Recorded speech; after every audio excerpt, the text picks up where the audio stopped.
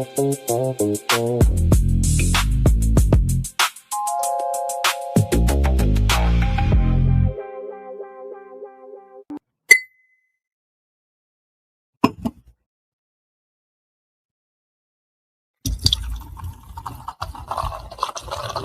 Layer's a hard place to live.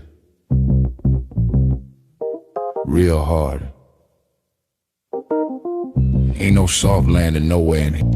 Smiling at you like it already know your name, already in the room when you walk in. That's the slings and arrows, you don't hear them fly, you just feel that sting and wonder where it came from. Whole layer wrapped in dark mystery.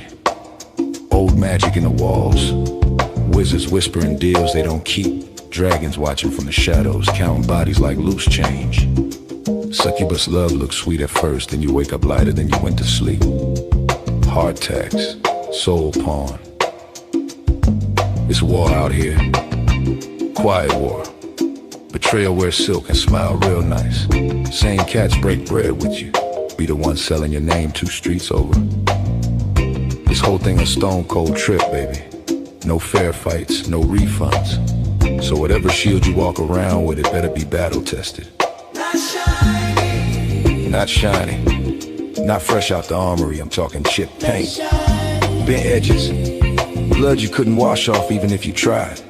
Cause the Layer don't care how fly you look in your armor. They care what's still holding when the smoke drifts off. If you still here tomorrow, still breathing, still standing on your square, then yeah, you's a bad mother. Shut your mouth.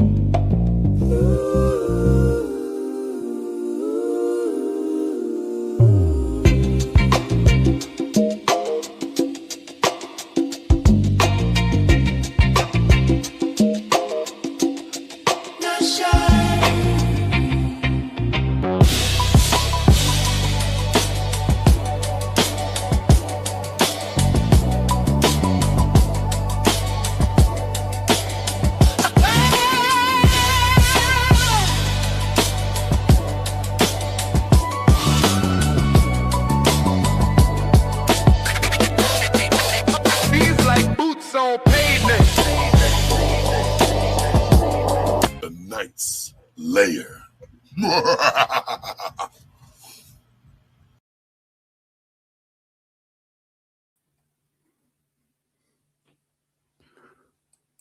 Yeah. What's going on, boppers? I've been having an amazing night. I said I was gonna rewatch that Kevin Hart roast. I'm gonna say on my second watch, about the middle point when Cat Williams come out and forward, I could fuck with it. It's funny. I'm gonna forget the white boy name again. Gillis. Gillis has a show called Tires. He works at a tire shop.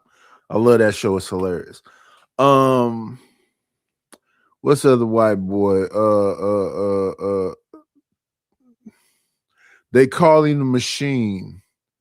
I can't think of his name right now, but he got a show that I feel is hilarious. Tony Hinchcliffe, I've been watching for years. I've been watching Joe Rogan since he was with Brian Redband, and that was his cameraman. And most of those people on there, I watched them because they had a relationship with Joe Rogan. Joe Rogan just get buku dollars now just to do pretty much nothing. Good morning, Chalk. Good morning, Almond Eyes. Good morning, Just Being Jazzy. The Machine name is Kreischer. Some Kreischer. Yeah, that's his name. Some Kreischer. So yeah, I watched the Kevin Hart roast for the second time. Most of that shit was mostly mean in the beginning. It wasn't funny until Cat got there. Cat came and changed the mood. Cat was funny. The Rock was funny. Kevin was funny. For some reason, what's my girl name? And I love her for years. Cheryl Underwood. All Cheryl Underwood did just kept talking about her vagina. And I've never seen Chelsea Handler be funny. She can't employ you and blah, blah, blah, blah, blah. Jeff Ross, you fumbled the ball. So I'll say from the Cat Williams point and forward, that was cool. That was cool. Ending it with Meek Mill, because Kev is from Philadelphia, that was cool. Kev himself was funny. That's cool. Now they on Kev here because of the jokes that Gillis and Hinchcliffe said. Gillis is, lightweight racist. Tony Hinchcliffe always says lightweight racist shit. Here's me as an individual. Y'all might hate me, fuck it. I like edgy comedy. I like people to push the boundaries. Richard Pryor and don't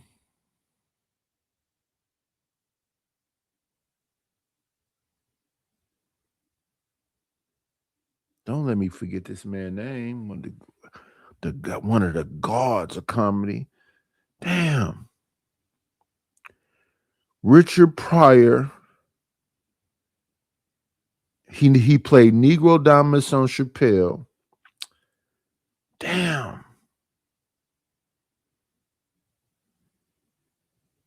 I can't think of his name right now. But their thing was to make white people get up and leave a comedy show. That was one of their things. They wanted to say the most craziest shit and make white folks leave up out there. So understand where the night come from. Where I come from is let's have some fun. I don't like boring shit. Paul Mooney. Thank you, TK. Paul Mooney. Paul Mooney. Let me challenge TK. Paul Mooney was one of Richard Pryor's writers. The other dude name was Dave what? Pryor had two writers. One was Paul Mooney. The other dude name was Dave something. What's the other guy name? Let's see. Let's challenge some people. Richard Pryor had two writers, Paul Mooney and a dude named Dave something. Dave, whatever his name was, used to be on a Pryor show. I'll find his name.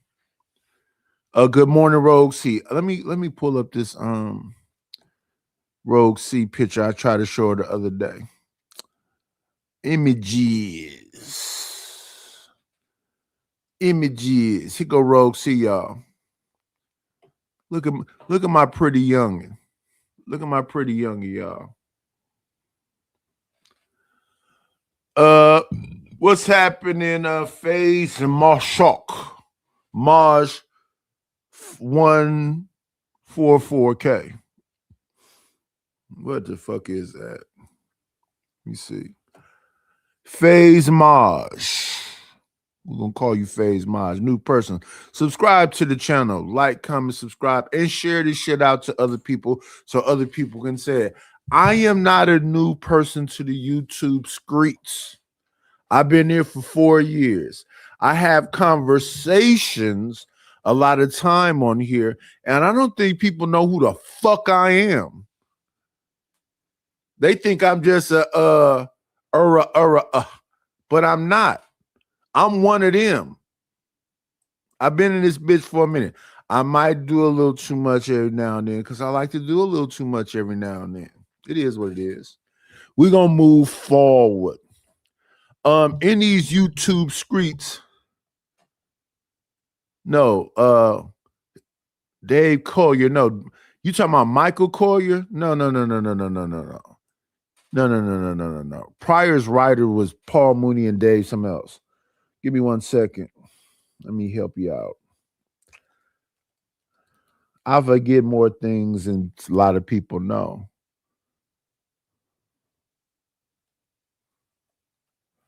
I forget a lot of things than more people know.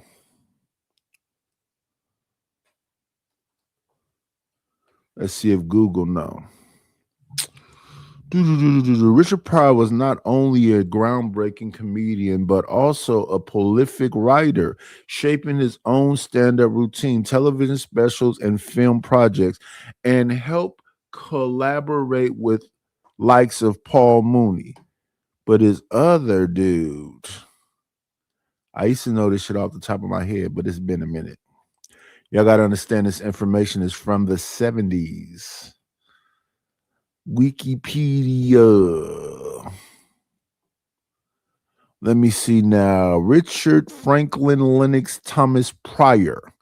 That motherfucker had 4 names. December 1st, 1940, and passed away in 2005. Was an American stand-up comedian actor known for reaching a broad audience, and we looking for his writers though. We're not concerned about his early life. Okay, 1963 to 1969, Richard Pryor, New York City, began performing. When Pryor began, he was trying to be like Cosby. When Pryor began, he was trying to be Cosby. When George Carlin began, they tried to be Cosby. Then they found themselves and became the new guys that we know. They and a person that was influential in Pryor and Carlin's comedic career was a guy who went by the name of Lenny Bruce. Lenny Bruce pushed the limits. So people that I understand are students of comedy, they look at all these different people, right? I believe the show where I said now Chris Rock has found his way was called Bring the Pain. In the beginning of Bring the Pain, you will see him showing records. He shows Richard Pryor. He shows what's the small hat name? Damn it. He shows Carlin. What's the small hat that ended up sleeping with his damn Asian daughter? Come on, y'all. Who is that? Woody Allen. Woody Allen, Richard Pryor, George Carlin, all these different comedians he looked at. Lenny Bruce. You know what I'm saying? If you understand about comedy, you have to understand the significance of that. So when y'all see me in these YouTube screeds, y'all just think, oh, that's just an old fat man. But no. I'm a student of YouTube. I pay attention to the young folks and the old folks and everything else. I could tell you about the 19-year-old, what's she call her name? Yana J. I could tell you about DDG. I could talk about Aiden Ross. I can talk about I Show Speed. I could talk about Dean the Great. I could talk about Adrian Broner. I could tell you about a lot of this stuff. I'm paying attention to it. And I also want to say it's not that complicated. Just entertain. Be here, be yourself, do what you're going to do, and don't hold back on whatever it is you want to say. Even if you want to be a little misandrous, even if you want to be a little misogynist, do you if that's you, and stand on it. Stand on it. If you don't really fuck with niggas like that, that should be your content. And I don't ever want people to get that fucked up.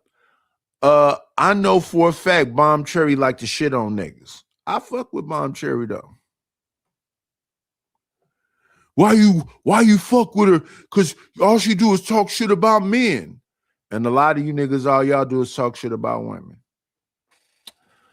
1963, Pryor moved to New York City and became performing regularly on clubs and alongside performers such as Bob Dylan, Woody Allen.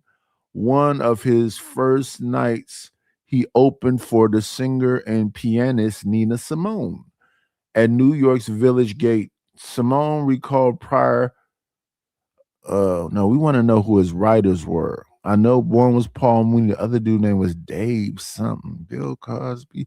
Initially inspired by Bill Cosby, Pryor began as a middlebrow comedian.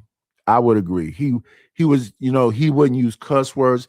One person I know that's still around, even though he done been through some hard times, he had a heart attack, whatever else, that really doesn't use profanity is Sinbad. Sinbad funny than a motherfucker. Let me see. Controversial then what was to come, he became television variety shows such as the Ed Sullivan Show, Merv Griffin Show, The Tonight Show, Johnny Carson. His popularity led to a comic in Las Vegas. First 5 tracks on to no, what's his writer's name? September 1967 had what he describes autobiography of Pryor's convictions. 1995 and Epiphany. He walked. Well, that's after he set himself on fire.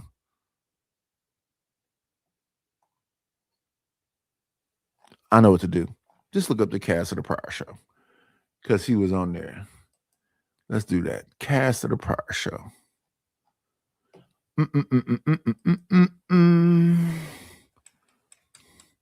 Richard Pryor Show cast.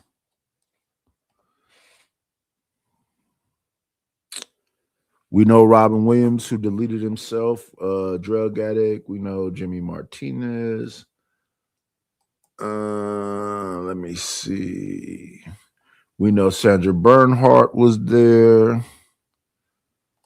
Charles Fleischer, very rare to see him. Anita Moore. No. They don't even have Paul Mooney here. Let's do this. Let's go down.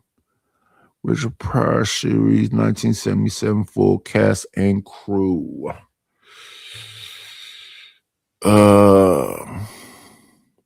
David Banks. Damn, why it was so hard to remember that. David Banks, Paul Mooney. Those were his writers. David Banks would have been the real nigga of the group. I know y'all mess with Paul Mooney, but David Banks was the dude that was like, you know what I'm saying, the street cat. They barely mentioned him. Kind of passed away early, but David Banks was the dude. Good morning, Stanley. Good morning, Living Humbly. Good morning, Bridget M. Good morning, TK. Good morning, Rogue C. Yeah, we just finna have a little bit of fun up here. Why not? It's Saturday, right? It's Saturday. Let me see. I gotta find a way to get up out of here and move into an apartment that's decent.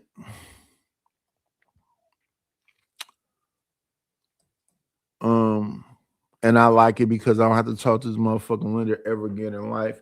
What's going on with your SD? Wait. SD, you supposed to come in saying you don't understand. You don't know what's going on. That's your thing, right? Let me see. What am I looking for? I'm gonna go. Oh yeah, we got to change our background. We got to get into the mood of things. We want to use a fake ocean. No. This one. We want to use that one. We want to put our banner up. Let's see. We got the link out there. It's pinned to the top of the chat. We're going to try to do the 6 hours to extend the show. We need $50. Our daily goal is $50. Just read that banner that's scrolling across the bottom. And let's get to it. I barely got to it the other day because we had Rishun come up here. And I said, okay, let's make the show about Rishun. If he want to be what the show is about.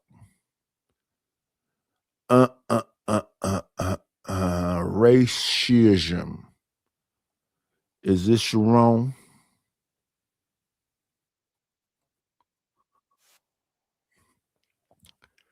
Let me see. Let's add this to the damn stage. Want to make it full screen. Let's go. And this is the conversation, people. Why do you got to make yourself look not black to win? Why you got to communicate not black? Like, what is so bad about being black that people have? Society is being ran by a minority of people. On this planet Earth, the majority of the earth is black people. In the beginning, there was darkness. I mean, it was niggas everywhere. And then at some point, years later, came this white man. And this white man created this amazing thing called manifest destiny. If I see it, it's been ordained to be mine by God, and I'm willing to knock every motherfucking thing around down until I own it. And he created the rules. And if you, black man, ain't willing to knock every motherfucking thing down around to take it back, you got to go along to get along. To do this code switching PhD was saying to be able to be somebody different to typically win, because most people ain't got it where they can still be black and win. So you got to understand that this is an attack on blackness. When you say communicate not black. Wait. It's not an attack on blackness though, because blackness is a social construct. That's not a real thing. I'm not black. I damn near look white. I'm tan at best. Let me get some music together. I need some theme music for this right here bullshit we finna go through. I try to have these conversations with people. The problem is you're not willing to do what that motherfucker's willing to do. Because if you was willing to do what that motherfucker's willing to do, it'd be a different outcome for us. And you don't be willing to do it sometime, you'll be willing to do it, period. Come on in. Playing, it's always a treat when players leave. Judge. Look at my light-skinned brother. Another 56-year-old that got an echo. And he even got a shirt on. You motherfucker. You got an echo, yo? Yeah, I don't got one. You do. That's impossible. What about now? Testing. It's gone. Listen, am I lying, Reese? About what? That cracker made the rules that if you wanted, you got to delete everything around and keep on deleting shit to keep ruling. That's the way it's been historically. Shit. Is that the rules? Did he make the rules? I think the rules was here before him. No, because let's talk about it, because I think people talk about it and they don't. In the beginning, right? We was supposedly in Africa with all the vegetation, all the animals, all the food, all the beauty. And then some motherfuckers was born in the Caucasus Mountains where couldn't shit grow. And it was freezing cold. They had to go out and hunt to survive. That's not the story. And then they looked down. Okay, tell me the story then. The story is that we traveled too far north and got stuck. So we became white people. So essentially, there's no such thing as a white man. They're just sick niggas. I'll go with that, sick niggas. I'm not saying that. I don't believe that. Wait. No. Let's stay. No, sir. Let's stay right there. So they sick niggas who, because I also remember that conversation in school too, that we moved to different places and climate changed what we look like. Yeah, and I was also taught that we always had evil in us. It's just that when we got trapped in the ice, all of the righteousness was removed because of the way we had to survive for thousands of years, and we had to be savages in order to exist. So I don't believe none of that shit, but that's what's written. I'm not gonna disagree with that. They're and I don't want to say crazy, but I might as well. They're a failure of us. When I think about it kind of like what you're saying. They are our great, great, great, great, unlimited great grandchildren. They come from us. Nobody can prove that. Do we need to? I don't really care. I see where you're going with that. They don't know. Just because your melanin isn't prominent and you're not really dark, don't take nothing away from the fact that you're a melanated person. Jay Prince like to come up here and say it has something to do with the what Tupac say, the blacker the berry, the sweeter the fruit, the darker the flesh, the deeper the roots.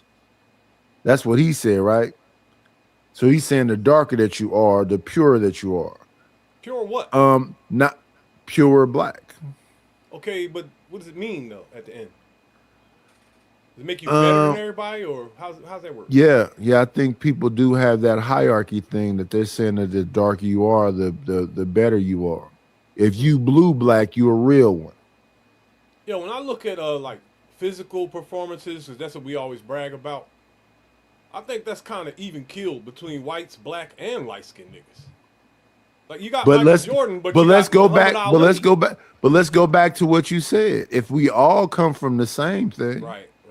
And all we really have is different skin complexions, all of us can be great. Good morning, Shiesty Bum. Good morning, B Sneezy. Good morning, SD. Good morning, Mo Business. Mo Business says, hell no, dog. Hell yes, sir. And if the what you would call cracker created the rules, why are we not playing by the rules? The thing I have with people that's of so-called color is this. I'm supposed to protect Reese. Reese supposed to protect me. Reese ain't supposed to go fuck my wife because we friends. Shoot me because I'm a little bit paler than he is. He don't like my teethuses. He don't like that I'm bald head. I'm getting there. He don't like my gray beard. Because some of these motherfuckers will come on here and say, Nidus, you a mulatto. You mix. You ain't black. So hold up, which is the dumbest shit ever. You my age, so it's not as crazy as it was back in the 80s and the 70s as it is now. Back in the 70s and 80s, that colorism shit was 100 times worse than it is now. Oh, for sure. Yeah, for sure. You had to fight about it. This little bit of bullshit that's going on now. This is nothing. That shit cost me years in prison, dog. For sure. I know it. I can't prove it, but I know it. For sure. All you gotta think about, right? If you really think about all the niggas you rumble and what complexion was they? For sure. I think I rumbled one light-skinned nigga in my life. Ooh, shit! I never even thought about that. Nobody does. I've never fought a light-skinned dude.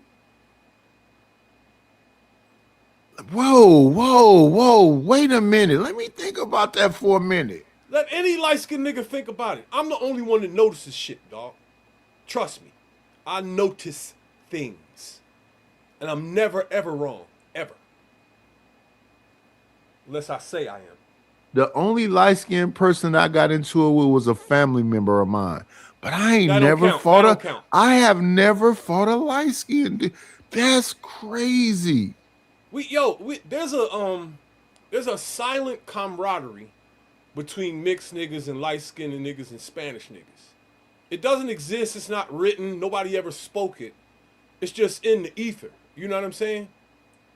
It's just in the ether. And it's because of what's been pounded in our heads since the day we were born. It's like... I want to thank you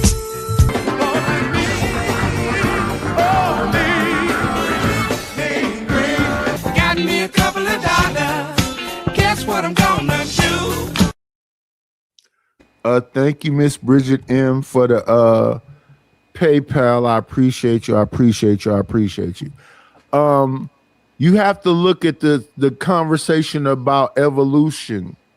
Whoever just asked me about the change of skin complexion, they talked about as people came across the Bering Straits, weather and climate changed people's facial structure, their skin. It made you more protected. how you got a little bit more light complected and all the other shit. That's an evolution conversation. I don't believe I mean, that, yo. I don't want to pull it up, but that's something they told us. What makes more sense is that white people came from underground. Meaning what? Like there was some type of human creature that lived underneath. The No, surface. they said they came out of the they came, what was them fucking mountains called? Mountain. Wait, give me 1 second. Let me think about it. They came up out of they lived in mountains. They was outside of the sun. They was scared.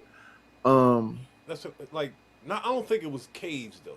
And like Yeah, mountainside. literally caveman is come from where they came.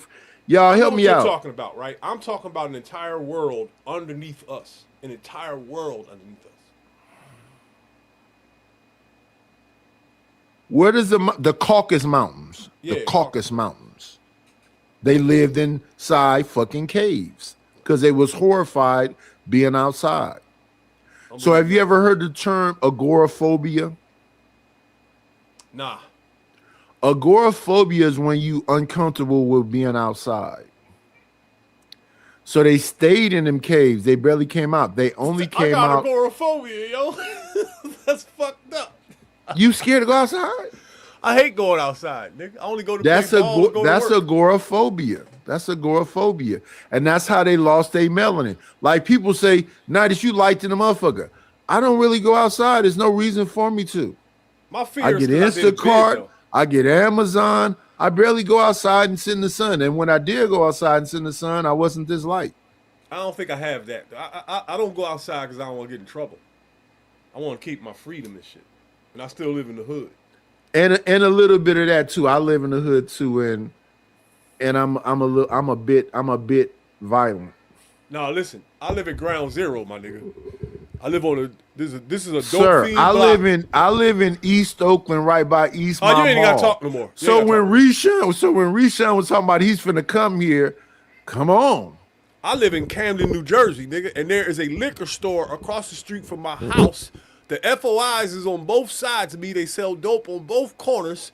There's 2 hair stores in this block, 3 beauty salons, a soul food restaurant, 2 poppy stores, a Chinese restaurant, an Arab restaurant, an Arab store that what used to be a poppy store, a garage, all in one block.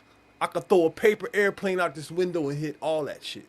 Shiesty bum. I don't know if you're trying to ask me if I'm gay or not, but no, I don't take hardly no vitamins. Let me show you the vitamins that I take every now and then. I don't even take them regularly. I take 1 a day.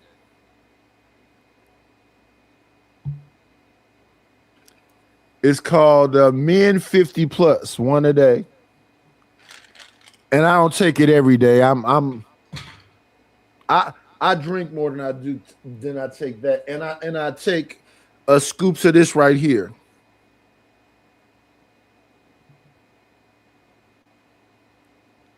It's my green drink. If you drink that, you don't need vitamins. I do them both. You don't need them vitamins, man. That shit is a hoax anyway. I do them both. Hello, Tiffany KT. Yeah, but vitamin D. Let me see. What's in my 1 a days? My 1 a days. Let me bunch do of my shit in there. San Francisco right quick for you so we can find out what's in my 1 a days. Give me 1.27 seconds. I got this pair of glasses on, right? I'm gonna add this pair of glasses That is hilarious. in so I can read this. You are blind as fuck. Let me see. We got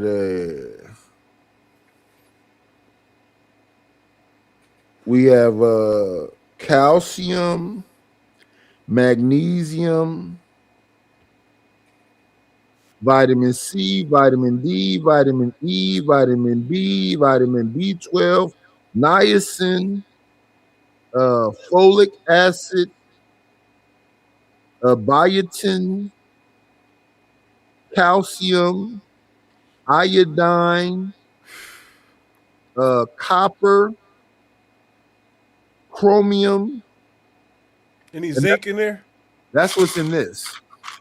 So then in this other thing, I take also, because I'll drink this also. We got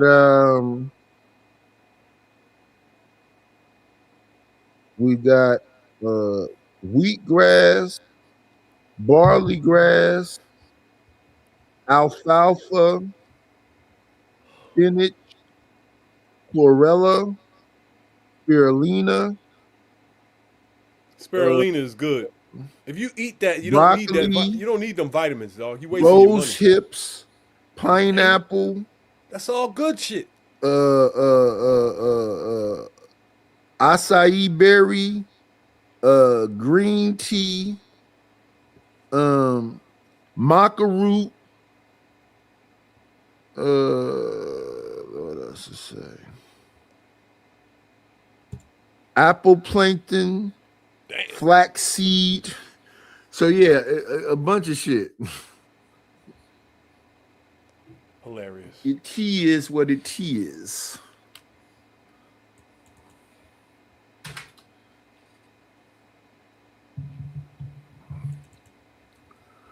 Let me see your tongue ring. Good morning, CJ Brooks. Good morning, Stanley. Stanley was acting an ass last night. What climate requires to have these noses and lips? You went live last night? No, I was on Creative Solutions panel. She says she's I think she's a conjurer. I think she do spells and shit. I gotta go on there, yo. Yeah. I was on her channel last night. I don't know if I'm subscribed though. Then I did a whole lot of sleeping and just laying down and doing whatever. I've been up though, but I've been fucking around, messing around. I went and watched that Kevin Hart roast again. I'm gonna say from the part where Cat Williams came forward was a good part. All that shit before was bullshit. I ain't watching yet. Let me see. I saw clips of the Cat Williams shit though. Yeah, Cat Williams. After Cat Williams was funny. The Rock was funny, but Cheryl Underwood and all the people before that shit was just mean and not funny at all. Roasts are vicious. Yo, you ever see the fucking Justin Timberlake joint? Yeah, I watched a lot of those roasts. You seen Pamela Anderson? I believe so. They slaughtered her. Roasts. Huh? I watched all of them roasts.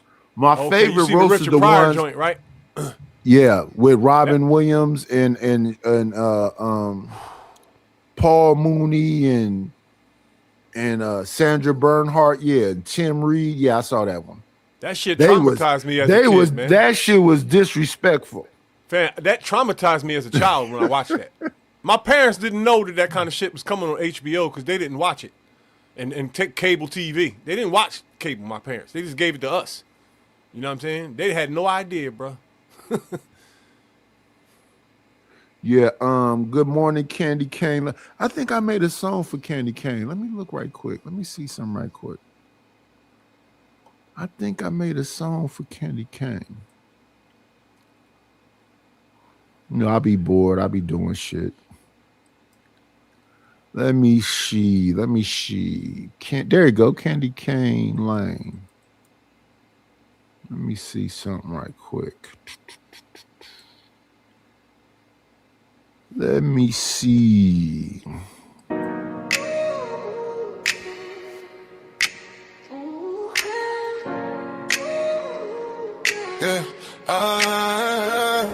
Yeah. Miss Kenny K Lane online just fine. Like, comment, subscribe every time. Whole chat going up when she slide. Everybody tuned in worldwide. Miss Kenny K Lane online just fine. Late nights, bright lights going live. Talk slick real quick, never hide. Like, comment, subscribe. Like, comment, subscribe. She pull up clean with the camera glow. Whole room light on when she start the show. Funny and dangerous, that body know. If the chat act crazy, she control the flow. Too smooth, too cool, got flavor. Mine's in the cut, your saver. Whole timeline watching me caver. Internet star built major. Notifications blowing up the phone. Everywhere she go, the people know. Independent queen built her own lane. Now the whole world say her name. Like, comment, subscribe. Like, comment, subscribe. It's Candy Cane Lane online tonight. Everybody vibing worldwide.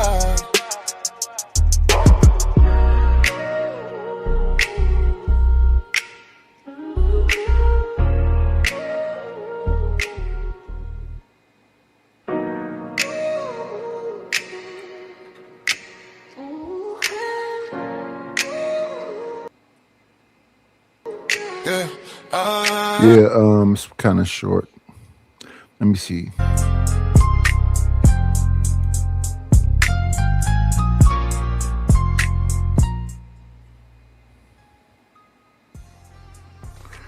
Little background music.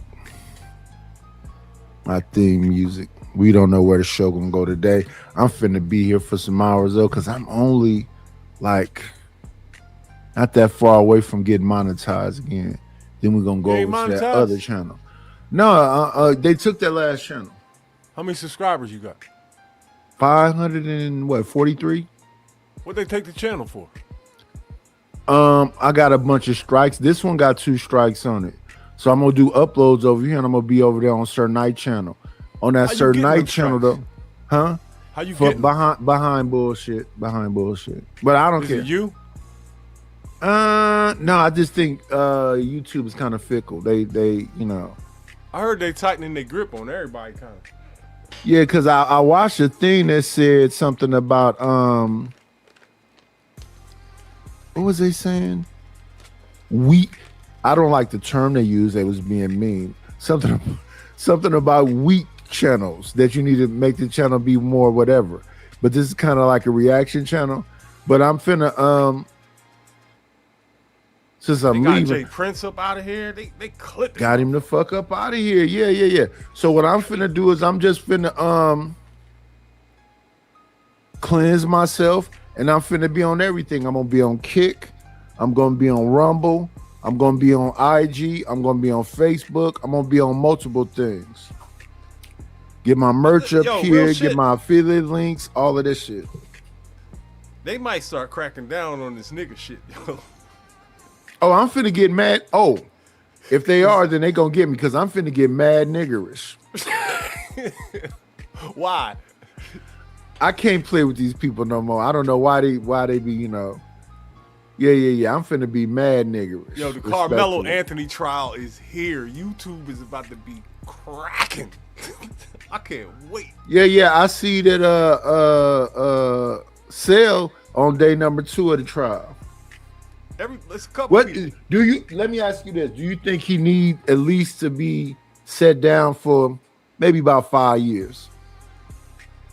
Yo, what bothers me about this is their age, right?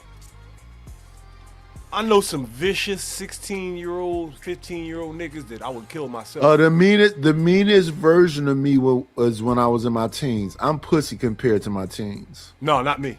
My mid-20s, I worship Satan around the clock. Listen, I don't like to see teenagers go away forever unless they're a piece of shit. Neither one of these Why kids. didn't say forever? I said like 5 years. What's going on, Ray Midnight?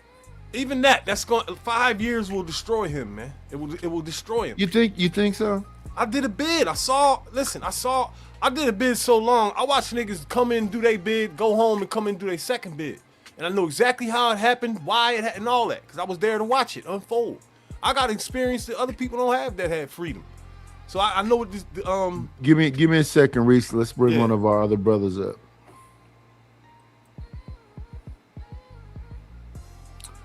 Let me see. Come on in. Playing, it's always a treat when players leave. Touch. Lord ADS. Nice. Good morning, sir. Peace and blessings. Peace and blessings.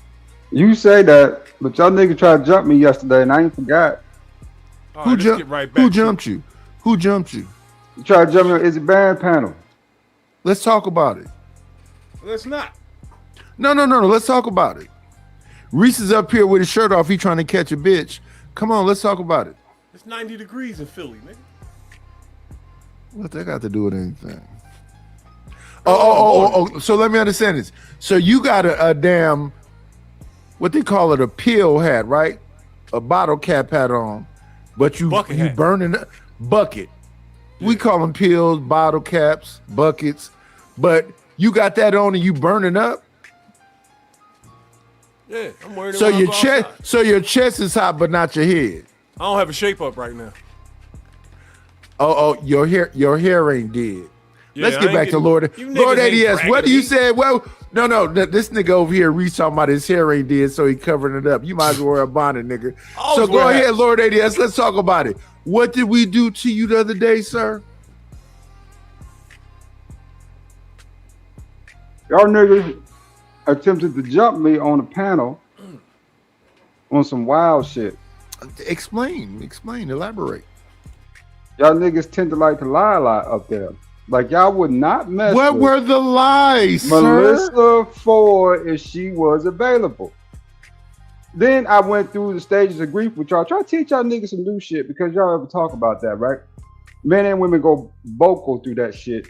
Y'all niggas turn around talking about I'm being some type of Wait. Let's be wait. Lord ADS, we get you. First of all, we gotta stop you, sir. I say all the time that I'm a 3. I'm unfuckable. I'm an incel. I say that all the time. So I did what to you? I know I wasn't talking shit about Melissa Ford. Melissa Ford can get dick from everywhere. I didn't say what happened? That cum spot shit was nasty work, nigga. No. Listen, that wasn't nasty work. It's a lot of cook ass niggas out here that are laying a wet spot because they had an opportunity to lay with Melissa Ford. What was I lying about? Where did I lie? Where's the lie? It's a lot of niggas that's been around trains and be the last one and go, stop calling her a bitch. That's a real thing. But the cum spot though, nigga? I didn't say cum spot. I said wet spot. You keep saying cum spot. Respectfully, 1 second. Come on in. Playing, it's always a treat when players leave. Judge. Yeah. Sir, you are the one up here being filthy with your filthy mouth, calling it a cum spot. I said wet spot, sir. Wet spot. Y'all niggas attempted to jump me. Y'all got handled. Let's just keep it real. Y'all niggas got handled anyway. I don't know what. How do we get handled? I made sure all y'all points sounded insane, nigga. How? Do it again today, this morning. For one, y'all was dick policing me and what I like. And what no. If you like to lay in the wet spot, sir. If you like to, 1 second. No bullshit. If you like to lay in the wet spot, that's a you thing. That's not, necessarily trying to disrespect you or discredit you. Maybe you like moisture. I don't know what the fuck is going on. But we are not finna sit up here and say there's something cool about laying in a wet spot. I never said I was ever gonna be laying in the wet spot, but y'all niggas put that on me because of Melissa Ford. You gotta think about this, Nightish. That shit that y'all saw on video happened 30 years ago. 30 fucking years ago. What changed in 30 years, Nightish? Did you change in 30 years? That woman is ready for a man now. And y'all niggas keep. What was the context, sir? What was the context, sir? She said she doesn't need the male gaze anymore. She's misandrous. She's misandrous than a motherfucker. She don't even like dudes. How old is Miss Melissa Ford? Gotta be close to 50. I would crack her, yo. Was that the context of the conversation? Listen, here's the thing. Everybody would fuck her, but she wouldn't fuck you. Why wouldn't she? Because you are not a millionaire. You don't know that, nigga. I'm worth more than $1 million. Fuck out of here. I laugh at that bitch. Any of them celebrity hoes, man. You don't know what I've done out here, dog. They're regular hoes to me. You ain't knocking that, Reese. Stop it. Your brain is fucked up, nigga. There's no chick that I can't knock. Well, go get it then. That's the kind of confidence I got because And when you do it, be like Selena Powell and show us a picture. Oh, no, I ain't knocking the confidence. I like the confidence. That's how you supposed to be. Yo, for real, So, yeah, I there's ain't only like knocking a few pictures of me in the material existence, and they've all been taken in the last 5 years at work. I don't take pictures. You hear these niggas running around talking about how they don't take real this and that, don't take pics. They're all liars. I lived it. They're just a bunch of rappers talking. I can call people right now that'll tell you that. I was the one that didn't take pics. All them liars did. All of them. You was there tonight. You went in the corner store and saw niggas with Polaroid pictures with $100 bills fanned out. Like, come on, you seen pictures of 12 niggas on one corner, all from the same squad? Reese, are you fucking with them coca leaves? Nah, I ain't touched no coke in 35 years. Man. This shit they got out here now ain't even cocaine, dog. You wasn't getting clean and going to no program off the shit I had. You was coming to see me the day you got out. It might have some coke in it, but it definitely got some fent in it too. And this shit. Definitely. Hey, Reese. Nowadays. Reese. Definitely. Pure clean nowadays, we talk about 100K a brick. Untainted, untouched, straight from, you know what I'm saying, without T-Code, that's going to cost you 100K nowadays. Who the fuck knows, man? Ain't no coke deals on this panel. I'm positive Sir Lord Atheism is aneurysm is out of his fucking mind. Ain't no motherfucking kilo, no damn whatever price he just said. That shit at best if it's pasted, it'd be more than diluted. It's so diluted out here in these streets, man. I used to go party all the time here, right in Atlanta. I mean, I used to hit spots, clubs, all that shit. And niggas like to do certain things. Don't freak ass nigga. Right? But I literally watched a girl collapse at a club because she got that. She thought she was buying X and she really got, you know what I'm saying, it cut with that fit shit. And that was that. They came picked up, man. I ain't seen no since. Oh, so what you saying is that you didn't hear what Kodak said. I knew this shit was fake, but I'm a gremlin. Facts. He don't give a fuck if he don't give a fuck what you stump on it. He gonna take it anyway. Facts. But the shit, like you just said, now the shit been stepped in so bad out here, man. You don't want to fuck with none of this out here no more at all. You better not be a new person getting on cocaine nowadays. To your point, like in Night's point, you better not be trying it now. It's not a good idea. Oh no, you could do it. Just be ready to go to the upper room. Exactly. It's okay.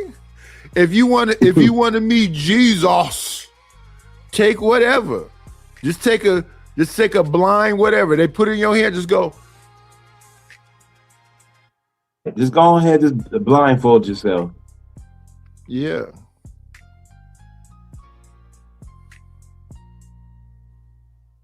Yes, sir.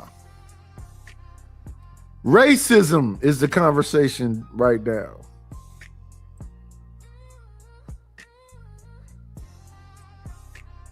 In your email and stuff like that. What do you mean? Well, I mean, in general, like if typically, wait a minute. I'm looking at Candy Cane. Have you seen Candy Cane, Ray Midnight? Where does she normally be? I don't know the name. Where does she normally be at? She in the chat right now. Who is that? I see her now? Yeah, she here right now. Is that fine shit? She's pretty. Yeah, she's pretty. From what I see. Get your ass up on this panel and get bagged real quick. Leave her alone. You ain't gonna get her up there like that. See, that's where you go left right there, motherfucking Reese. You always want to do the most, nigga. Why you gotta go so far? I'm single, man. I can do what the fuck I want. I mean, I'm there ain't single. no I can do denying it. it. She done I mean, told you multiple times in the chat, put a motherfucking wife beater on. So what we talking about? I mean, ain't no denying it though, man. There's some beautiful women in this space right here that we talking about. Like you said, Candy, there's a lot of like really pretty chicks in this space, man. I don't. Yeah. You know what I'm saying? Speaking of which, Lord ADS. Speaking of which, did you guys know that? Did you guys see that Six the Goddess is now on Country Wayne show? Shout out to Six the Goddess. Y'all That's a remember good. Sophia Grace? That's a yo? good move. Well, That's a good he move. said from this. Yeah, it's a Midnight, good you move. remember Yeah. Sophia Grace? Yep, she be on TikTok. Hey, you see Nowadays. you see my thumbnail tonight, Ray Midnight? No, let me go. Let me see what you got. I put it up. It's right here, right now. Oh no, I seen that. Matter of fact, you got the Playboy bunny in there. Yeah. I seen it with That's the a lighter, right? Yeah, that's a lighter. That shit nice, I almost man. thought Got that was a marijuana tablet. leaves all I'm over getting it. old. That was a You thought it was a tablet. I'm getting tablet? old. Yeah, I'm getting old. That's crazy. What made you go with that one? I've been just fucking around. I've been doing AI art and shit, and I just been fucking around. You know, I've been doing a little, different shit. I done Money in changed that my shit, man. I'm telling you. look. I done made myself a neon sign. Let me see now. You know, Triple OG, they got that new update on that Google Gemini to where you could switch the videos up and manipulate them now. I haven't used Gemini. And that's the thing. I keep using all this old shit. I still using ChatGPT and Canva. No, you gotta use all that Triple OG, the Google Flow, the Gemini, all that, because they have different shit the others don't. But the thing they've been So telling you me use lately it. to use, is called Claude. Yeah, use Claude too. Absolutely, all of them. They all give you different results, more than others. Don't stick to one nowadays. Shout out to my guy with the coolest name in these YouTube streets, Dragonfly Jones, cousin. I like that though. I like that one. I mean, I like then I the say rebrand too. My bad. Yeah, I got you right in between, Ray. But I know what I'm saying. I like the update to the brand too. It's dope. It's really clean. But you know what I would do, Nidus? Just as a suggestion. Black and white that thing. I made Hear With Me the Out neon? a new thing too. I made Hear Me Out a neon sign with his cat in the middle. To just hear me Why out. you make his look so basic? What his thing is now is just the cat with the hear me out thing. I don't try to deviate too far from what you already have. I just try to give you a different perspective on it. I made multiple things for the thing now. You know, I'm a bit of a workaholic when it comes to this beat making and imagery and blah blah blah. Let me see. Why you make Just Hear Me Out look so basic? It's compared to yours. Because that's his thing. Yeah, he is pretty simple with it. Here go another one. Him and that damn cat. Yep, him and the cat. How he doing? He all right? Yeah, I hollered at him the other day. He the one that sent me them 200 subscribers the other day. He popping over there. So now it's just about getting the watch hours. But yeah, he sent me 200 subscribers. Shout out to Hear Me Out. Oh, that's what's up. I did Joy Is Real. I put her in a Vegas casino in a gown, sipping a little martini. What the fuck? I snatch up an image or two and mess around with it. Why not? We're about to start getting. Oh yeah. I don't think what's the name was. I don't think Reese was here when I was talking about the coin purses. Did you see the coin purse show, Reese? That's the joint you had on 2 days ago? Yeah. Yeah. What was your perspective on the coin purse? It was in the daytime, right? Yeah. I mean, you are what you are. You're a sick piece of shit. And no, I'm not a sick piece of shit. I just like, listen, you got to keep your change. You got to keep your change somewhere. Yo, listen, this shit disrupted my whole fucking work day. I was laughing and shit, man. I was in. Listen, you got to keep your change. You got to keep your change somewhere. I gotta stay away from YouTube more, man. For real, this shit is corrupting me. That shit was hilarious when you first showed that.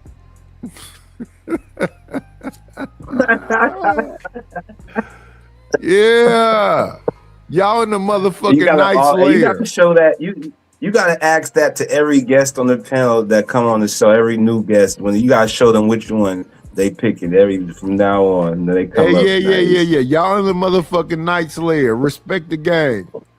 You don't understand. What did you think about? What about the skeleton hand? I was a skeleton hand the other day. Everything is evil.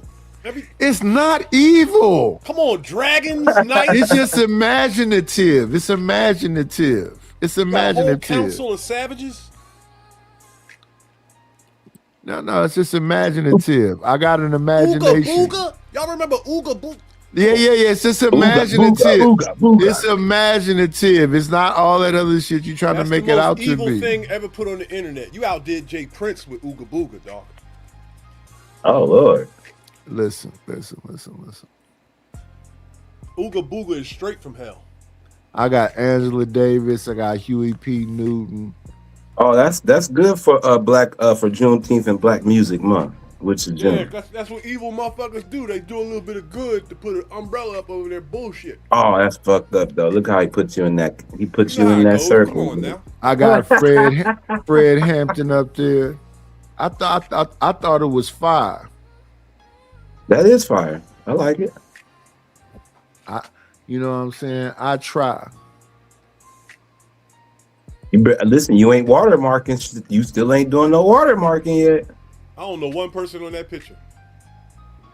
Damn. Shout out to the shout outs. You still ain't watermarking. The Converse, I'm not putting the Knights on it. That's what you mean? I'm not putting the Knights on it. I can go steal all that shit and get a t-shirt. You don't listen. I did my 70s kind of Pam Grier thing. You might as well do the JJ picture, yo. Sorry, I'm gonna steal it and say it's mine. Hey, it is what it is.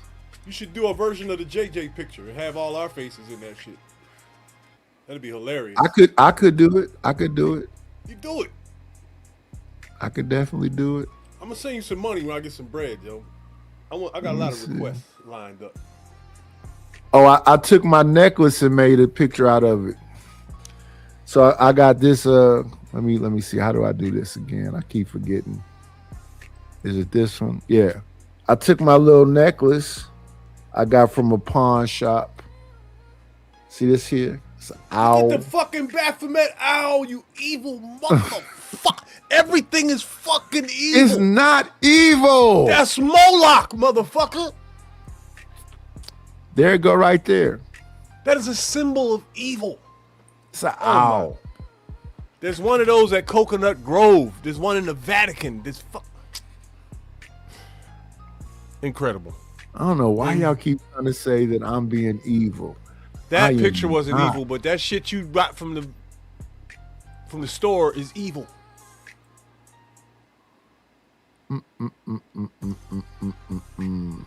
Knights are evil motherfuckers. No, of course not. Listen, I took B Loves B and I made a B out of it. There go B Love B. That's not evil. That's cute. Bees sting people. Evil ass Queen Elizabeth wore bees around her crown. Damn, dog. I don't know. I just think you want something to be evil that's not evil. Crazy work. No, they try to turn everything into evil. Crazy work. I took myself back to the 70s and gave myself an afro. Got the Black Panther. Did you have it in velvet real life, painting. That Black Panther velvet painting, yeah, we had that in the house. I'm talking about the nappy fro. Oh yeah, I had a nappy fro. Yeah. Oakland and Philly was the only one cities in America wearing that nappy fro with regularity. Everybody else was picking they shit. Having neat contests and shit. No, it was kind of difficult to run the comb through it every now and then. It is. I didn't comb my hair for 30 years. I wore a nappy fro. If you look, pay attention, Philly niggas like Malik Rose, Kobe, Joel Embiid started rocking the nappy fro. It was popping a couple years ago, but dreads kind of took over. But everybody's like 20 years too late, as usual. You know, dreads are basically adoration to the god Shiva, right? It's over for that. You know what I'm saying? What kills me is this nigga pick up fashion and styles, right? And don't even know where they originate from. They destroy it, dog. The YNs have destroyed the rosters, yo. You don't even know who Jamaican now. Facts. It's a fact. You don't know till they talk or walk. That's a bad joke. Oh, they lean all the way back when they walk. No, a lot of Jamaicans is slew-footed, man. I don't know if that's swag or what. But Slew-footed and they lean all the way back. yeah, they lean. Some do LA niggas back in the 80s. They do this. LA niggas walk just like Jamaicans. They only did that. They would be back and shit, but they slew-footed. I miss Los Angeles, man. Let me see. Racism. Racism is about to be the topic for the next month and a half. No, it's not. They'll get over Yeah, it is. The Carmelo trial is one of the biggest trials ever. It's right up there with OJ and Kobe. Nah, they'll get over it in a couple days. Crazy. You out your mind.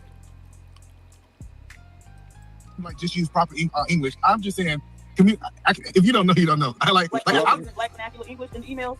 I mean, yo, either man got a point, man. Do I communicate black though? How do I communicate? Folks, we do have a social disadvantage when it comes to the dominant race within this country or whatever. And on top of that, you got to factor in like systemic racism as well too. So we can't pretend that does not exist. You know what I mean?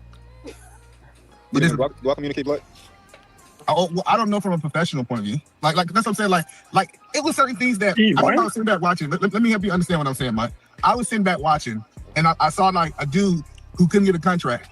He removed his picture. You know how people have their pictures in the email, and changed his and it wasn't that he was talking with slang. It wasn't that he was talking with black. It was just that since people knew he was black, he had a disadvantage. And I'm saying, as in America, we should not just have a disadvantage just because we black if we check all the other boxes. Yes, you should, right? Because again, we are in a group-based competition for resources. In another person's house.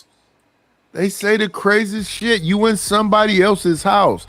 Even though you've been here the whole time, they decided to say, this is my house. Once they established that this is my house, that's where the conversation begins. And their fascination is called manifest destiny. They believe the Lord said that everything they see belongs to them. That's what Trump is doing right now when he's going to all these different places, doing all the things that a Trumpster would do. Yo, I think that people don't want black people to move into their neighborhood because of the news, because of hip hop. Oh, no, because they'll knock your motherfucking ass off. They'll fuck your wife and your kids. It's deeper than that. This is built up resentment for 40, 50, 60 years against black people in real time. You know what I'm saying? Coming to fruition, right? In a lot of ways, but all legally for the most part, right? But man, in this society, man, there's a lot of stuff, man. A lot of folks don't like about us for whatever reason. I mean, we're gonna have to get over that. Niggas be wildin', man. Niggas be wildin'. Come on, man. For whatever reason, right? Because I do that. The hood, nobody wants the hood. I do that. I'm not accepting blame for shit I didn't do. Look, nobody wants the hood where they are. So when somebody who's not hood goes to a good neighborhood, they get judged as if they are just because of the color of their skin. It is happening, but there's a reason for it. It's because of the way the hood is. I ain't about to pay for everybody else's shit, man. You know what I'm saying? At the end of the day, you know, I believe in collectivism, man. Hey, Eda Man, bring your ass. Wait 1 second, Lord ADS. Eda Man, bring your ass up here, cause you one of them ones that be talking that shit. Hey, so Lord come up ADS. Here, Eda Man. Go ahead, Lord ADS. I got a story for you, right? Because me and my mom was talking about this, and she brags about how good her neighborhood is, and ain't no crime out there. And when COVID came, a lot of niggas moved out there, and I said, "You gonna get your nigga wake up call anyway, any minute." She said, "Nah, it'll never happen." And what you think happened 3 days later? I can't make this up. A nigga was walking 6 pit bulls. He just moved in the neighborhood. 6 pit bulls with no leash. I can't make this up. They went through this fence and attacked this lady horse, my mom's best friend. It took these dogs a half hour to kill this horse. So the whole delete or unalive. Delete or unalive. Right, unalive this horse. Dog. Can you imagine how that sounded and how that lady felt with dogs tearing her? And the horse was like her only kin. She had nobody living with her, no family, nothing. And I can't imagine what that sound like. It sound like. I wish I could have been there to see it. With chewing, it sound like chewing and skin being torn. My mom was mad as hell at me because I laughed my ass. Macaroni. It sounded like macaroni and cheese and skin being torn while the dog just ate until that thing stopped moving. She ain't speak to me for like a month. Let me see. For one, there's no comparison between animals and actual human beings. Dog. A human life is worth far more than any animal's life. No, it's not. No, it's not. No, it's not. I would slaughter a nigga over one of my pets, dog. If a nigga was attacking my pet, that nigga's dying. That's what priorities wrong. Give me 1 second. Let me say this right quick. I believe that was Bridget M said showed you. Bridget, once I sent you your covers, I deleted them. I don't have them anymore, so I can't show them. A lot of people, when I send you music, I typically delete it. I don't really have it anymore. A lot of times I delete it. Some of y'all stuff I still have. But when y'all send the money, y'all should ask for y'all should ask for the prompt and the lyrics so that you could recreate it, put it in Suno, get the publishing for it, and then put it on DistroKid so you can make money from it. The song alone is not enough. You need the prompt, the lyrics, and to put it back through Suno and publish it, and then put it on DistroKid. And I pay for DistroKid, but I'm probably gonna get somebody from Fiverr to do the work because the shit is like, I don't understand why they make it so difficult. I got probably 1,000 songs. I need all them shits put on DistroKids and be distributed. Like this beat we listening to right now. I'm an insomniac. I have a obsessive compulsion disorder, OCDs. So I'll just make song. I'm like, I'm bored. Let me make a Reese song. Let me make a Lord ADS song. Let me make a, you know what I'm saying? Because I just be in my boredom. I just work. Same with these damn images I'm showing y'all. I make 1 trillion of them because I just be bored. I take them from everywhere. I just work. That's a Rihanna song, right? Let me see. Hear Me Out. As a fucking neon sign.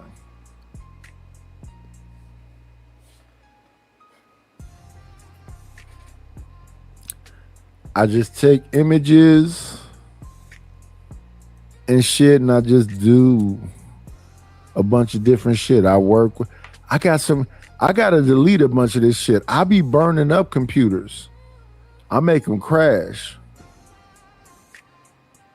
Let me see. Here go me running away from some aliens. Weird shit. Evil shit. More evil. It's not evil. Look how evil it look. It's dark. It's fire. It's man. Those are aliens. Those are murderous creatures. Evil in the pit, the depths of hell. Look at the sun. Is black. God damn. You have a dark mind, bro. You need to watch Game of Thrones.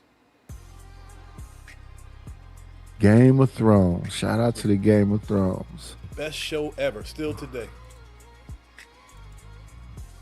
Like I say, I just be creating shit. You're like George R.R. Martin, bro. Your mind isn't like.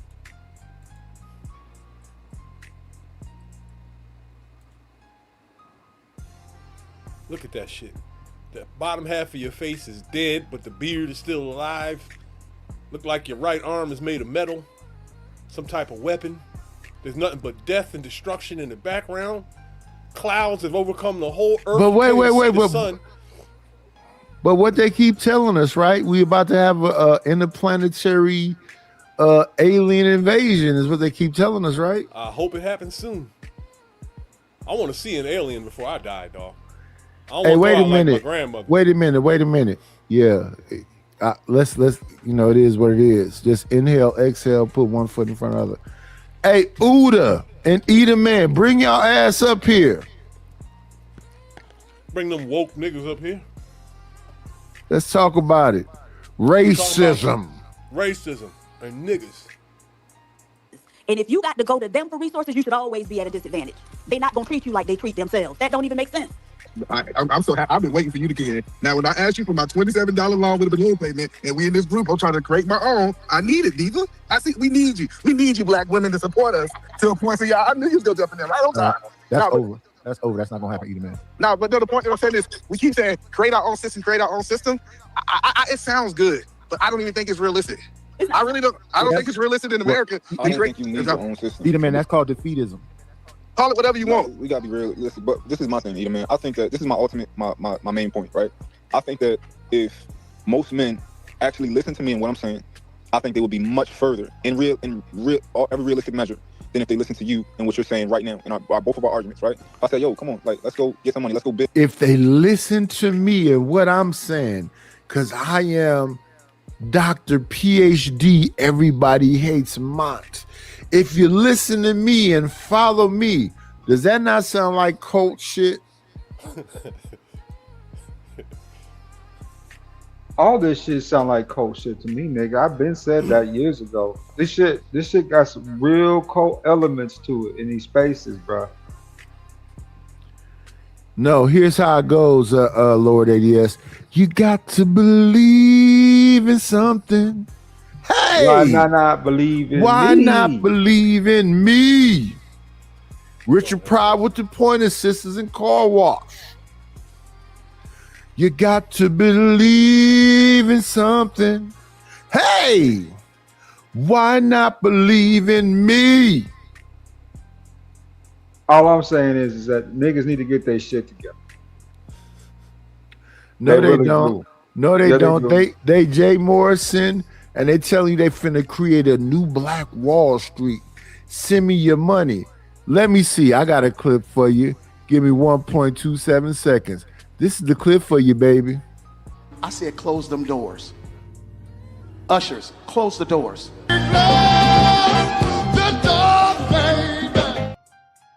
Close them doors. Did you see that leotard that nigga had on, dog? Trap these niggas up in here and make them understand.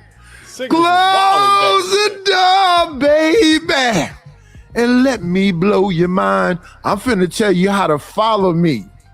Worship me. Come on in. Playing, it's always a treat when players leave. Judge. Eat a man. This is a person I had this conversation with. Eat a man, do you be trying? Good morning. Are you saying that you are the way and the light? I didn't say that. Mont said that. Oh, Mont said, okay. No, what I did say is we always have these self-righteous black people say they go do something separate, and it been 500 years, they still ain't did nothing separate. Like, we got to ask ourselves a question in 2026.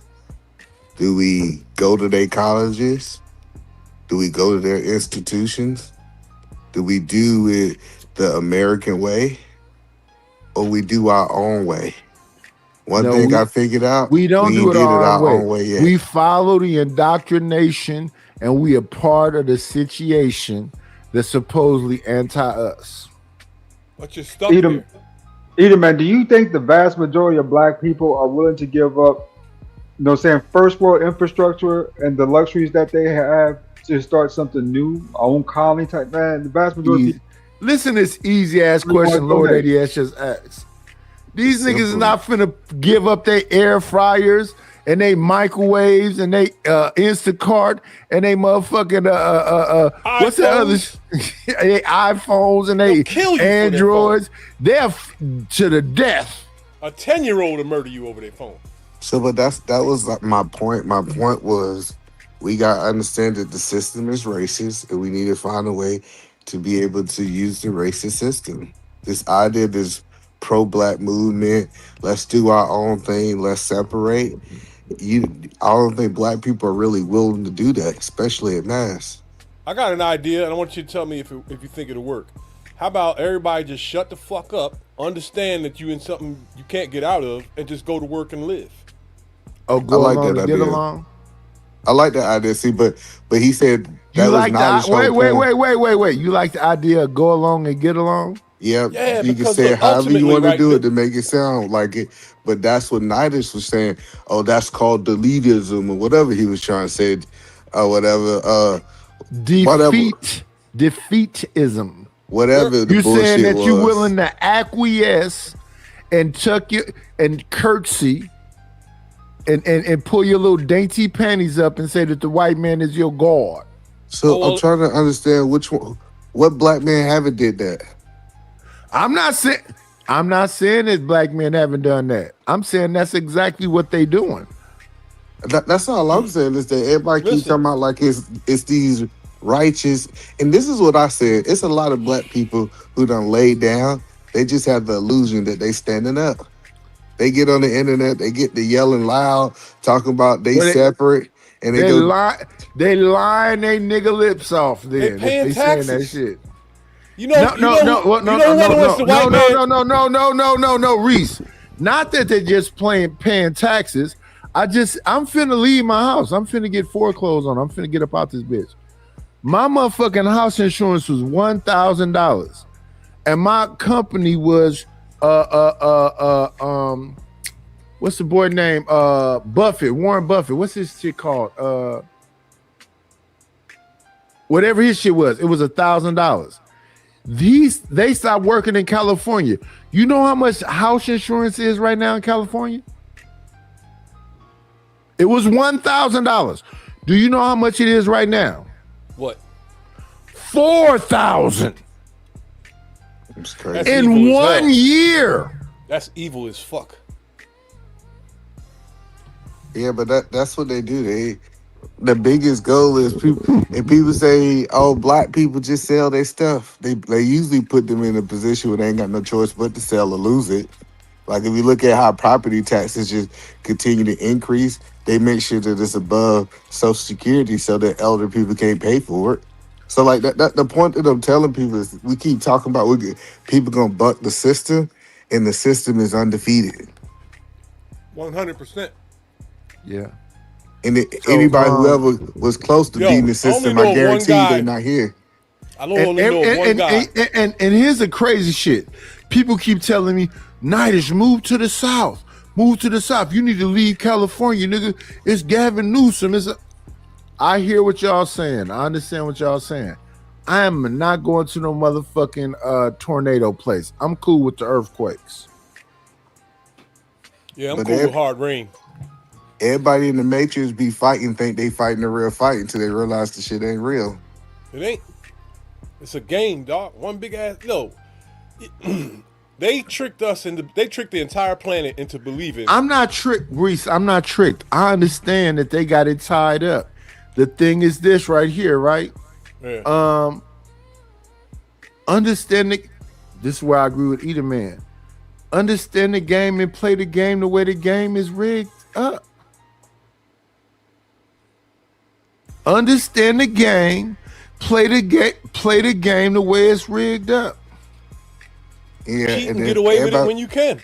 Everybody was trying to knock it. It's like, oh, Either Man, you code switched in business. Think I'm playing the game. Like this idea that I'm gonna talk in business the way I talk online. It's not even a logical statement. So that's the point that I'm telling people is that we understand what the game is. We gonna play it, and then hopefully, if we ever get to the top, we burn the whole system down. But unless we join the system, you know what I liked about the Matrix? For him to participate, he always had to what? Plug back into the system. Do you know what the Matrix really was about? It was really if we being honest, the Matrix was the second phase of the Terminator. That's what people don't know. That's what it really is. The Matrix is the future of the Terminator series. They all connected. The Matrix was really about dudes transitioning. That was a whole gay movie. No, it was not. It's not. Listen, hold on. It was live. So what was the Terminator? If they're connected. Wait 1 second, my brother. Let's keep it 1,000. If I got to keep sticking something inside of me, and I'm in something that looked like a fucking barbershop, that whole shit was about. It was about some gay shit. I get what you're saying, but the person who wrote The Matrix also was the same creators of the Terminator, and they supposed to be talking about after. And that was about some gay shit too. So the Terminator was about some. Either Man. No. Wait 1 second, Please, Reese. I'm begging. I need Either Man to understand something. Who's the most powerful and important person in the Terminator? I think it's Syntax. No, it's Sarah Connor. It's Reese. No, it's Sarah Connor. I thought Syntax. Yeah, you got your argument, yeah. Yeah, Reese has to carry everything out, though. He had to come back and warn the world. because the biggest thing in the Matrix was the Oracle, and that was a woman too. Yo, if Reese doesn't do what he does, the biggest thing in the Matrix was the Oracle, and the biggest thing in the Terminator was Sarah Connor. It's the same writer. That's what he trying to tell y'all that they was. No. I understand what you're saying about the writers, but the story itself, if you look at the story, if you don't have Sarah Connor, you don't have that son. That son don't create them. He created the fucking Terminators. Mm-hmm. And he was the answer to change the Terminator shit around. So that was a Terminator shit. But then in the Oracle, in the Matrix, it was about the Oracle, and the Oracle was an old ass woman. Y'all watch these movies and pay attention what the fuck was happening in them? I see shit that people don't see, bro. The Matrix, the fucking directors of the movie was dudes in the beginning, and now they women. The whole fucking story's about a motherfucker transitioning and finding, I forget what they call it, but that shit was both of them shits is gay movies. Wow. And it's crazy people don't understand the fucking movies that they watched. We living in a fake world, bro. Can you? Yeah. This is a what they call it? Cause just think about what we being taught. We're on a ball in the middle of nowhere, spinning around with other balls around us. When balls is crazy, that's some more gay shit. And that, what is the purpose of our existence? Nobody knows that. That knowledge ain't here. Right. So it's just a bunch of simulations. Yeah, and books. Books is what fucked us up, and nobody agrees with me. Not one person. I think that Nidus got a gay lens. If you look at the world and say since it's a ball, doesn't mean it must be gay. Either man. Wait. So these planets are a shape of what? The Earth is the shape of a pear. Checkmate. That's not gay. Think about how fucked up we are in the head from this. Wait. But that's not gay though. Listen, You think it? Wait, no. It's the shape of a pear. I'm just asking the question. What makes it gay? No, you made a statement, sir. You said it's the shape of a pear. Because you asked me a question. Either man. Okay. Yeah. What's sticking the water to this pear? Why didn't it roll off? Well, they say it's called gravity, but you gonna say that's not valid. Gravity, huh? I can blow a bubble, and that shit will float around in this room for 10 minutes. Don't ever say blow again. I'll drop you off this fucking panel. Yo, your brain is fucked up, yo. What the fuck is happening right now? Like it's like no. What's happening right now? Dog. So respectfully. You sound like these young boys, man. No, I'm not sounding like no young boy. What the fuck? You a blow a what? A bubble. God damn. We grew up blowing bubbles, nigga. We tackled our mothers to the ground in the supermarket to get that shit. I should have knew that to come up. You got a nigga eating with no shirt on. Another nigga talking about everything 90 gay. degrees in the morning in Philly. Well, I know, but wait. We not finna do. Well, no, 1 second. 1 second, sir. Shit. I'm not finna let a motherfucker with no facial hair come up here and talk disrespectfully to me, sir. I got a face full of facial hair. What are you talking about? So, when? When last time you seen me? I'm not looking for you, nigga. I'm a straight man. I look at pussy.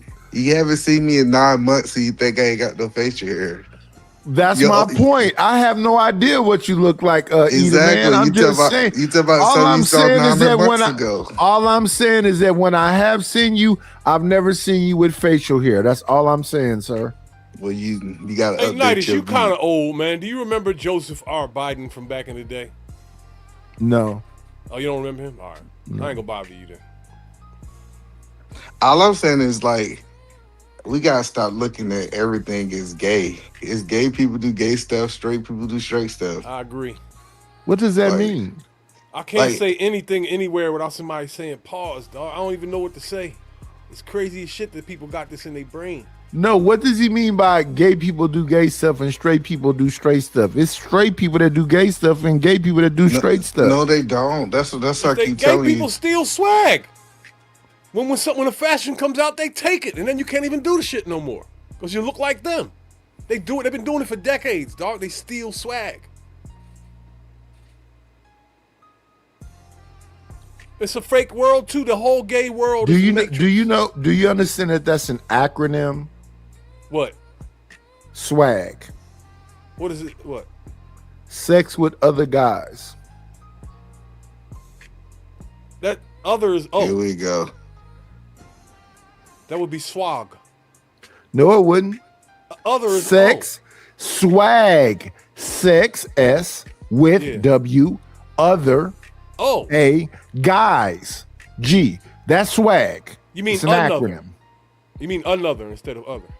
Okay. That's what you meant to say. You might have had some wine or something. No, I'm drinking wine and tequila. Oh yeah, that's why you spelled it that I'm way. a day drinker. Which is now Nidus, I have noticed that you have been on the sauce kind of hard now. You might want to slow down a little bit. Hey, wait. It's because I'm not attractive. I'm an incel. So what does liquor have to do with that? Ain't no bitch here, so I'm doing something else to stimulate me. Man, you need a pet. What? Nigga, you need to go outside and go make some fucking friends, nigga. Just to let y'all know. No, I just need more money. More money me now. So since that was said, let me make sure I hit this clip right here because I'm up here with all these rich niggas. Let me hit this right here. Must be this money. Get the money. Get the money. Oh, don't forget the money. Yeah, where the cash at? Where the cash at? You think you gon' pay?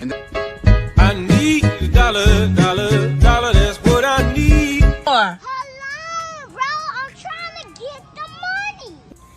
to me about money. Where is the onion? We need our millions. Don't you think it's about time you gave me my money? Support the situation. Is money is love. You could donate on PayPal now, and you can donate on the Cash App. Thank you very much. All right. The Cash App is $KNIGHTISH1. The PayPal is paypal.me/IDLNO.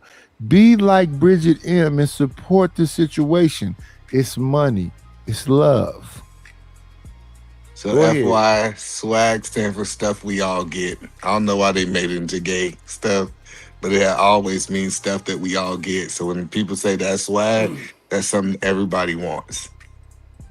Stuff we all get. That's what it stands for. Swag is a short of swagger. Swagger was used so many different ways. It's like they associated it to sports, dressing, the way you act, talk. It just turned into some ghetto shit that we call it swag. All it means is swagger. Pump faking. Pump faking.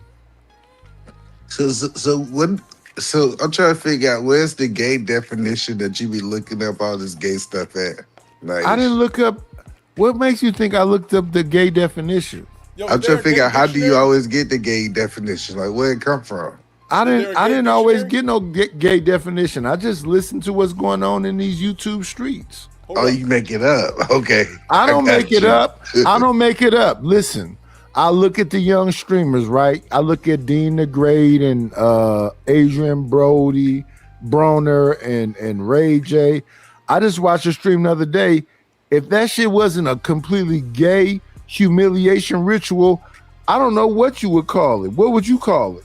I'm trying to understand, where did you get the swag definition you had, the abbreviation? Where did it come from? The acronym. I got it from these young folks. They told you that? Yeah. You get a pass for that. That's worse than looking at the book. Listen, eat a man. I would have never thought of that shit. Hell no. Because that's not my mindset. I was born in the 70s. My mindset is pro-black, nigga. I never think of gay shit, divisive shit, and let's not work together. I got an ex-work wife that wanted to be mad at me so much. Her name is PH Diva. I told her the other day, just spend the $500 and kick me off the channel, or spend the $50 and kick me off for the day so, Sharon can have some money for the day. And she said, nigga, you're not worth it, because she still want to be around me. She still want us to be able to have a conversation. Look, when I tell people, I didn't know what I tell No, Reese, you got to go. This is the show we're looking at right now. You got to listen to that show. I'm not going to do that. I know you're not, baby. I love you still.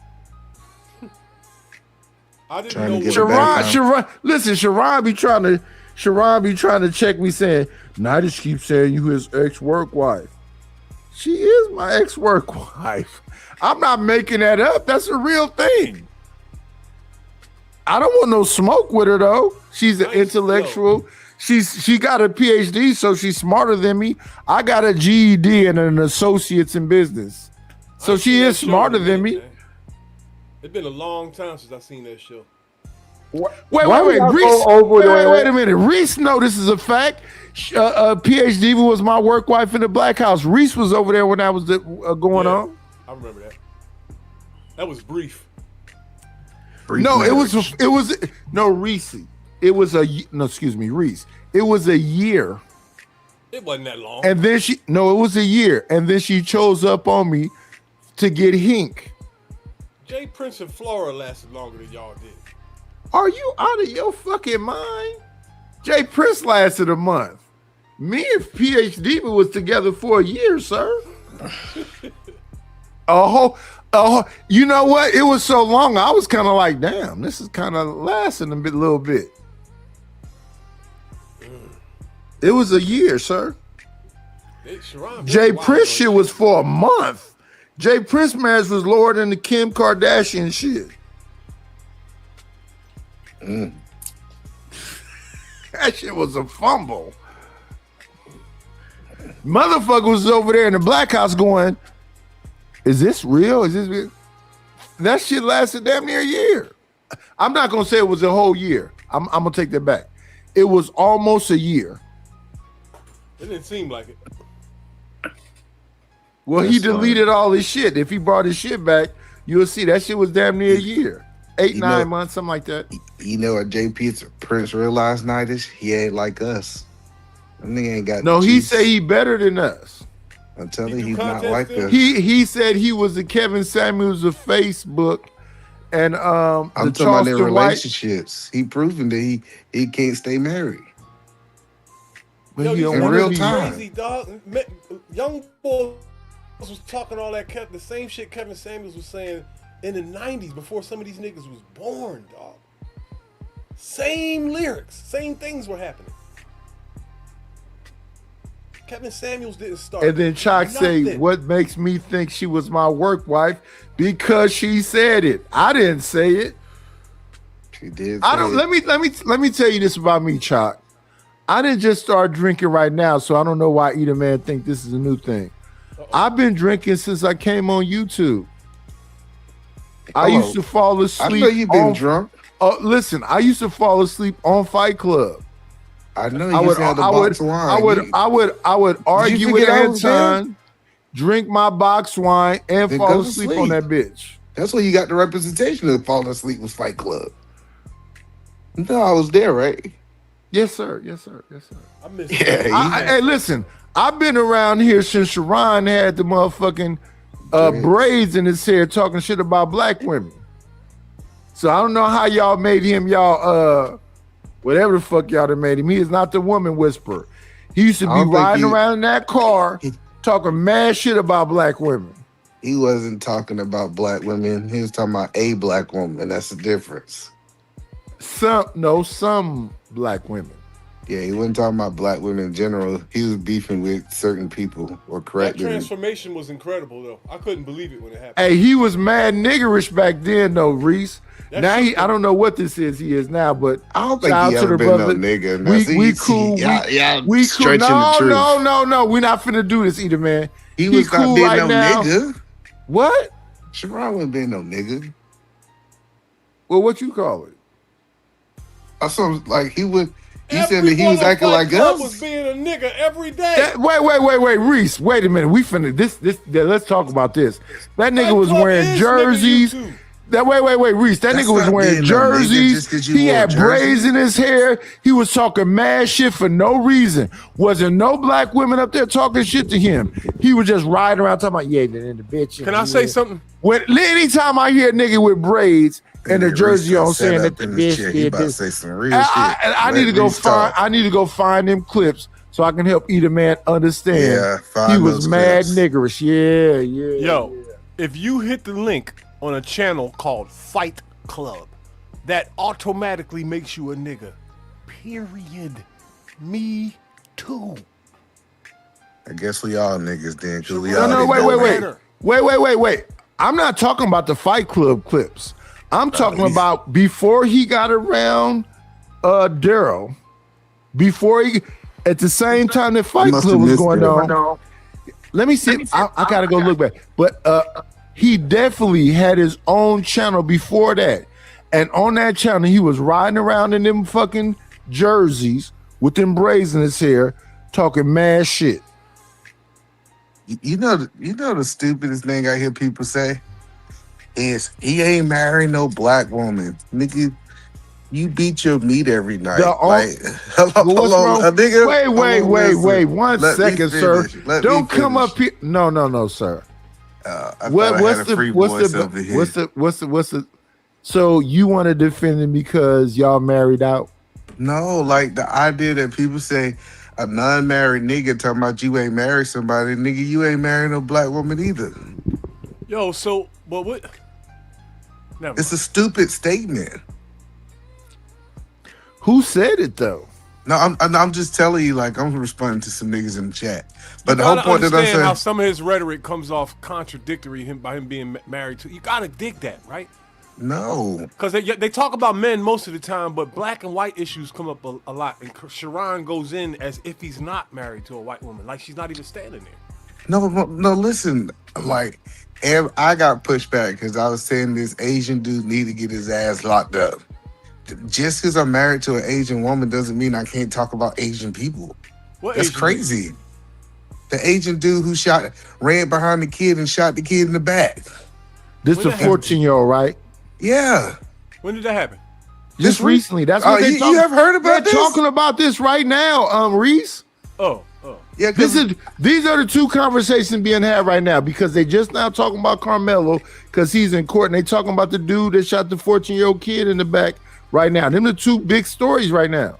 Yo, Carmelo's ass is grass, bro. No. So check this out, Reese. Have you ever seen somebody scared of somebody chase somebody? Say that. I've been scared before.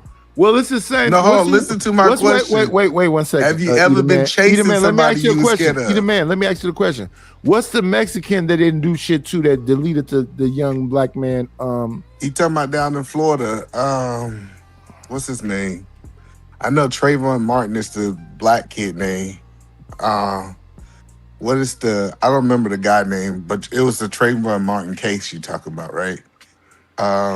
What's that dude? Somebody in the chat, tell me that dude that they ain't done shit to that sold the gun that he used to shoot that man. Zimmerman, yeah, George Zimmerman, yeah. He sold the gun? Yeah, he shot the black man and then he sold the gun for money to some white supremacists. So to me, when I look at this situation, I look at it like the Zimmerman situation.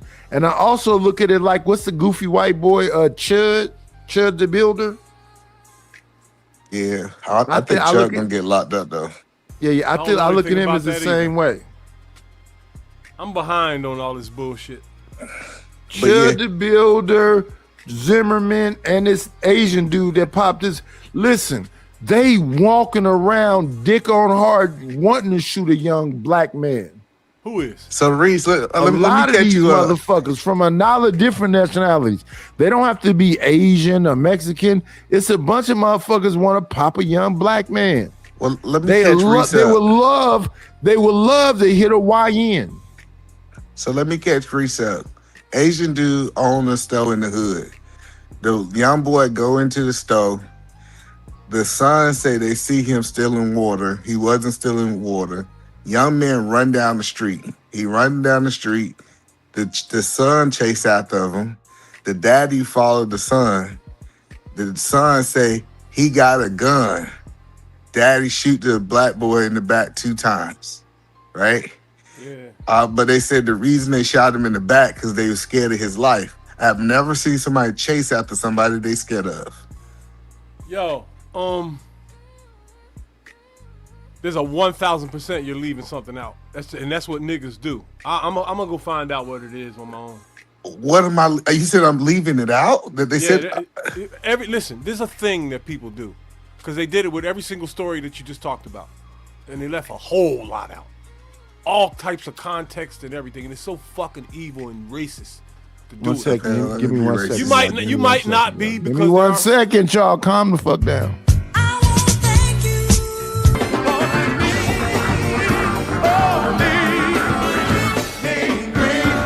A couple of dollars. Guess what I'm gonna do? Thank you to the anonymous support through the Cash App. I appreciate you. I need more of you people. We got 41 people in the building. I need y'all to like, comment, subscribe, and share the screen. And support the channel. We got the Cash App there. We got the PayPal there. But let me say this. You're going to always be the victim because a part of assimilation is saying that we ain't shit. Right. And our own people say that we ain't shit. Women and men be on these panels every day saying these niggas ain't shit. And then what they try to justify, this with me and the white angry snowman, whatever his name is, we got to arguing. He gonna try to say, well, it's a picture of him with a gun on Facebook. And I said, well, I can go get 1,000 pictures of white people with guns on Facebook too. Like, what are we talking about? Like, we gotta stop saying just because. What was his reason for saying that? Let me. It doesn't matter. Angry Snowman is always saying that kind of shit. But he don't say shit like that though. He does say shit like that. He says stuff like that all the time. he doesn't usually say shit that isn't relatable to the incident. Like, Well, that no, has he was nothing saying to do that with nothing. he can prove that man was a hoodlum because he was posting. Come on in. Play, it's always a treat when players leave.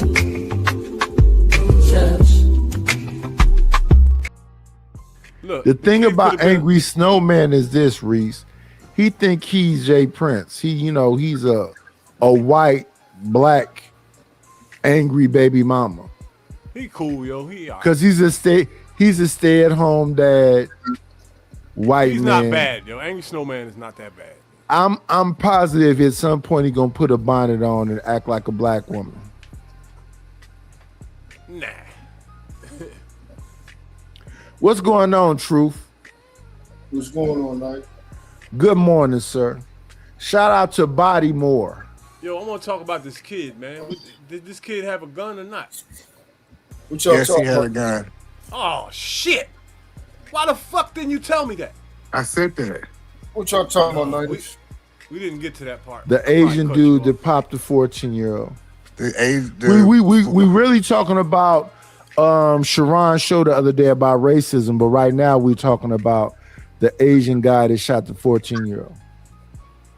I hate shit like this. Hey, how you feel about that, ladies? You gotta be there to see it. I believe that a lot of people is comfortable with doing whatever they want to do to black people. Wow. And since they're saying that, we so-called YNs, they're even more comfortable because they're saying that the so-called YNs are on destruct mode. And I'm thinking that the YNs have been allowed to wild the fuck out and do what they want to do so that the YNs can be sought after and hunted. Yup, I think that's why they loosened up on the laws and everything. And that no cash bail bullshit. Because it's a plan to have the worst people out here come right back out to the street to do the same thing over and over again, and it's happened hundreds of times. Well, so to me, I think about it like this. What's that guy name that wrote the book, The Man Not? And the guy in there, the young kid name was, I believe, George Stinley. He was put in the electric chair when he's like 14 years old. Some Curry. God damn it. The fuck does a kid do to get the electric chair? That ain't a false story. That's a true story too. So that's what I'm saying. When they look at young black kids, they don't look at us as children. They look at us as adults. And as young as 10 years old. That kid that was in the park with the play gun and they popped him. Yeah, that was crazy. That's it's because they don't view you as fully human. They view you as economic. I think sometimes. I think that's the most fucked up story out of all of them. What makes it bad when situations like this happen is when we use other incidences to try to further that. Which one? Yeah. His name is Tommy Curry. Tommy Curry. Yeah, Tommy. They wrote the book, The Man Not.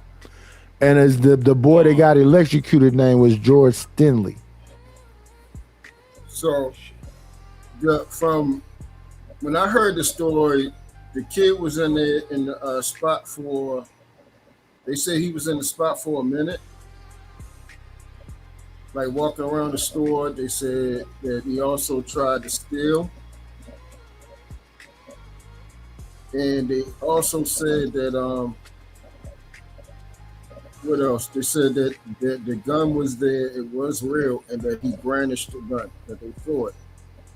And one incident said that he actually flashed the gun and pointed it at someone. What did the video say? Huh? What did the video say? That's all on the video. So did he pull out the gun on the video? No, I didn't see anything on the video. Didn't capture where he pulled something out. I don't think. So, but then we still got to acknowledge if this young kid would have got shot in the store, I would have had a whole different take. They ran after him down the street and shot this man. But that's why I say it's like Zimmerman. and the Didn't you little say they boy thought he with the stole fake, something or and the little boy with the He fake didn't steal weapon. nothing. And But they the didn't know and the that, little right? They were boy with the wrong, right? fake weapon, that's Tamir Rice, right? But it happens so often that we're numb to it and we don't give it no kind of pushback at all. They We just use gonna words go like he along to tried. get Hello, along. Reese. They say he tried to steal, ran down the street. They found out he didn't steal nothing. How do you try to steal something? Whoa, stop. No. They ran down. Whoa, stop. They ran down the street. They found out he didn't steal something. Then they shot him. No. A lot of Go stuff ahead. getting added. Y'all throwing everything the fuck together now. Now y'all just throwing shit. No, I ain't doing nothing. I'm asking questions. No. I'm not talking about you, We Reese. don't have to argue. The people that's giving you the information. You need to go watch the video. What is it? What is it? Just say it, man. He tried to steal. He tried to steal waters. All right. He just I hate didn't get thieves, a but chance not if they're to 14. complete the stealing of the waters, Kid shouldn't have died for stealing that. which is the reason why he ran from the store. Okay. Now, the part that people don't like is that somebody chased down somebody and shot them. That's the part. Because they wouldn't be, if, like he's saying. So him trying to steal isn't the same as implicitly stealing, right? With him shooting them in the store. And here's my problem with the whole conversation. Like I began this conversation when I opened up the show today. White folks believe in something called manifest destiny. Have y'all ever heard of that? Yeah. Manifest destiny means whatever I see, the Lord says it's mine. And I'm finna knock down every motherfucking thing. Native Americans, let's eliminate them. There are hardly any of them. You know how many tribes was here? There are almost none left. Because then people said this shit belong to us. And my issue with this conversation right here is that this shouldn't even be a conversation. This should be some revolutionary response. But it ain't gonna be no revolutionary response. It's gonna be a bunch of people online talking about it, feeling some kind of way, and not doing shit. The boy gone, right? Yeah. They already did something about it. In real life, yo, instead of everybody talking, They already did something about it, Reese. They tore up the store. No, that don't mean nothing. That don't mean shit. What I'm talking about is, so all the talk I've heard about what people been doing to black people and all this for years and years, there's only one way to stop it. And the only way to stop it is to get rid of the problem. Talking about it and complaining about it on the internet for 20 years is never going to do anything. How you That's get why rid I of the think problem? stop. That's why I think Khalid Muhammad was a bitch ass nigga, man. Mm-hmm. Cause he didn't kill nothing. All he did was The talk. leader unalive. Not my fault. Reese? Huh? What about you, Reese? Why you haven't killed anything? I don't hate Delete white people. or unalive. I don't delete white people because I don't hate them and I don't think they're the reasons why. Well, it's not. I don't think so. So that's my issue. I don't believe. Let me say this right here. I don't believe they have to hate you to delete you or unalive you. You just in the way. No, but You what are, I'm talking about- what I'm talking about- no. Because motherfuckers keep saying that dumb shit. They don't have to hate you to delete you. They That's don't not have what to I'm hate talking you. They don't have to hate you to eminent domain you. You just in the fucking way. God said the shit you own belongs to me. So let I'm me not just go talking ahead. about them at all. No. You're talking about hatred. It's not an emotional thing. Nah, you it's never let a me finish. it's a power thing. No, I'm not talking about any of that. I'm talking about Right, so you're the not a people who hate- person. look, wait, right, if they- right. It's not about hate, though. I hate when people do that. It's about domination and control. They don't Okay, have. I'll make my point you without using the word You hate. think All you? Well, no. You think they have to hate you? They don't No, have to hate I'm not you. talking about anything you're talking about at all. I didn't even finish making my point. My point Right, was but your point is a bad point because I the haven't reason made why it. they the reason why they I haven't made destroyed it. but the reason why they destroy things is just because you're there. we got that. I'm talking about doing something about it. What everybody's doing is talking on the internet and writing books. Wrong. To get rid of your Wrong. They're eliminating people. They taking they shit. The people who are complaining are not the ones doing it. Oh, I'm not talking about the. Oh, no. I'm not talking about the people that's complaining. The people that's complaining need to understand the object of the game. The object of the game is to obtain and maintain. And the people that's really 1 second, sir. The object of the game is to obtain and maintain. And it don't matter that you alive. Get you the fuck up out of here. You own. I want your shit. I want your bitch. Let me get you up out of here. I want your house. Let me get you up out of here. I'm just gonna do whatever the fuck I want to do because might makes right. They don't have to dislike you. Then said, how do you get rid of your enemy? Hey, Reese. You get them the fuck up out of here. That's my point. You don't talk about it on the internet for 20 years and complain and go to Sonetter. Exactly. Well, why you ain't doing it, Reese? Because I don't have an enemy like that. My life was so that's, ruined. so Stop. wait. He asked me a question. No. So what? So then what are you saying? He asked me a dumbass question. I want to answer it. Okay, I don't want to kill them. I want to kill the people that fuck unalive my life or delete. Unalive or delete. I want to eliminate the people that fucked my life up. But you fuck haven't you done and your that. babies and everybody else in the world. My life matters to me. And the people that fuck my life up look like me. Okay, so and here I am, old now. It's already been fucked up. So that part of the story is behind me. It's already ruined. Now I'm the walking dead because of niggas, motherfucker. Right. So you want to suggest niggas go do what they go do something to people that they complaining about? I said that's the only solution to a problem like that. Nobody's gonna do that. 500 years and nobody did it yet. Y'all ain't never gonna do it. Y'all gonna come on the internet for another 20 years and write more books and change your name to Aka Aka Paka Laka. Right. Fuck out So of here. you want to suggest that they do that? But No, you I don't ain't suggesting shit. I ain't suggesting You shit. ain't I told you what the answer is. That's the only way to get rid of an enemy. You don't live underneath his thumb forever and complain and cry and blame and blah, blah, blah, blah, blah, blah. You just talking, right? Yeah. Oh, okay. Well, at least you're honest. I don't give a fuck what happens to anybody in the world but myself, man. Oh, no. Thank you for saying that. I agree. Ultimately, I care about everyone, but ultimately it's me at the end of the day. Oh, now you just switched it? I don't want, look, I know y'all stupid, but I don't want y'all all dead. Won't be nobody to talk to.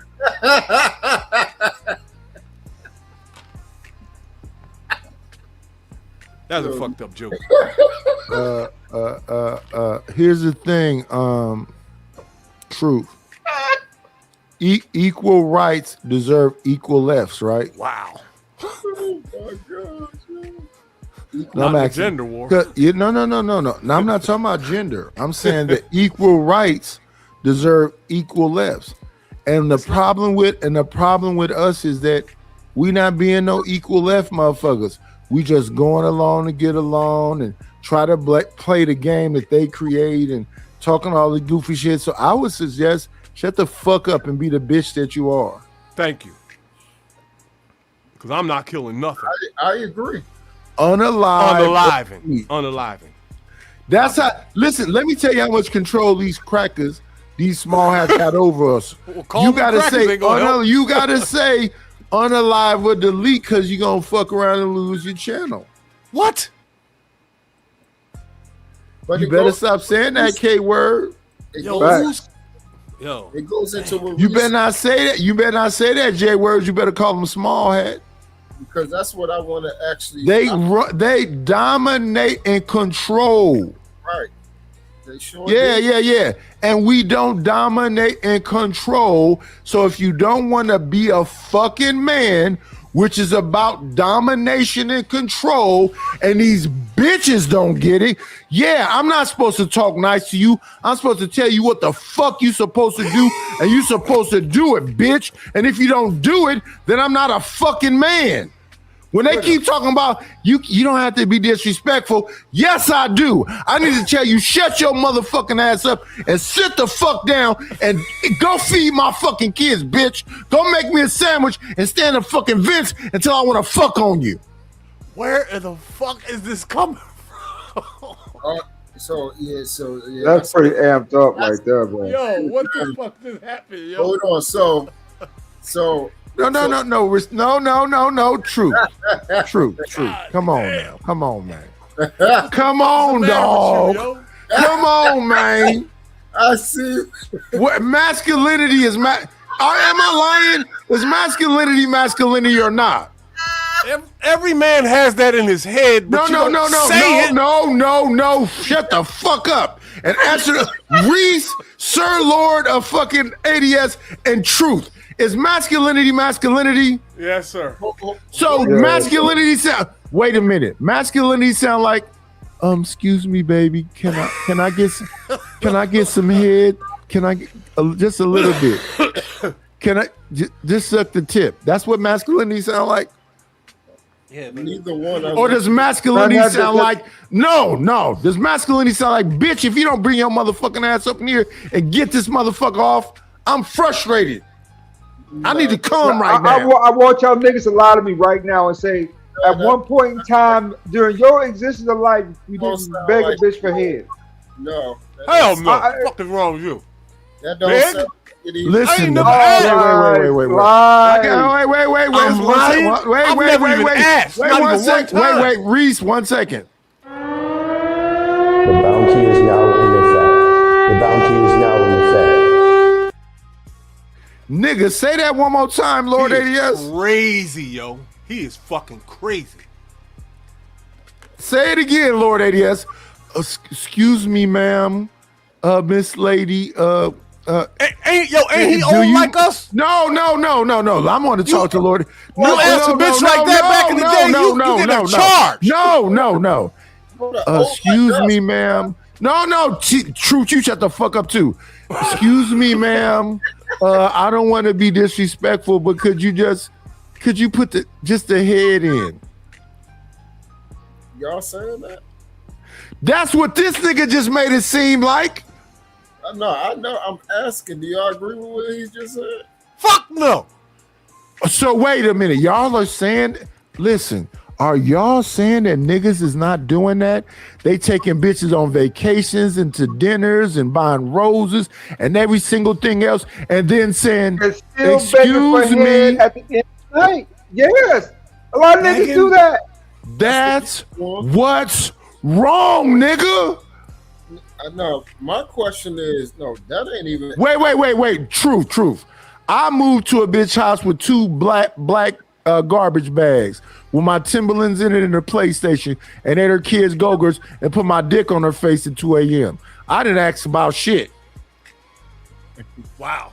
ADS. So you telling me? No, don't skip past that.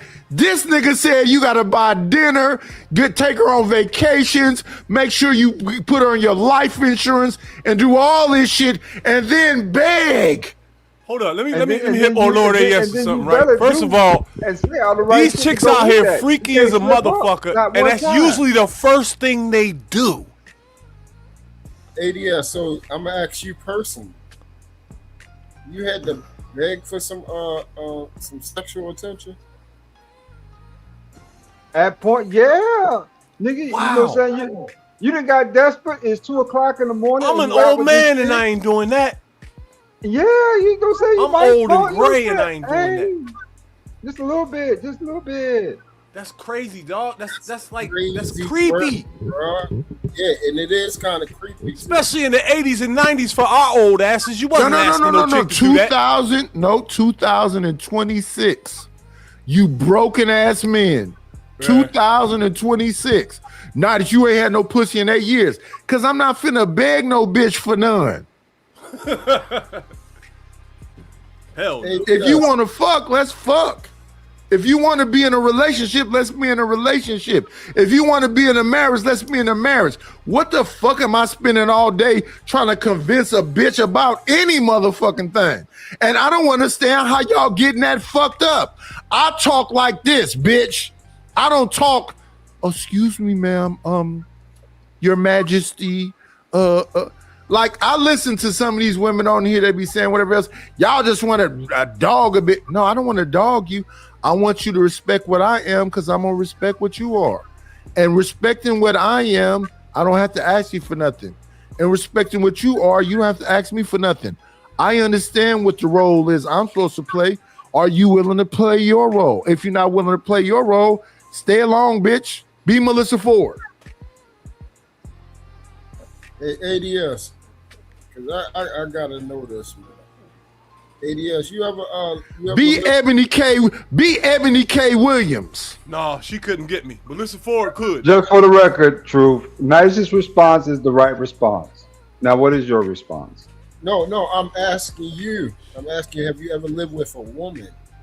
I'm not talking Yeah. about so you For tell years. Yeah. Okay, so in the midst of you living with the woman, right? Because I just want to hear this part. I just want to hear this one answer and then I'm good. In the midst of you living with a woman, in the middle of the night, when you wake up, you whisper in the ear, hey, can I have sex? Whoa! What you saying? Don't do that to him, Truth. Don't do that to him. Wait, Truth. You know what I typically do? Answer nothing. No.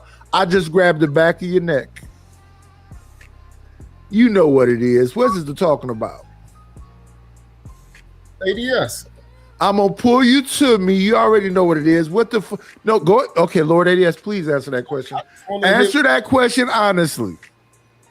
It's whispered in the middle of the night. Whenever you, okay, let me not frame it that way. When you want to have sex, you go to her and say, hey, can I have sex? No, you roll over and put your dick on her face. Answer? Can he? I just want to hear him. Or ass. Face, ass, or back. Yeah. I want to hear him. Go ahead, Lord ADS. Wow, y'all niggas is superheroes. No, sir. Answer the question.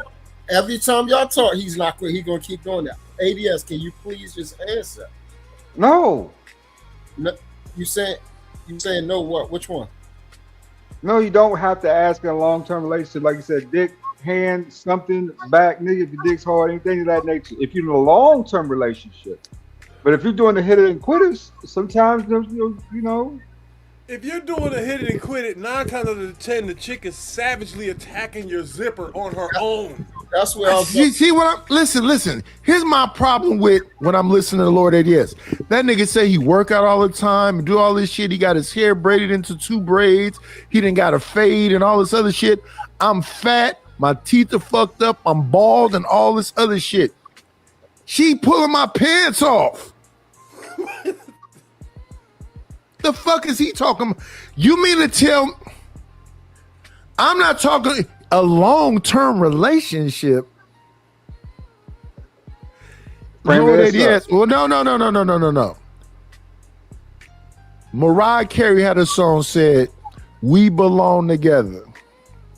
So when you hook up with her, why the fuck is she there if she don't understand what the mission is? I'm not talking about a long-term relationship. I'm talking about brand new. Hey, Lord ADS. Because this is what's wait. This is what's gonna make me fuck with you. You know what the mission is when it's brand new. Okay, you know what time it is, so yeah, I can fuck with you. If it's brand new and I got to do a lot of, well, I'm a scholar. I have a company and assets and I can get you a Birkin bag and what the fuck is you wasting your time saying all that goofy ass shit for? So Lord ADS, so when one, don't ever make promises that you don't plan to keep because your word is bond, niggas. Don't lie to bars about what you're gonna do and do for them. That's poetry. The word is bond. What that mean? You know what I'm saying? But on the flip hand side of that, though, let's get into it, right? Yes. You're gonna have to talk your way into the panties. No, you don't. If you him, talk your way you into don't. it. If you him, you don't have to do none of that shit. Nigga, And I the ain't thing him, when I man. listen, I and the ain't thing, him, one second, sir. When I listen to you niggas on these panels, y'all never been him. It sound like. How could he not be him? And his name is Sir Lord. That's just a name. To He y'all thinks he's niggas, him. y'all some superhero ass niggas, man. You know what I'm saying? I ain't him, niggas. Y'all You caping capping, ass dog. niggas, bro. You y'all capping, niggas is caping. You This got is on a crazy. fedora in your picture and look. Come on, man. Yes. Stop it. Let me Stop explain it. something to you, man. You first of all, like Reese said, that's kind of creepy. Now you're taking it to depths that didn't need to go to in the conversation. That's disgusting. Trying to put that shit out there, brother. If you here for malice, don't fuck with me. No. If you're here for a conversation, oh, we cool. We're having a conversation. I promise. Okay. I'm saying that part. And that's the reason why I wouldn't do that. I wouldn't go to somebody and ask them to have sex. Never. That's kind of like Never. You ain't never asked a chick, can I hit that? Never, ever. I hit now it. let me say this right here. King Picks, S.I. Gay, whatever the fuck that is. Night Slayer 510. You don't deserve pussy. Look at the way you take care of yourself. You don't deserve pussy, nigga. You don't. Pay. I tell you this right here. Don't bring your bitch around me. You'll fuck around and find out. Goof ass nigga. Y'all lame than a motherfucker. Y'all out here killing yourself to be the best version of yourself. I gotta get a 6-pack and sleep long and do all of this shit and whatever else. And that bitch still suck a motherfucking gardener's dick. She'll fuck a fitness instructor dick. She'll fuck the lawn boy. Why? Because you boring, goofy. You are lame, goofy. You are literally not him. And that's why you saying this gay ass shit. You probably looking for me, nigga, but I'm a boy, Damon. So Lord of Well, damn though. That's hard. That's some ugly shit. Go ahead, Drew. Yeah, I was saying that usually, like, and this is I'm learning a lot. I really am. I'm learning a lot because usually you can just tell, and like Reese said, majority of the time, the woman is going to initiate if she's trying to have sex. If she's not trying to have sex, I'm not trying to have sex with her. No, but truth, that's not the conversation. The conversation is this. Do you want a woman that desires you, Lord ADS? Of course. Every man wants that, right? Do you know what desire looks like? Because I just got through listening to this goofy bitch King Flip or whatever her name is say some shit about, do I look at how much I drink every motherfucking day? I'm a day drinker, nigga. I fall asleep on camera. And I'm positive I still can fuck yo bitch. Because you know what I'm going to do that you never do? I'm going to put this meat up against her back. And I ain't going to even be fully hard. I'm a grower, not a shower, nigga. I'm going to put soft meat on her back. And if she going, pussy. Let's talk about it. I'll send a flaccid pic to a bitch. Nigga, I ain't like you weak ass pussies. You know what's weird? How dare you? And I look ugly to the motherfucker. I'm a 3, nigga. You know what's weird? I wish a nigga would. Mm-hmm. Hey, Lord ADS, let me show you something. Hey, the song I made is called Fuck Around and Find Out. Hey, this nigga's trying to step into his dunk now. Just let him get it out. Oh, let me show you something real quick. You got a person. Don't show us nothing. I'm about to drop him. You know, he does any kind of crazy shit. You about to drop Lord ADS? Whoever finna show something, you said you about to show somebody something. What is it? What's happening? Huh? After that conversation, you ain't showing us shit. Yeah, don't show nothing after I just said what I just said. Shit. Calm down. Let's relax. Let's take a step back. I don't think like that around men. No, nice. Let him get it out. Let him get it out, brother. Oh, nigga. I don't think like that around men, bro. Because this is just some of the shit. I've been dealing with this shit with Truth for about 2.5 years. This is some war shit, man. If y'all think like that because I'm up here, I can drop now. Niggas are No, you did. That nigga just said, Get your shit off, man. did you hear? Get your shit off. What the fuck? Yes. If they thinking like that, I can leave right now. I do not want to be. If that's the Get your shit off, brother. What was you gonna say?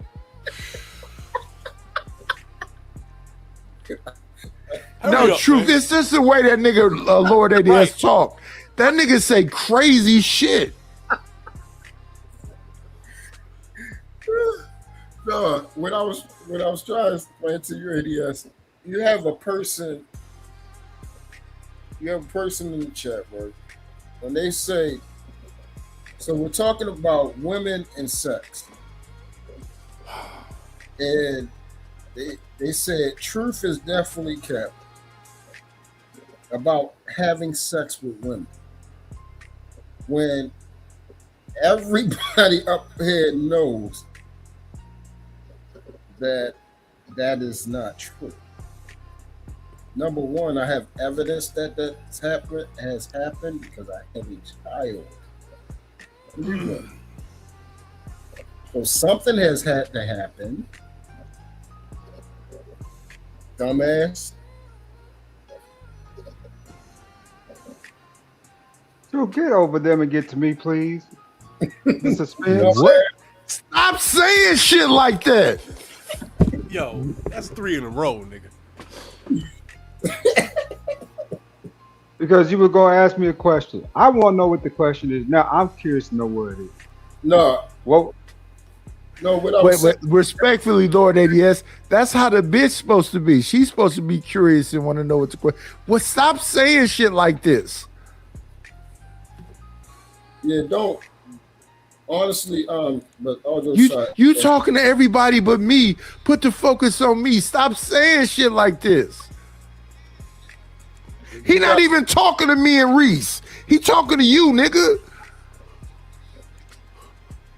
If you gotta ask her, bro, don't do that. Just don't even bother. Yo, the dating world is a hostile environment right now, man. You can't be asking for shit. I don't even ask for numbers. Hey, wait, Reese. One of my partners, I forget Mike's last name.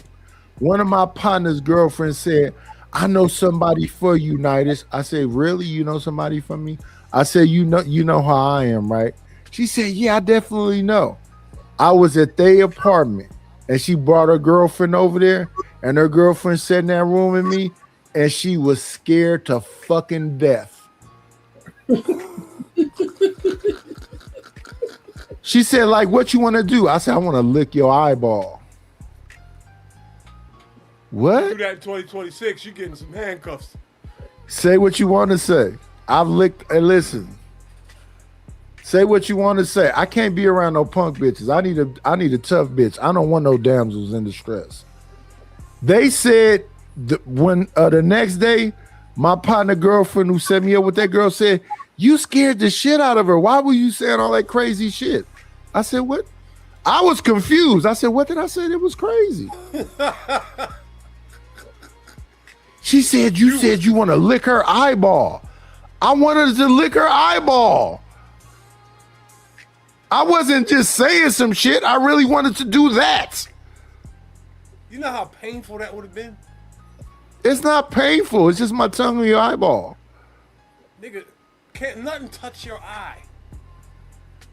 I licked my wife's eyeball at least 3 times. She wasn't human.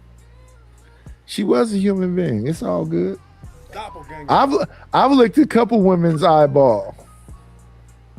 And if I really like you, I might do some freakier shit than that.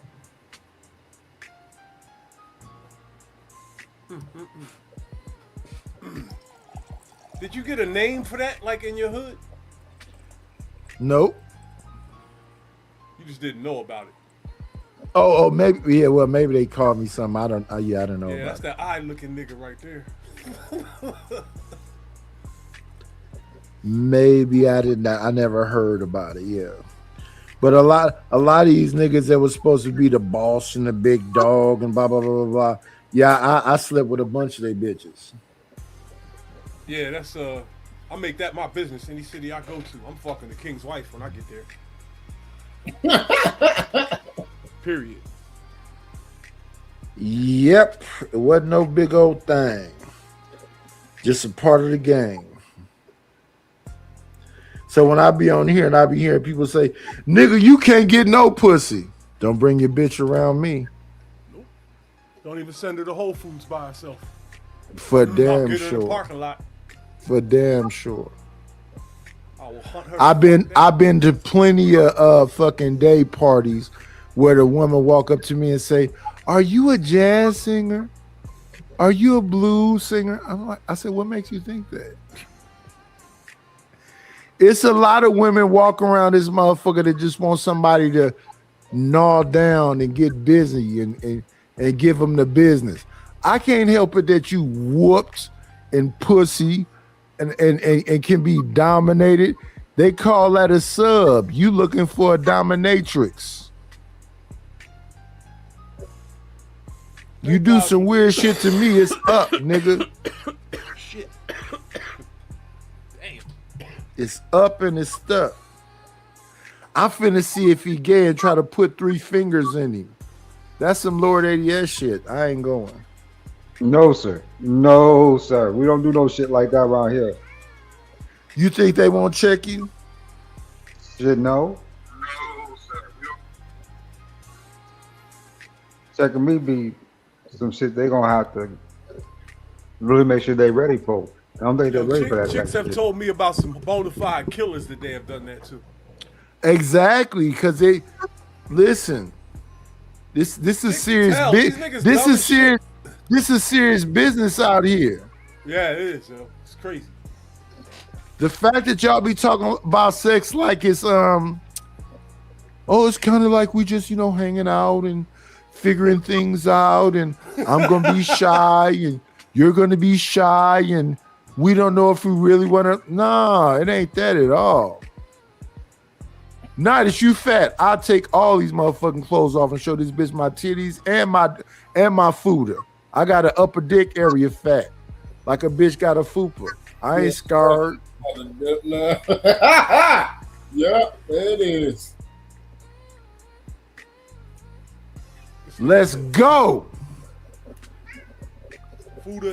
I don't know why people be confused. I'm not one of them ones.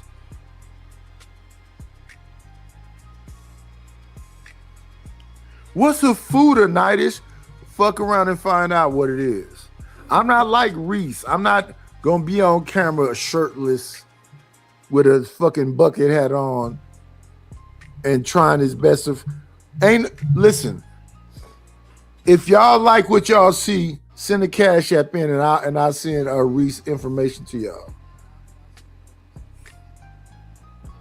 Bullshit. I'm Gucci. I'll let y'all see what is a 7-head dragon. I'll let y'all see the 7-head dragon. The Cash App is $KNIGHTISH1. Yeah. It's early on a Saturday morning, man. Let's do it. And you drunk already? Not at all. I'm an alcoholic. I'm just listen. We're having a conversation. Where do you think you rank? We're being philosophical. Since I'm such a big dude, it take a lot to get me drunk. So I'm definitely not drunk. Yo, out of all the people that drink in the space, where do you think you rank? So let me ask you that. That's a good question. When you listen to me and then you listen to Simon. No, Simon's over you. You could. Okay, so when you listen to me, make assignments. no, 1 second, sir. When you listen to me and you listen to Vic, you couldn't shake a stick at Vic either. you see what I'm saying? But you're You there. see what I'm saying? You might be at the bottom of that. I can name a bunch of drunks in this space that I don't hold a candle to. Sherry Berry? Sherry Berry. Just hear me out. Just hear me out. Wait. Just no. I'm gonna leave Just Hear Me out of it. Sherry Berry, Vic, Simon, Stanley. Let me see. 12th Man. It's a bunch of motherfuckers in this space that be so fucking drunk. You be like, why are you on the panel, brother? Take a nap. Please take a nap. Who's the king? The king of the drunks. There has to be a king, man. Damn, that's a good one. Who's the king? It could be a woman. Night. It's Night. I don't know nobody else drink as much as Night do on there. You are fucking crazy. Totally delusional. Simon has never been sober. Listen, in Lord ADS. I've emptied a box. I've just emptied a box. I've just emptied a bottle of tequila just now. Do I sound not lucid? No, not yet. I mean, I'm gonna say again. I just there. emptied. This box is empty. God damn. This bottle is empty. We're talking about and we're volume. having a full-fledged conversation. Now, we're talking about volume. Body mass. It takes a lot to get me drunk. I've never been as drunk as Vic. Nah. I've never been as drunk as Simon. Now, Simon, I think you do drink a little more than Simon does. But Simon is incoherent most of the time. You don't even understand his sentences. Simon laughs out of control about nothing. That motherfucker's a total drunk. Vic can't shut the fuck up. Ever. For years. Every day. And you're saying that I'm somehow the equivalent.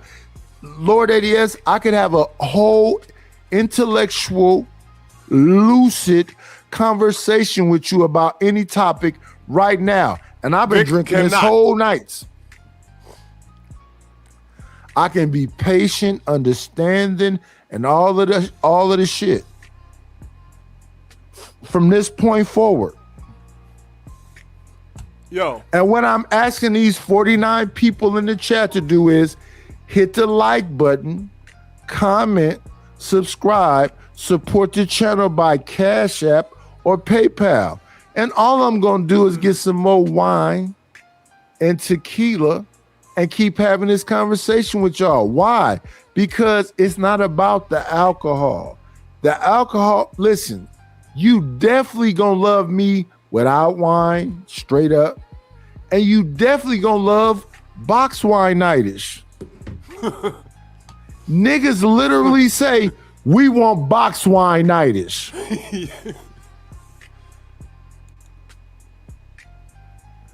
Let's keep it 1,000. And it don't cost a lot. $5, $10, you know. Support the situation. I made music clips about it. I'll play the other one. Y'all heard the first one. We got to get our shit together. It's about to go down. A nickel bag gets sold in the park. I want in. Tell them to bring me my money. If it don't make dollars, it don't make sense. Oh, honey, I got to get my hands on some. And then I'm gonna get that money. I approach him with my I like that. I want to just, I need that. I take your money. I hate my lender. and I'm trying my best not to punch that little fucking Asian in his fucking face. I can't stand talking that piece of shit. Please let me hurry up and get the fuck up out this fucking house. You getting racist now? No, I just don't like that motherfucker. I don't know what he sent me some shit talking about. What some don't talk. Stop. Send that 7,000 so I can get the fuck up out of here, bitch. Stop talking to me. What have you found? What fucking difference does it make? Just send me the money so I can move, pussy. I can't stand this motherfucker. So he's trying to rehome you too, Nightish? Wow. Listen. Here's the situation.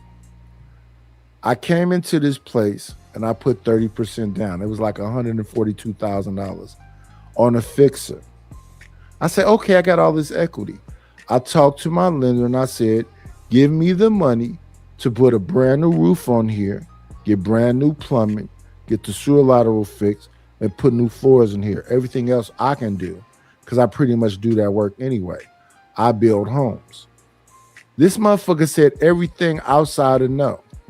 Then a tenant moved in here and then paid the rent for hella months because of the windows wasn't fixed and the floors was whatever else and these little bitty things. This motherfucker understood exactly what happened and then said, I don't understand. Then a motherfucker crashed into my fucking front of my house and knocked down a brick wall and damn near was in the front living room because they was in a fucking sideshow. And he said, what it got to do with me? Why won't you give me my own fucking equity to fix the roof and the plumbing? He refused to do that. So the whole issue the whole time has been that the fucking roof and the plumbing and the fucking flooring is a little whatever else. So do you understand what I'm saying to you, Lord Diaz? I spent $142,000, 30% down. I asked for them to give me some of the equity to repair the house. The motherfucker wouldn't do it. Then what he would do is, okay, she didn't pay whatever 5 months. We'll refinance. Okay, this didn't happen, so we'll refinance. Then when they tore up the house, I was with what is Jimmy Buffett shit called? Yeah. This is one of the pros and cons, right, of going with a non-major lender, right, when it comes to housing. You know, I had a hard money loan, but my thing is this bitch keep talking about, wasn't I nice? No, bitch, you just took my fucking money. You didn't give me anything. Why do you keep making it seem like you gave me something other than my own fucking equity? I said in the beginning when I had it $142,000 of equity, give me the 10 G's to fix the roof, the 3 G's to fix the plumbing, the other 3 G's to get the floors redone, and I'll do everything else. And you didn't do that, pussy. So why the fuck you keep talking to me about, wasn't you nice? No, I don't like you.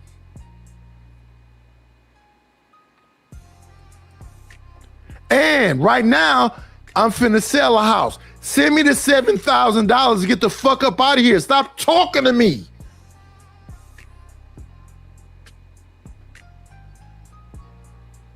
Damn, Knight. That's wild. Yeah, stop talking to me. You ain't gave me shit. You robbed me of my motherfucking equity. Because we could have fixed this shit the day I got in here. And then the house would already be painted. The roof would already be brand new. The plumbing would already be fixed. And they couldn't say nothing. Why? Because everything is new. I put a farmhouse sink in. I put in the motherfucking a soapstone. I fixed the fucking cabinetry. I got all the brand new plugs. I changed all the brass and turned it into a brushed nickel. I put in the stainless. I put in the motherfucking new doors and everything else the day I got here. So why the fuck you was fighting me about making it be good enough so couldn't nobody say shit? I don't understand. And now that the shit went bad because the tenant came up here and didn't play whatever else, and all this other shit went wrong, and a car crashed into it and all that other shit, and then you trying to make it. This motherfucker said to me one day, I'm tired of talking to you. Bitch, I didn't crash into my fucking brick fence. I'm not the tenant that didn't pay the motherfucking mortgage for 10 months. Why the fuck are you talking stupid to me? I didn't do shit to you. And that's why I hate you. Send me the 7,000 and let me get the fuck away from you so I never have to talk to your bitch ass again. God damn. I can't stand motherfuckers who lie.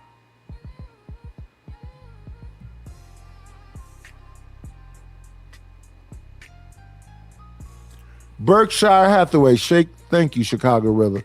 That was my insurance, Berkshire Hathaway. It was $1,000. And then Berkshire Hathaway stopped dealing with California a year and a half ago. So now the new people is charging three and some change, $4,000 for insurance. Damn. And you gotta have homeowners insurance out there for sure, right? That's just a part of the state politics. Yeah, man, that's crazy, bro. Shit. Tell you the truth, man. They're gonna have to. I mean, the federal laws are getting better about stuff like that, of course, when it comes to, like, you know, federal taxes, stuff like that. But some of the local taxes are going through the roof. Like here in Georgia, right now, we had a 9%, you know, property tax increase over the last, what is it? I think 2 or 3 years, right? So before, you know what I'm saying, if you but Lord ADS, let's keep it 1,000. These people have 100-year plans, right? And they told you already that they're going to eliminate the middle class. You're either going to be rich or poor. So this is an actual thing that's happening. They're trying to eliminate the middle class. And I'm in the middle class. So as much as we laugh at Jay Prince, he's poor. He gets all kind of benefits. That motherfucker living better than me. Me too. You either be rich or poor. Where I'm at is in the middle class. So I'm paying property taxes, house warranty, garbage, water, PG&E, internet, and then all these different things I use. Just to do this show today, I had to use Canva, ChatGPT. To make the music, I use Suno. To sell the music, I use DistroKid. To sell the music on DistroKid, you got to make the imagery. You got to put the. It's just money. Netflix, Hulu. It's just money. So yeah, I don't mind leaving this shit and going to an apartment because I won't have to cut the grass. They can cut their own grass. I won't have to have no house insurance. I won't have to have no house warranty. I let me just strip down and maybe get to a point where I do the Jay Prince shit and just say, let me just stop all this shit. I'm 56 years old. Let me go ahead and be poor and let them give me some welfare. Let me get some EBT and some disability. Yeah, all of this shit, right? I know people it definitely sounds like an easier nice life, cars man. And everything. Yeah.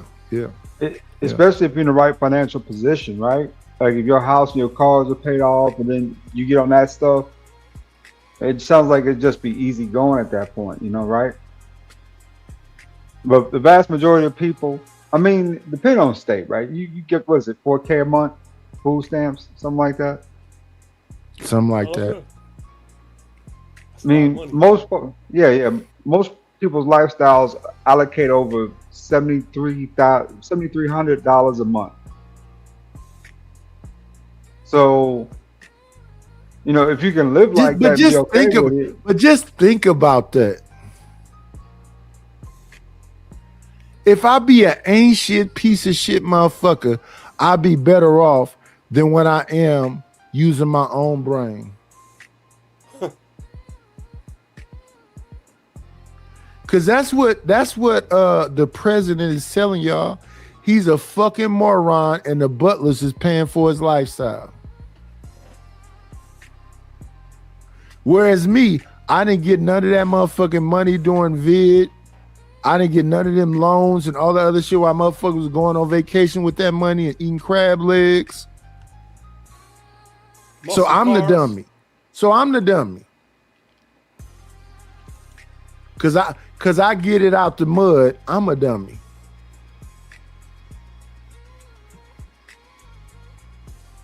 All money that goes into our system funds someone else's lifestyle. All monies that go into our system, one way or another, people's lifestyles are being funded, right? Mine's not. I'm paying for all of this shit. Yeah. You know, on the extreme side, like on the poverty end and on the, the rich end, right? Wealthy end of it. On both sides of that, saying that they're all being powered, right, by money that comes into our systems. You know what I'm saying? So for years, I did physical labor, landscaping, construction, all that other shit. I'm lifting tons of motherfucking concrete to do lay slabs and build fucking sheds and convert garages into rooms and doing plumbing and climbing under houses and climbing on top of roofs and taking lumber and for years. Everybody know what the fuck I do. So supposedly doing all the right things, and this is what the motherfuckers put me through. Oh man, it's put it this way, Nighters. It all adds up, brother. No pity parties here. No saying no pity parties. I'm not looking for no pity, but what I'm saying to y'all is this: it's systemically planned for there to be an elimination of the middle class. It's so many people going through foreclosures right now. They have more houses than they have buyers. Yeah, and this happened so quick too. This just started occurring over the last year or so, right? Where you saw these mass amount of foreclosures coming into play. So I mean, well, listen, right? when you fire 300,000 people, what we talking about? And then I be online listening to these women talking about, I'm not fucking with these niggas. Damn, that's crazy work to me. You don't have a job no more. Then I look at these different sites because, I fuck with a lot of different shit. They say they have entry-level jobs, but one of the requirements is that you need 2 years of whatever it is you're doing. So no, it's not an entry-level job. All them people you fired, you want to bring them back and pay them entry-level money. You want professionals, not entry-level people. These jobs are not for entry-level. These jobs are for professionals that you can pay like entry-level. I be telling y'all the truth. If it's entry-level, that means you don't need no experience. We'll teach you and blah, blah, blah, blah, blah. But when you read the requirements, they say, do you have 2 years of sales? No, nigga, it's entry level. You're supposed to be educating people. But no, I watched a movie way back. I think it's from the 60s, 70s, maybe. It was with Spencer Tracy and Katharine Hepburn. In that movie, Spencer Tracy taught 3 young people to do his job. They fired Spencer Tracy and gave him a gold watch. Then they worked them 3 people, and them 3 people narrowed down to 2 people. Then they narrowed down to 1. Do you know what that one last person did at the end of that movie? What? Trained 3 new people to take his fucking job. Oh shit.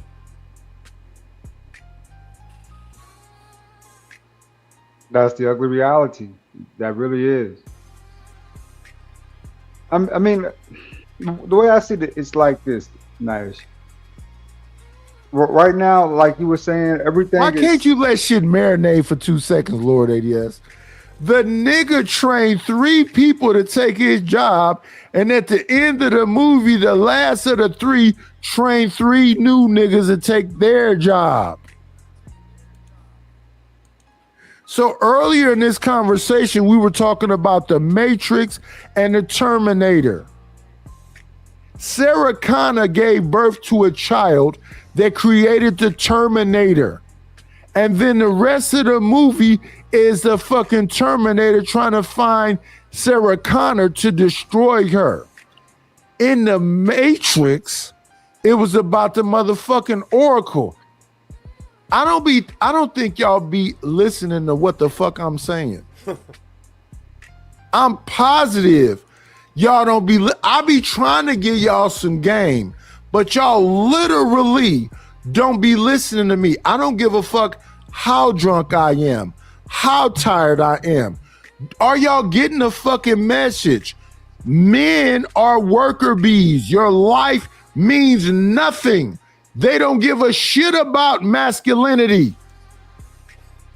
And they spend all their energy shitting on you. But you know what they tell you to do? Be nice while you die, nigga. Man. They attack masculinity every day, and they tell you, be respectful while you die, nigga.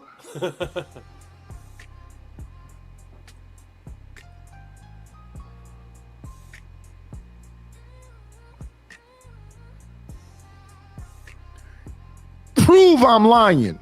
Tell me what I just said was a lie.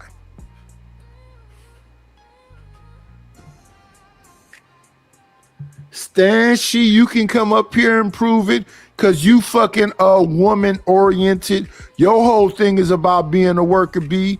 Sharon, I love you, my brother, but come up here and prove it. The other day I was having the only reason I dropped off Sharon Pound the other day is because I was tired. I've been drinking all night. I'm drinking all night tonight. I need y'all to send some more money so I can be drunk again. Prove I'm a liar. Prove what I just said was a lie. Most of these conversations be about nigga bow down. Nigga acquiesce. Nigga be the bitch. Most of these conversations are that. And if y'all saying it's something else, y'all are fucking liars. They want you to, this is what, it's not about having equal opportunity. I don't have no special laws that women don't have. Women have all the rights that I have. But that's not where society is headed right now. Society is headed towards, nigga, you ain't shit. Shut up, bitch. Sit down. In your house, you can't tell your daughter to not go out here and be a whore. If your daughter's 13, she doesn't have to report to you that she's pregnant. You'll go look up the laws and tell me I'm a lie. My daughter went and got emancipated when she was 16. Why? Because she didn't want to listen to me and her mother. Damn. My sons never did that shit.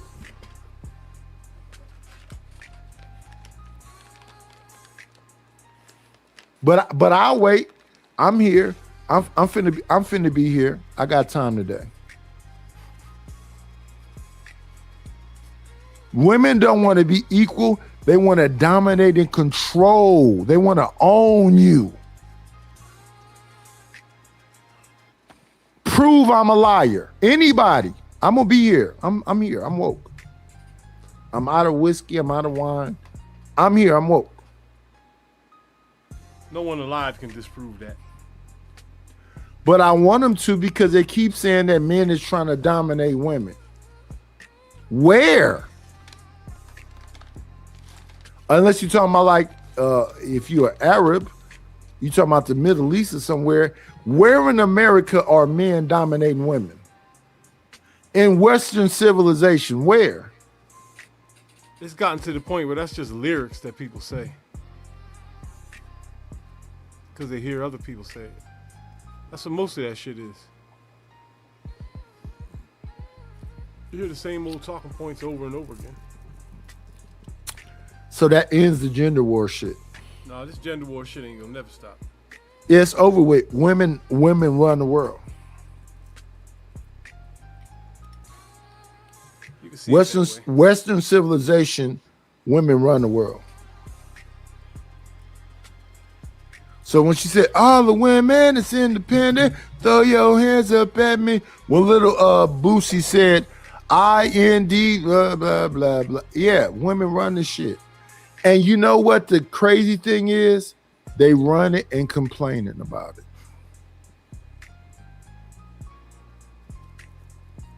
You already own it. You already running it, and you bitching. Maybe I'm just like my mother. She's never satisfied. You'll never satisfy her. They said the black woman is God, and she's still bitching. Yo, I didn't hear that in my life until like 2007. That's the first time I heard anybody in the world say that.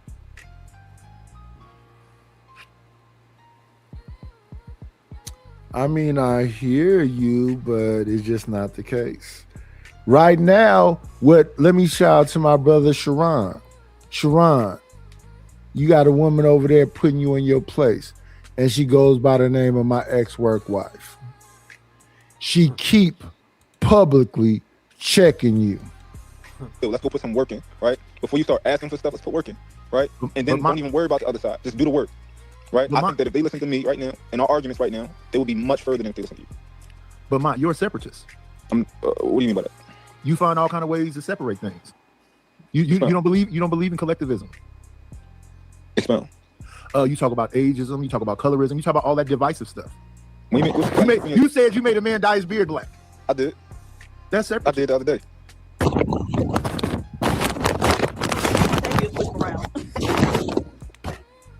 Fuck is that? So now you came up here with a gripe for me about the light skin stuff. I don't have a gripe, sir. I don't have a you gripe, sure? sir. Yeah. I believe in collectivism. I would find a way to work with you. I wouldn't find a way to be divisive. Nah, I can work with light skin niggas. Wait, the question is that. There's a whole nother question then, based on what you just said. Mont's saying that everybody has the capability to reach it. Like, I disagree with what he's saying too. He's like, oh, some people just don't have the capacity to grow past X, Y, and Z. But that's not the case, because even a dummy can still make money move. Like, you just have to be able to teach them how to do it in a way that works for them. Yeah, we're in a system, but as long as we're working within that system, everybody can still grow. I actually fully agree with Mont on this one. I think he's letting people, that's not individualistic. That's saying that I don't believe that I have to leave you behind because you're stupid. That's me saying, even if you are stupid, I believe that you can still make it too. Different story. And that's great, but do you believe everybody thinks like you? No, but I think that's a cultural issue. I think because I think that, Diva, you say it all the time, we're built to be beaten down. And if that's the case, then How did you say that? How did you say it? Because I want to make sure, because you know how to approach it correctly, so I want to make sure I do. How do you, because you say, idiots, is what I said. So we're trained to be stupid. You disagree with that, Shadow? Absolutely. We have an anti-intellectual sentiment about this community. We will say that you're a white boy if you try to be intelligent and move supposedly correctly. Ida just used the phrase talking black. And when Mont asked, why don't they? I had these conversations all the time. I don't give a fuck how drunk I get. I could talk about this like the back of my hand. This is easy work. She just literally. Did y'all hear what was just said? Did y'all hear what just literally just happened? Is that dude white, yo, the last one that was talking? Wait. Is he white? He clearly black with dreads. You talking about Shadow Titan? I heard two people. One of them sound like they white. One was Shadow Titan. The other one was Mont. Shadow Titan is dark complected. Mont is brown complected. But they both black. There's no white people on the panel. You got Marvelous Opinion up there. You got Rush up there. You got Mont up there. You got Shadow. And then you have PH Diva and Sharon. Them two people that's talking to me and trying to defeat what I'm saying is Mont and Shadow. And they're not defeating what I'm saying. They are not defeating what I'm saying.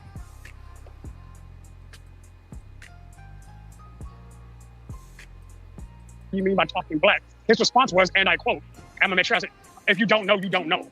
Like, make that, like, yes, we all speak English. Like, English is the primary language most of us speak. So speaking English shouldn't be the issue. It's whenever we're adding things that are not professional in essence that become an issue. And if that's what you mean by talking black, that's an entirely different conversation. Well, if you're Shadow, saying slang is unacceptable, that's a different story. We hear people come on here and tell us that, you know, we say ax instead of ask. And they say when you say ax, they can already hear that you black. We have a thing they call code switching, right? So what's the switch? What is the switch? Wait, but the word is ask. Wait, hold on. The word is ask. Okay, yes, you're saying it ask, differently. so I know, that's fine. David, you just want to argue. I'm not arguing. No, I'm saying so no. What is okay? So I say ask. What is it? What's okay, so in reality, if you're communicating with people who the primary language is ask, and you're saying something that they're not quote unquote correlating, which I think is ridiculous anyway, then it creates other issues. It's easier if you're just communicating with the people that you're communicating with in the way that they communicate. No, listen, if your name is Quantavious on the application, that's the beaten down mentality, right? Because you're doing all that, but look around you, sir. Right. We in somebody else's house is the point, Shadow. Not only that, so We're when 18% the Chinese, so hold on, Shadow. So when the Chinese man is mispronouncing words, are people on his neck about that and say you talking Chinese? I mean, no. Okay, Not necessarily. Yeah. Okay, so But that ain't a problem. So that's the That ain't issue. a problem, though. Because they still willing to do business with them, they still willing to give them loans, but for some reason, Well, the thing is, when they say they willing to still do business with them, Asian people are still willing to do business with Asian people, even though they say phi lice. Not rice, L-I-C-E, phi lice. You want phi lice. Asian people are still willing to deal with them, but black people aren't willing to still deal with black people. And white people already have a problem with you because they want to keep their foot on your neck. So when we had these conversations, do y'all understand the blurred lines? We got Reese up here. We got Lord ADS up here. They probably gonna drop because they don't want to have a conversation. No, I'm here. Yo, my black block is thriving, dog. All these businesses on this block are black, except for 2. And they're digging up the whole, there hasn't been no murders in this city. They're digging up our street, putting down a new street. Like, Camden is cleaning up. So, it's looking like something good will happen for this. What's that block where they taking them horse tranquilizers? That's Kensington Avenue. Yeah, Kensington. So you got to hush, sir. Lord ADS. Kensington is not in Philly. Kensington is in Philly. I'm in Camden, right across Camden. So like Camden, okay. So you want to make it about a spatial thing? I'm just asking. There's no way I can deny that it's fucking homeless encampments all over Oakland. Everywhere. It's a bunch of motherfuckers sleeping in tents all over Oakland. There's no way I can deny that all 3 teams left. The A's left, the Warriors left, and the Raiders left. Damn, yo. Everybody did. This motherfucker is a dystopia right now. It's a nightmare. That's how Camden died, yo. Because there was 2 factories on the waterfront that was keeping everybody thriving in Camden. It was Campbell Soup and something else. And when they left, this turned into the most dangerous city in America with 50,000 people in it. Right. So the same thing happened with Oakland. Oakland's sister city was Detroit. What Oakland was famous for was manufacturing. And then around somewhere in the 90s, when NAFTA jumped off, a bunch of manufacturing left. So the thing that kept Oakland alive was them teams, the Raiders, the A's, and the Golden State Warriors. That's a fact. And now that NAFTA took all the industrial jobs, so there ain't none of them no more. And then the Raiders, the A's, and the motherfucking Raiders left. There's nothing here now. And the city is going to hell in a handbasket. Well, I think this is more of a long-term plan to merge San Francisco with Oakland, right, and just make it maybe New San Francisco or something of that nature. Because I think that's been the goal. I think that's been the goal the whole time, man. It'll never be that. I sold my last house to some lesbians from San Francisco. They spent $100,000 over. That's how I bought this house, and the housing market has plummeted since then, and they cannot get their money back because their house will never sell for what I sold it to them for. That happened fast. Very quickly. Because in the middle of the vid, it was a seller's market. Right now, it's a buyer's market. Yo, the house I grew up in and my grandmother bought for like, what, $7,000 is fucking worth 1.5 right now. Exactly. So when my people came out here from Mississippi, all the houses they bought for around about $3,000. All them houses are worth $500,000, something like that now, even in this bad market. But here's the thing. Here's the thing they didn't do. They never repaired the houses. They never brought them. They didn't put new windows in. They didn't put new plumbing in. Now I do exactly that very thing. And my family does that exact very thing. But they never did it to their own fucking houses. We know how to do plumbing. We know how to do roofing. We know how to do all the shit that would bring the value of these houses up. They never did it. Yeah, the investment though, man. Investment, right? I mean, once you live with something so long, you just learn to live with it that way. You know what I'm saying? So, repairs, all that stuff don't matter as much. But for the property value and the home value, it matters a lot. Lord ADS. The new plumbing is called PEX. It's like plastic. You put the thing you use to put it together is a stretcher. Plumbing has never been cheaper to repair than it is now. Building a house roofing has never been cheaper than it ever been since now. I'm telling you, all of it. The fact that these motherfuckers won't do it, niggas won't do it, is the issue. It's not about cost. If we can have a party there and drink liquor and dance and smoke weed and we could have a roof party. We're gonna put a roof on this bitch. We could have a paint party. We're gonna paint this bitch. Scrape it and paint it. We could have a window party where we put new energy efficient windows in. We hate each other.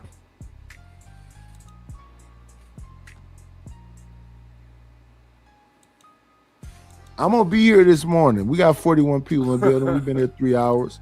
We can talk about it. What you're about to hear PhD Diva say is a bunch of hateful shit. Respectfully. That's my ex-work wife. But don't believe me, just listen to her. Every time these niggas say something, she gonna talk about how much we in somebody else's house and how much we don't do shit. And I don't disagree with her. But it sounds hateful. It's evil. Because I say ask instead of ask. I say tooken instead of taken. Right. You know what I'm saying? I said it in the proper context. Just answer, just engage in the conversation. Sharon, yes. I would prefer not to hire a Chinese man that couldn't speak proper English if I could get around it. You can get around it. And just because you would, don't mean that they would, right? Because they have made it clear they don't care. They'll bring people in from other countries to stand on top of your head. So the way you think and the way they think ain't the same. But most Asians are getting loans from other Asians. They're going through Asian banks. Like right, but that's especially out of Houston. There's a whole Chinese banking area that they come from all over the Metro Houston area to go to. Right. So I understand what you're saying. Bank, I still see them there with business accounts. Yes. And I don't bank at one of their banks. If we're being completely honest, that's fair. People, Right. But this is why I don't like you, Shadow. I be trying, but this is why I don't. I'm pretty sure you have like 800 reasons and maybe another one every other time. If we're being honest, Chinese people speak. Hold on, let me read this cash app real quick. Shout out to my guy. Long time no see. Good to see you back. Racism don't care about your status and success. Damn. At all. sound like niggas without status and success. However, what I about to say? No, Chinese people who speak proper English, they get much further over here. Like they get further. Period. Whether they speak bad or speak straight. Explain that. You'll make an excuse for one. They got explain the finding that regardless of where they're from, right? And so where they're from is going to correlate with how well they speak the English language. And so across that, right? Whether they're from here and they speak perfect American English, or they from somewhere else and they say fly lice. Yeah. They all doing better than you. And so then what does that tell you, right? How you talk ain't the issue. Yeah, it will be more like plenty of other things, like for maybe even family life. Your black skin. Yeah. You think family life is affected? No. But what about the Africans here that are doing well? What about the Africans here? What about the Africans here that are doing well? Because there's entire communities of DFW. There's entire communities of DFW of people from Africa who are doing pretty well. Okay, so it well, can't, but clearly the it's U.S. not being government, disabled. they ain't, because about 50% of them get public assistance. So miss me. So wait, hold on, don't other large communities also get that same public assistance? More working adults living in their homes. So if you got 4 grown MFs all pulling a paycheck, I hope you can do something. And even better than that. So let's get back to the so-called FBA or ADOS people. When them people in Minnesota is winning like that, and almost all the women I seen in that little clip was pregnant, I'm talking about them Somalians. Why ain't the FBAs not doing the same thing with the money? Not only do they get the welfare stuff, they got people in politics in position to make sure they keep getting the welfare and the biggest checks. Hold on, and before, because I want to get Marvelous in there. I want to get 651 in there. Yeah, Diva, read this, because we're not sure where Marvelous at. He might be, somewhere where he have limited time. So read this real quick, Diva, and then we get Marvelous and 651 in there, and then we just get it back to open panel. Go ahead, Diva. All righty. So this is Gordy 513, $10. We have been enslaved for 300 years. We only been free as a people for 80 years. That's why we will never have power or control, even if they did give us reparations. How long ago did they drop a bomb on Japan? Not that long. Oh, okay. I was about 80 years ago, right? One more. CJ Brooks. Oh, my bad. CJ Brooks, facts and receipts, $10.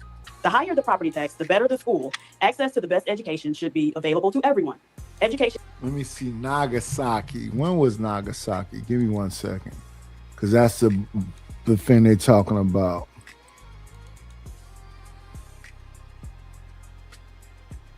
Nagasaki.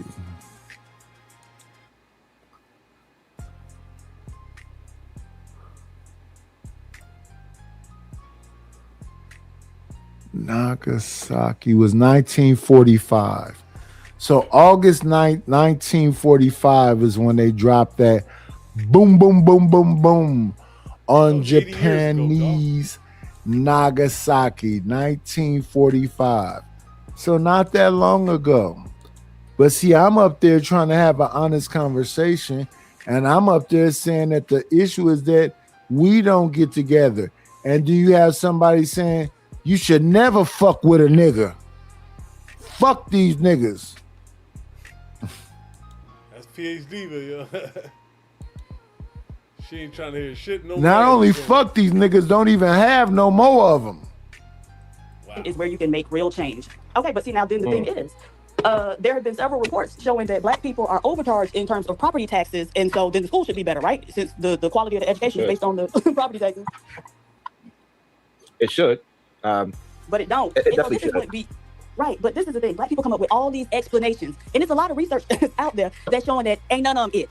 None of them. The answer is look in your mirror. That's the answer. All right, let me welcome into the show. Marvelous opinion. Good day, sir. What's your thoughts on the 651? So her point is, I don't know, I don't even think she angry, but her point is that you niggas ain't shit. None of you niggas ain't shit. And none of you niggas can't do shit. That's her point. Oh, how you guys doing? It's been a minute. I'm still out here in the ocean. Thanks for having me on, Sean. One thing I would add to this conversation, because you guys are talking about identity, and I get it. I would say look who defined it, where it came from, and how it's accepted. Not just for those who identify as black, but those who actually subscribe to those ideas and what it is to be black, and what it means to them as well. And then you have to look at yourself and say, did I define myself, or did I take up a script and put on this mask that says this is what black is and follow suit? You know what I'm saying? So I look at it like that. I look at things that are given to us, we should be mindful of. So even if you're given your history, you're given your title, you're given all these things without question. And that's the thing. You never question any of the things that you put forth. And you take on all that is. You inherit all that is because you're told that you're supposed to. I just want you to know that that's a lot of heavy burden for any person, for any one soul to take on. And then you have to ask yourself this: where was I? that I have anything to say about it, or something I just had to say for myself.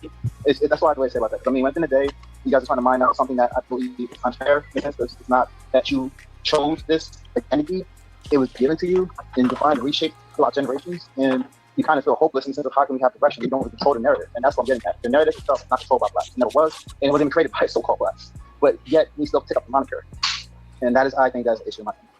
And that's defeatism again. Let me say this right quick. The dude that said 80 years free, his Abby is an ape with a cap on.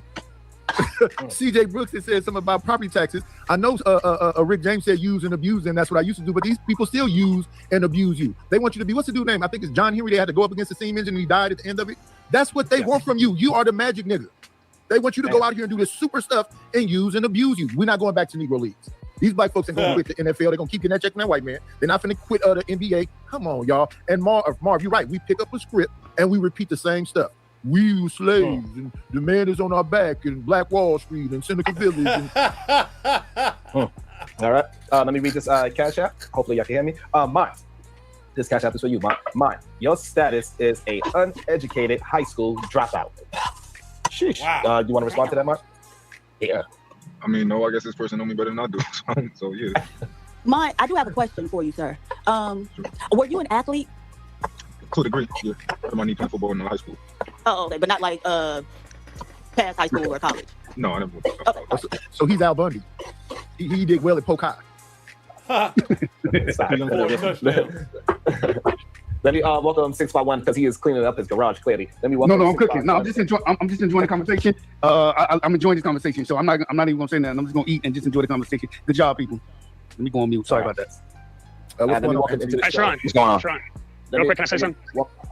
Yeah. It's for Mo. Hey, Mo. You still there? Yeah, I ready to go. Hey, the book was fired. Good job. Oh, thanks, man. Appreciate it.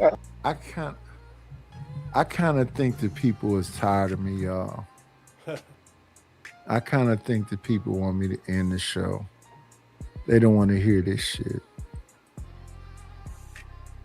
You know, I've been up here for some hours now. And listen, we got some people like Stanley says because he bought Chalk a position of royalty one time, he supported the show, so he's forever something, blah blah blah. Let me take some of these motherfucking wrenches away. Let's do that. Let's do that right there. Cause motherfuckers don't even fuck with me like that. So let me go ahead and take these wrenches away. Let's get Stanley the fuck up out of here. Let me see. You motherfuckers don't even support the channel. Y'all don't want to moderate. Y'all don't want to help. Let me get some of these motherfucking wrenches up out of here. Y'all talk shit to me.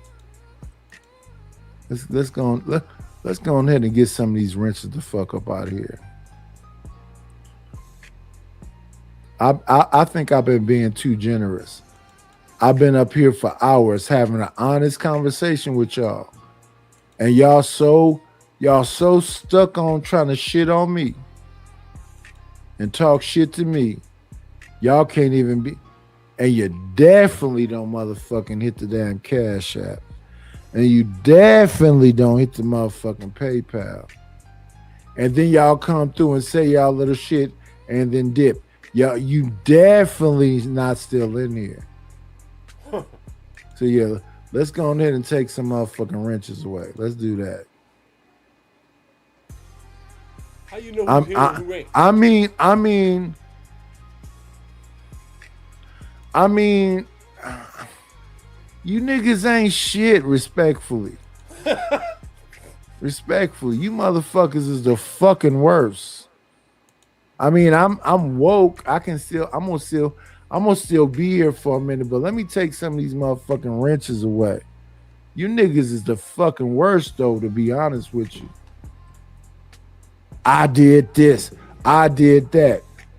I come over to your show and try to add value. And I know if I go anywhere, that's definitely what I'm doing, but y'all don't respect it. Y'all think I'm a peon. So y'all want to, do what the fuck ever. And that shit ain't cool. In the great words of Jesse Jackson, I am somebody. I appreciate it, bro. Okay. We enjoy hearing from you, Marvelous. I'm sorry. Yes, I enjoy hearing from you as well, Marvelous. I was about, yes, you read my mind that time, Diva. Shout out, Marvelous. Yes. Peace, brother. Yes, good to hear All right, from peace and love, guys. Y'all take care, all right? Yeah, you too. All right, stay safe. Let me walk up. And let me say this also. If you unsubscribe from the channel, I don't give a fuck. Please unsubscribe. Why I need a fuck nigga around me in the first place? I'm begging you. If you don't like the shit, hit the dislike button. Y'all evidently don't know me very well. AR, NT, and then Alawan into the show. So we got AR, NT, Alawan. Go ahead. What's up? Good morning. I'm just listening for now. Okay, go ahead, NT. All right. I don't know. You mentioned AR first, so you can go first. He did already. Oh, okay, no, I was just gonna say, because I came in when y'all were talking about the banks, the Asians in the banks, and other demographics in banks. There's just more to it when you go into a bank than whether or not you're just going in for a loan. For the most part, especially that demographic, they understand the system of credit and how to use the banks. So banks, for the most part, compete for their business. If you're talking about the interest rates and predatory lending practices that most of these banks target, I was still talking. Yeah, but we weren't talking about that. We were just talking about them having their own banks to get funding. No, that I agree with. I agree with that. They do have their own banks, but because they have their own banks, they still understand how to use the American system of credit and the global system of credit too, which is why American banks still compete for their business. But that's one of the reasons why. And then, the reason why they do, for the most part, is because most of those Asians refuse to be victims of predatory lending, as a lot of black folks consider it a badge of honor to be a victim of predatory lending by American banks. Goddamn. That's the difference. Okay, if most of them Asians, if they go into that bank and have that consult with that advisor or that broker, and they offer the same interest rates that they offer a lot of black folks when it comes to homes or business loans or anything like that, they would laugh and walk the hell out. Yeah, but Auntie, we don't have a black ecosystem, and we don't practice collectivism. I never heard about Byron Allen hooking up with Jay-Z or hooking up with Robert Smith. They are all individualistic. And then when they do, a lot of times it ain't on the up and up. I was just reading something about Fawn Weaver, the lady who started Uncle Nearest. Well, her and her husband did. And she had gotten a $20 million loan from Jay-Z's venture capital firm. And they're accusing her of fraud now because rather than, send it through the business account and the proper channel, she subverted it to her personal holding company in order to hide it from the bank. And but Brother Nearest, even though she got a loan from a black man, if she still went on the up and up with it, right? You won't try to, if you got the right mindset, and this is why mindset is so important, because we got a lot of different mindsets in the black community. I was listening to Brooklyn St. Michael. He got a channel on YouTube. He reads books, and he's reading one now called Desegregating the Dollar. And it talks about the history of how white companies realized, hey, we need to market to these people. This is a cash cow here. Because, during Reconstruction and after, up until about the 20s, they considered black people like sharecroppers, low-wage workers, but that wasn't the case for everybody, right? So then they start figuring this thing out. But the point is, black people, in many instances, want to go and be in bed and in league with white people. They will choose them even when there's a black alternative. Sheesh. And that's part of the problem, right? You gonna go to the people who's kicking you in the teeth? Damn. Let me read this. Let me read this cash app. Let me read this cash app. Either you can read the super chat. We're gonna pass it to Alawan. All right. So Mott, you said you didn't finish high school. I didn't say it. Go ahead, Diva. All right. Marvelous 0071, $10. Peace and love. God bless. God bless you too, Marvelous. Absolutely. You want to address that, Mott? Did you say you didn't graduate high school? I went to military school. I graduated from there. I wasn't doing well in regular school, so they sent me to military school. Little hard-headed mother effer, huh? Yeah. All right. So you graduated from military school for the people that want to know. Go ahead, Alawan. What was your question? Yeah, I just had a question. PhD, you brought up Yo, earlier Nidus, the property thank you taxes for having me in up, black brother. neighborhoods and stuff like that being so high. Would you be on board with executing school choice as a policy for those neighborhoods? School choice? Yes, ma'am. Is that what you said? Yes, ma'am. School choice for those areas that have really crappy school districts and stuff like that within the black communities, to where the communities can pick which school they would want to go to. So basically, the check would stay with the student. The student then can go whatever school he or she chooses to within a radius. Yeah. Oh, okay. So there have been a couple studies on that have showed that all that really equates to is defunding the public schools and giving rich whites a subsidy for their kids who are already in private schools. Typically, those vouchers or whatever that they give to the kids aren't enough to pay for a year's tuition at a private school, right? The ones I know of are about like $10,000. They're not choosing private school. Which is going to cover. That's going to cover a semester maybe at a lot of those schools. But here's the, she's right about that. But here's the thing, though. They shouldn't have to. So in these communities, if you have predatory lending and you're overcharging people and their property taxes are the highest, the school should be better because of the amount of money they're charging people for taxes. But again, as I said earlier, they're comfortable with using and abusing you. They'll overcharge you to get garbage, trash, the worst, and you'll love it. Icy had a song a long time ago called "Shut Up and Be Happy," and that was about no matter what abuse you're going through, smile and be happy. Yeah, it's a smile and be happy because the critics still get worse. Yeah, I know exactly what you're talking about. I wanted to ask PhD because you mentioned that woman that took she took an investment from Jay-Z. Yeah, with his venture capital firm. Do you know like the stipulations of the venture capital deal? Like if he was supposed to take on some of the debt as well, or if it was just a loan that she got, or if he took some kind of percentage. Like, do you know about this? I'm just curious because when it comes to venture, and I just want to elaborate a little bit. When it comes to the venture capital, it really depends on the type of deal you negotiate right there. So you can get a loan but still stay in debt and end up losing your whole damn business and end up messed up. So I'm just curious. So no, what I read didn't talk about the stipulations of the loan. It did say it was a loan though. But the one thing to note is that they're under receivership, and the receiver has accused her of fraud. Even the judge said, "You are not credible, lady," and I think you're doing something fraudulent. And that's the part about being used and abused. So another good one we could take is the 19 black families that bought something that they was going to call Freedom Town, and why that failed. Because every turn they made, it was always some issue. And that's because we don't collectivize. There is no ecosystem, and we don't support each other. So when they got there, they couldn't even get the plumbing together. They couldn't get electrical together. They didn't understand how to work out the Wi-Fi. So that big story about Freedom Town is over. There's no more Freedom Town. Right, but see, that's all stuff that you find out before you even buy a property like that, right? Is it hooked up to utilities, or does it have wells? Like, there's like surveys and stuff, so you're supposed to know all this stuff before you get into it. So a lot of times, I think we don't do the necessary background research. But at the same time, I don't think we should have to know everything and be perfect in order to have good outcomes. Yeah, I think sometimes we got to stay the course. I want Mike to make sure you understand.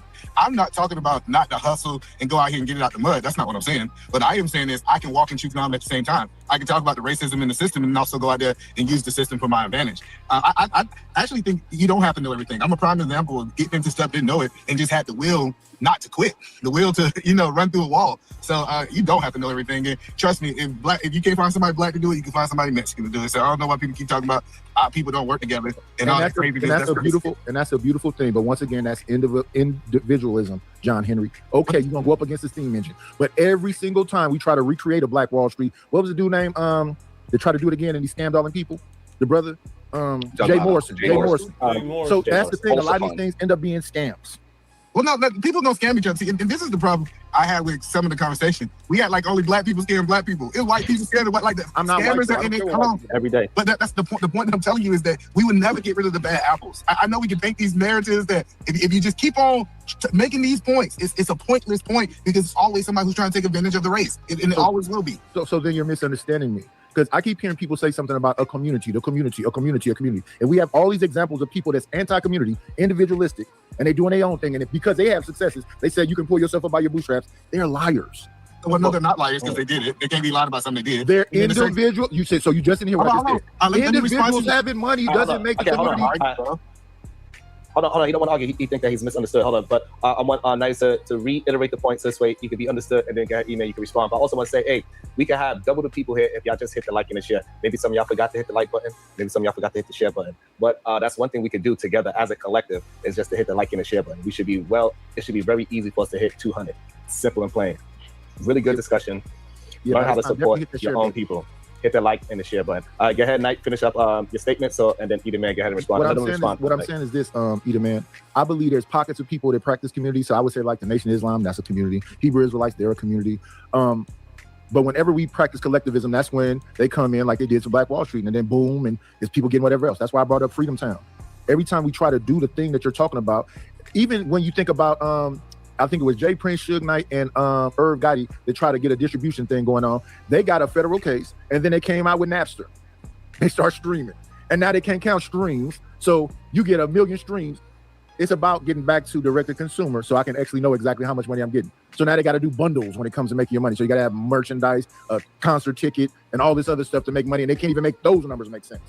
But what you just explained was the evolution of business, right? We can't expect our business. But I talk to a lot of people who say, let's unintegrate. That's kind of what I'm hearing you saying. Let's unintegrate, right? And then we say, well, let me give you an examples of the Black community doing this. And he said, it's small groups. I think the news flash is in every race, it's small groups. Now, with white people, it looks like it's a bigger group because they have a bigger impact, but it's never going to be the whole race. Like, it's never going to be this kumbaya that all the Black Americans are going to get together. We always going to have these small pockets. The question is, how can we edify the small pocket and make the small pocket actually have power? Because if we go to any other race, these small pockets have a whole bunch of power. That's why we think they run things, but the majority of them do not. All right, hold on. Either man, let me jump in there for a second, real quick, because I know he just got another panelist up here. I don't think it's that Blacks, for the most part, are a target. It's that the financially illiterate are always going to be a target of the system because they don't understand the concept of money. It just so happens in America, a large percentage of them people are Black.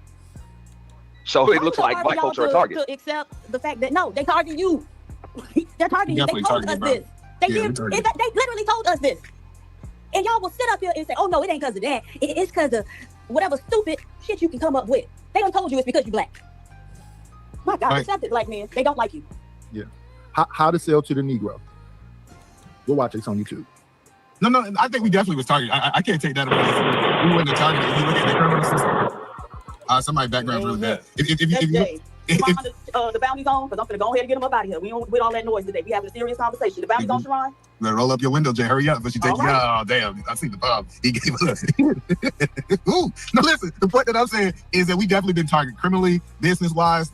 We know the biggest way to create wealth is through real estate. Come on now. We can't act like we haven't been targeted as Black people. That's crazy.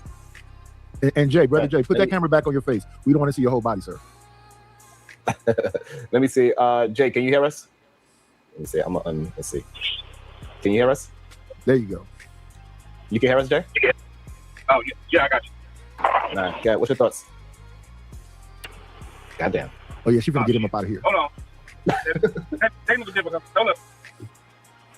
We can hear you. Oh, all right. Hold on. Now, ask the question again, brother. My bad. I was trying to get the notes. Man, go to the next person. They ain't even listen. All right, we're gonna let you catch up to the conversation. Welcome to the show. Yeah, welcome to the show. XL, good day, XL. How you doing? I'm doing good, man. Y'all want to hear back? What's that sound? That's what I said. I'm at work. I ain't gonna say much. I'm listening to what y'all got to say though. Yeah. So, okay. Hello, NT. I got a question for NT.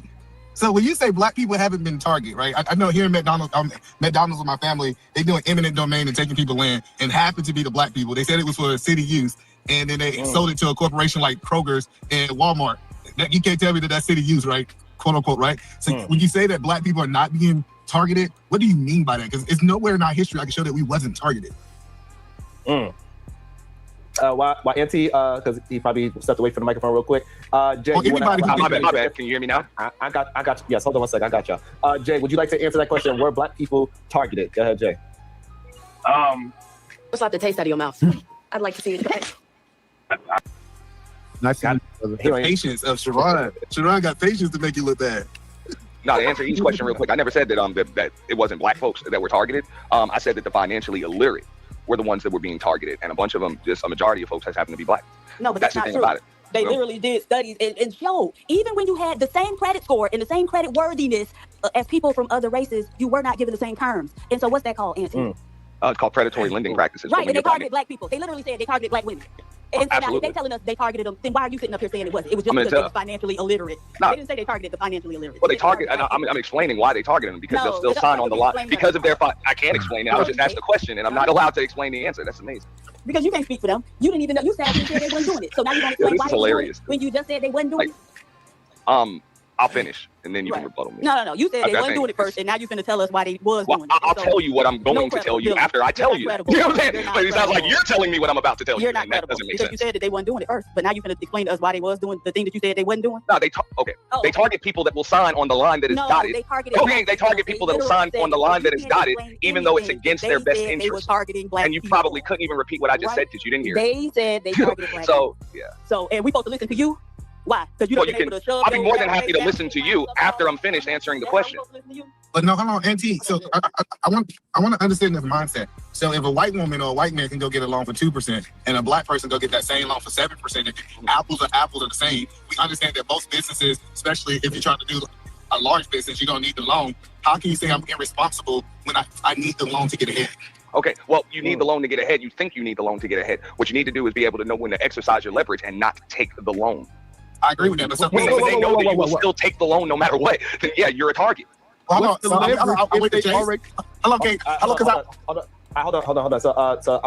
got you, Knight. You be able to jump in, but let NT and Edelman finish up their conversation real quick. They got a couple of more back and forth. Also, let me shout out to the Cash App that says, "I'm here, but I'm not here." LOL. Good day, Sharon. Thank you so much. I really appreciate that. Thank you. So NT, go ahead, Edelman. So, NT, the reason I think your argument is full of crap, brother, is because what if I went to Chase? The Chase told me 7%. I went to Bank of America. Bank of America told me 7%. It wasn't that, and I need the loan to get ahead because we understand that people have leveraged loans in business. Most businesses got loans. Like, we ain't got to go down that rabbit hole. So when you're saying it's going to cost me 5% more because I'm black, like I am being targeted, and it's not because I'm illiterate, but I need the money. So I have to pay what we call a black tax in this lending world because I am black. If you know that your loan is 5% high, like your interest rate is 5% higher just because you're black, would you still who would still take that loan? Yeah, I have no choice. I'm just saying most people wouldn't even take the loan. Most people just don't even know. Like they don't even know. And that's what I mean. They don't know. That goes to financial, with a lack of financial No, literacy. it doesn't, because even when I get loans, I don't know what they're giving a similarly situated white person. They could be doing me in for a couple decimal percentage points. You get what I'm saying? And so you wouldn't know unless you have a comparator there. And that's why in those types of cases, when you report a bank to the government, they look for comparators. Y'all shut up when you don't know what you're talking about. I'm just saying. Also, in this world, you're always before you go, NT, hold on 1 second. Jay in the back, you got a few more minutes. Somebody paid to drop you, so either you got to pay 20 to come back, or you just wait your time. Go ahead, NT. I'm just saying you're always going to be punished for what it is that you do not know. You're never exempt. Like not knowing is never an excuse. So if you don't know, you're going to be a victim of these things. No, but they weren't doing that same thing to financially illiterate white people, and, or Asians. And so, right, again, they told us they targeted us. Black men, y'all really erect a lot of defense mechanisms to try to lie in situations that you're actually in, and it's pretty disturbing. I don't know what happened, but you went from $1,000 internet to $2. It's me? It was me. No, it was me too. I thought it was just me. Nah, I think you forgot to go out. But that's all I'm saying is like the one thing is I don't want to play stupid, and I think sometimes I have this conversation. But you're doing it very well. You're doing it very eloquently. You're very and you're playing ignorant. So you're trying to say that every time we try to collectivize, they don't come through and try to destroy it. You're saying that when banks had that predatory lending, a 2% versus, the difference that make? If I can get the same loan at 2% as a black person, now I have enough money to be able to save and invest and do whatever else. That 5% difference makes a difference. Y'all are up here capping this morning. I don't understand why. And black tax is not what you say it is. Black tax is you make money in the family while everybody else is broken. You feel like I know for a fact. 1 second, sir. Waterhead. Waterhead. I know your head's rolled up. You got that dust kept in that corner. But let me say to you, the black tax is when you are successful and you feel you got to take care of the rest of the family. That's what black tax is. Okay. Yeah. So I guess Knight just wanted to argue with me because he just, I guess, agreed with me. He said a lot of stuff that I said. Yes, I was right. But the point that I'm saying is that I just don't want people to play stupid, like to think that we're equal and that we got the same opportunity in this country as everybody else. Once we can acknowledge that, then we can move to my level. What do we do about it? How do we combat it? But until we acknowledge that, hey, we're not equal, and that if we are going to have a black tax, and we're going to have certain things we got to do over and above, make us look better than others to actually strive, then we can move forward. Listen, I can't listen to a fat dude with a big water head and a dingy V-neck sitting in a dunce cap in the corner talk crazy to me like you're an intellectual. Don't do that, eat a man. Eat a man is crazy too. What do you mean by eat the man? What does that mean? Did you take your medicine today, sir? Hold on. Yes, clearly he did. But so when we talk about our black folks doing the right things, and Jay-Z was brought up earlier, and it seems like something's going on with the uncle. Yeah, the uncle. What's it called? Uncle Nearest. Uncle Nearest. Nearest, yeah, Uncle Nearest. Seems like there's something going on with that. It got to be something going on with Jay-Z getting back on stage with all those people. Like, I think that's kind of weird to me as well. If you are actually a billionaire, why are you still performing? Well, Sharon, Uncle Nearest is the guy who created Jack Daniels. They stole it from him. We know, Nidus. Now, come on. Damn. Well, I don't think, Sharon, you know that? You knew that already? Some history? Yeah. Yeah, I knew that. So, well, he was there. I get on your nerves easily, ex-work wife. Spend 50 and drop me off for the day. So and I just, I don't know. It's just that we have to figure out something where we got to stop just being the face of things. That's what I think about when I think of Jay-Z now, right? That he's just the face of businesses and not actually the owner of businesses. I just can't imagine performing as a billionaire. I can. Yeah, I think that's a bad take because you got to be the face to be the owner. Because now he's a partial owner of a football team, right? He's a partial owner, I think, of a hockey team. Like this idea that football team. I think let me look it up. If I'm not, it's the Jets. It's even a football team. Sharon is right. Hold on. Yeah, he worked for the NFL. He had a job with the NFL to set up the Super Bowl. That's what he got with the NFL, as far as I understand. Yeah, it's a Rock But Nation. the reason why he got the job is because of Colin Kaepernick. So he got y'all to believe that he was somehow pro-black It doesn't when he's matter. pro-business. That man is not pro-black, pro-business. and he did not He ain't turn them pro-black. wigs into that Macy Gray wig he had on the other day. And then bars was trash. Not Macy Gray, but but what I'm saying is that like we need to stop being the face of things and start actually putting the work and start owning some things. It's no excuse for Ray J to be getting paid whatever he got paid to get that knot on his goddamn forehead by somebody that's only 25 years old. A 25-year-old white man, Aiden Ross, is the owner of this whole whatever that event was. Yeah, shout out to That's Small kind of Hat, crazy. yeah. And listen, We got to not start. only is he a small hat, thinking. We got to start thinking collectively different. This is what I've been for the past couple of weeks. I'm saying that us as black men, we got to change the culture, the way how we think as black men. This degenerate thought process needs to be ended immediately. Step one is stop getting your kids out. Well, I'm just saying, Wrong. businesses have had spokesmen and facemen and women for centuries. Like that's not new. So that's a marketing gimmick that businesses have been using since the beginning of business. So what do you expect? They're going to use people's faces and likenesses to sell stuff. So let's stay right there. The new marketing image should stop being tough guy, because you're not all that tough. You're being embarrassed when it comes to toughness, and be the smart guy. Let that be the focus. And all you intellectuals, or supposedly talented 10th, or what they call them, people that's all the fraternities and sororities, they call themselves the D9, I guess. We need our intellectuals to help out our slow people. And it's just too many slow people. Hey, Sherrod, you know what I'm seeing tired of? All these old niggas, they did what they did to tell us what we need to do. Nigga, they had 70 years to accomplish all this stuff they told us to do, and they ain't accomplished nothing, and now they said, this is what y'all need to do. You're a Y'all liar. do that shit. You're a Y'all ain't even do it. waterhead boy that sits in the corner with the dunce cap. You're a liar. At one point, they called Bill Cosby the father of America. He And what owned happened when nothing. 1 second, sir. Let me finish, and I'll let you go ahead and try to get back, because you ain't got no chance, fat boy. And I'm a fat boy. Call me a fat boy. This is the thing right here. When he was the father of America, that was the peak of black men going to college. HBCUs got all of the love. We was walking around with kente cloth and African this, and we so pro-black and blah, blah, blah. But since they call him Bill Cosby, and that's how easy it is to take us away from being collectivized, that's what they do to us. You hate yourself. But What also, he said, hey, hold on. He literally said all that and said we accomplished absolutely nothing. He said that he was the face. He's bragging. Hold on. He's criticizing Jay-Z for being the face by edifying Bill Cosby for being the face. But hold on, Like, I think I got wait a second. I've actually got a rebuttal for Nidish's argument, because he mentioned about Black Wall Street being burnt down. When Bill Cosby was America's dad, unquote, and he was allegedly about to buy Viacom, then his son ended up found murked. Mm-hmm.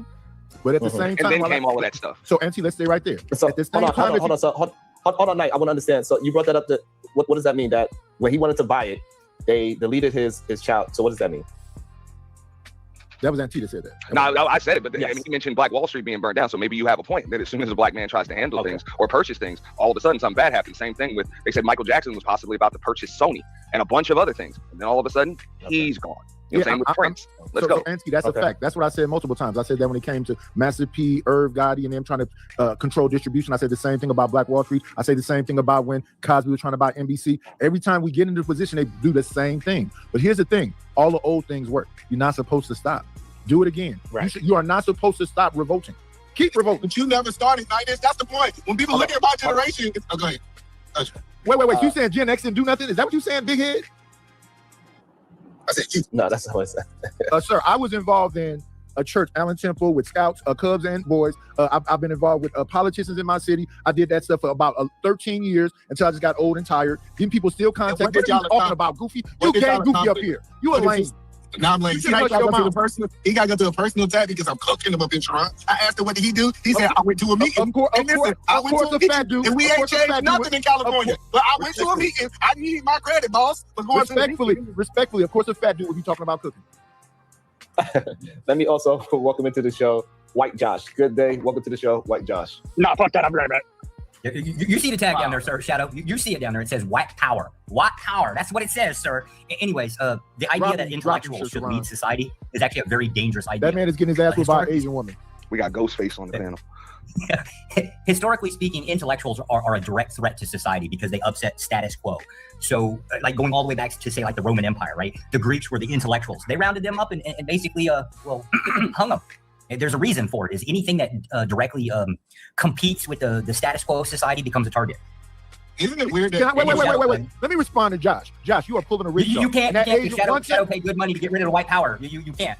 You can respond to me later. Tron, Josh, is that for? Hey, Josh, is that for Josh? You know damn well is it that for is. Josh? I just put a bullet. I just got a bullet in the chamber right now.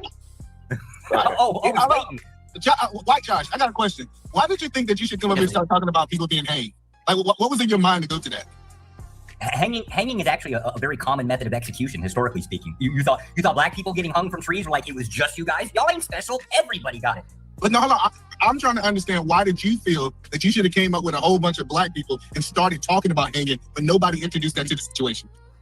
Because the idea, Nidus basically prescribed the idea that intellectuals should stand up and basically educate the whatever you want to call the lower educated, right? And I consider the premise to be like a way of basically eradicating your intellectuals. If you consider intellectuals to be a resource in society, doing that thing, basically having them promote and go against the status quo in society, would directly paint them as a target. This has historically been true not only for the United States, but for every empire you can think of, going all the way back to the Roman Empire. My next question is, you said, well, Edelman, hold on. Let me say my name. Let me respond. You're right, bro. Go ahead. Okay, so here's the thing. There's a such thing called crabs in a bucket. I have a picture on the side of my left side. It's a brother lifting another brother up out of chaos and confusion and destruction. So if you're an intellectual and you know some kind of way, if you really are into the black thing, why wouldn't you help your brother up? Well, see, now I would lay claim that for I'd like to see it. We got to be mindful of white people talking about we ain't special, but you make a special appearance to people around us. And in the words they choose, he could have articulated his point a lot, but he didn't have to use hanging. So, like, you gotta watch these white dudes, bro. Shadow. Thank you, brother. Thank you. Believe it or not, either man, I think that's actually a big problem, is watching them when you really should just be ignoring them. And I don't care what type of sense that they talking. What is his purpose of even wanting to enter into this conversation with black folks about black issues? You know? Exactly. You said ignore the white people? Yeah. Okay. Yeah, I don't care how much sense he's making. Just the fact that he's even coming up here thinking he has a right to make sense in a conversation full of black folks about black issues just shows a lot of nerve. It shows a lot of nerve, and that disrespect shouldn't be tolerated. No, you saying in the YouTube aspect, like ignore them, don't let them speak on your platform. I thought you meant like ignore the white man. I was like, that's not realistic. When it comes to a conversation like the one we're having, he has I got you. Yeah, he just has no place. But the thing is this though. Let's give some respect to Sharon. Sharon said everybody should have the opportunity to speak, but that's why the bounties are up. So come up here and say some weird stuff, and then you can suffer the consequences of opening your mouth in the wrong place. So that's why I said to Shadow, thank you for getting us up out of here. But did you really hear what he said? He came up and told you he's gonna kill your intellectuals. No. He believes in because he said it to me multiple times. Might is right. So it's not about the intellectuals, it's about getting everybody up out the way. So here's the thing that they talk about. He told you wait, let me finish, big head. The thing they have told us is that they believe in manifest destiny. So if they see it, it belongs to them. God ordained it. That's great. Listen, your woman. Well, 1 second, brother. Your woman, your house. The Native Americans. The Native Americans was annihilated and put on reservations because they believe that land belonged to them. Thank God. Let either man get a chance. Let either man get a chance to respond. Yeah. This is what I'm saying. Nidus was telling us, hey, keep fighting the fight. I'm too old to fight now, so keep fighting the fight. Go out there. And then he had in real time a white man say, hey, this is what's going on in history, and we gonna do it again. That's literally what the white man told you. Hey, this is if your intellectuals stand up, and he said it in a bypassing way. I give you that. But he said if your intellectuals stand up, we want to deal with them. So then we start asking questions. Do we do the way that Nidus said and Sharon said it doesn't work? Or do we take more of a segregated approach that Mutt said? I'm not saying either one of those ways are right or wrong, but it sounds like, to keep doing the same thing, getting the same result. Don't make sense to me. Yeah, that's insanity, but that's not what I said. What I said was that if we practice collectivism, you wouldn't let the intellectuals be separated from our military side. So the military side really ain't so militant. They tough with us. A black man will definitely knock a black man off. But when you go up against this opposing enemy that's coming through to take away Freedom Village, that'll take away Seneca Village, that'll take away Rosewood, that'll take away Tulsa. So it's the same thing, same fight, and just fighting. You got a bunch of people. You have a what? How do we attack the boogeyman? Because it's not a person. How you telling this story is like it's a man, and once we take out the man, it's over. It is a whole system. So I'm asking you the question: how do we actually attack this boogeyman that you're talking about? Hold on. Do you think David gave us that answer. Do you think voting for Trump supported the system more than not voting for Trump? Hey, Sean, that's to you either, man. Say it again. I'm sorry. Do you think voting for Trump and supporting people like him is supporting the system that you are supposedly against? I'm not against the system. AR, can I respond to your question? Can I respond to it? Okay, I think that when them dudes do that, they're being submissive. They're cucks. That's funny. No. We have two different arguments. I think Sharon and Nidus is making the argument to be revolutionists, to revelize, and whatever those words is. I got to mess up something. It's been an hour. And they said, fight. Go out there and fight. Lose your life like Martin Luther King. Lose your life just like Malcolm X. Just keep fighting, because if you keep fighting against the system, eventually you're going to win.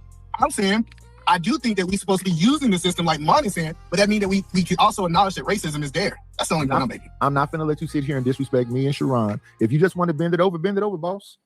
So, Knight, you telling everybody else to fight while you sit in that chair? I'm not telling nobody to fight. I didn't say that at all. But I'll tell you this, Monty, if I was in front of your face and I feel some kind of way, I'm going to take that. I'm positive you can whip me because you're younger, but I'm definitely going to hit you in your jaw.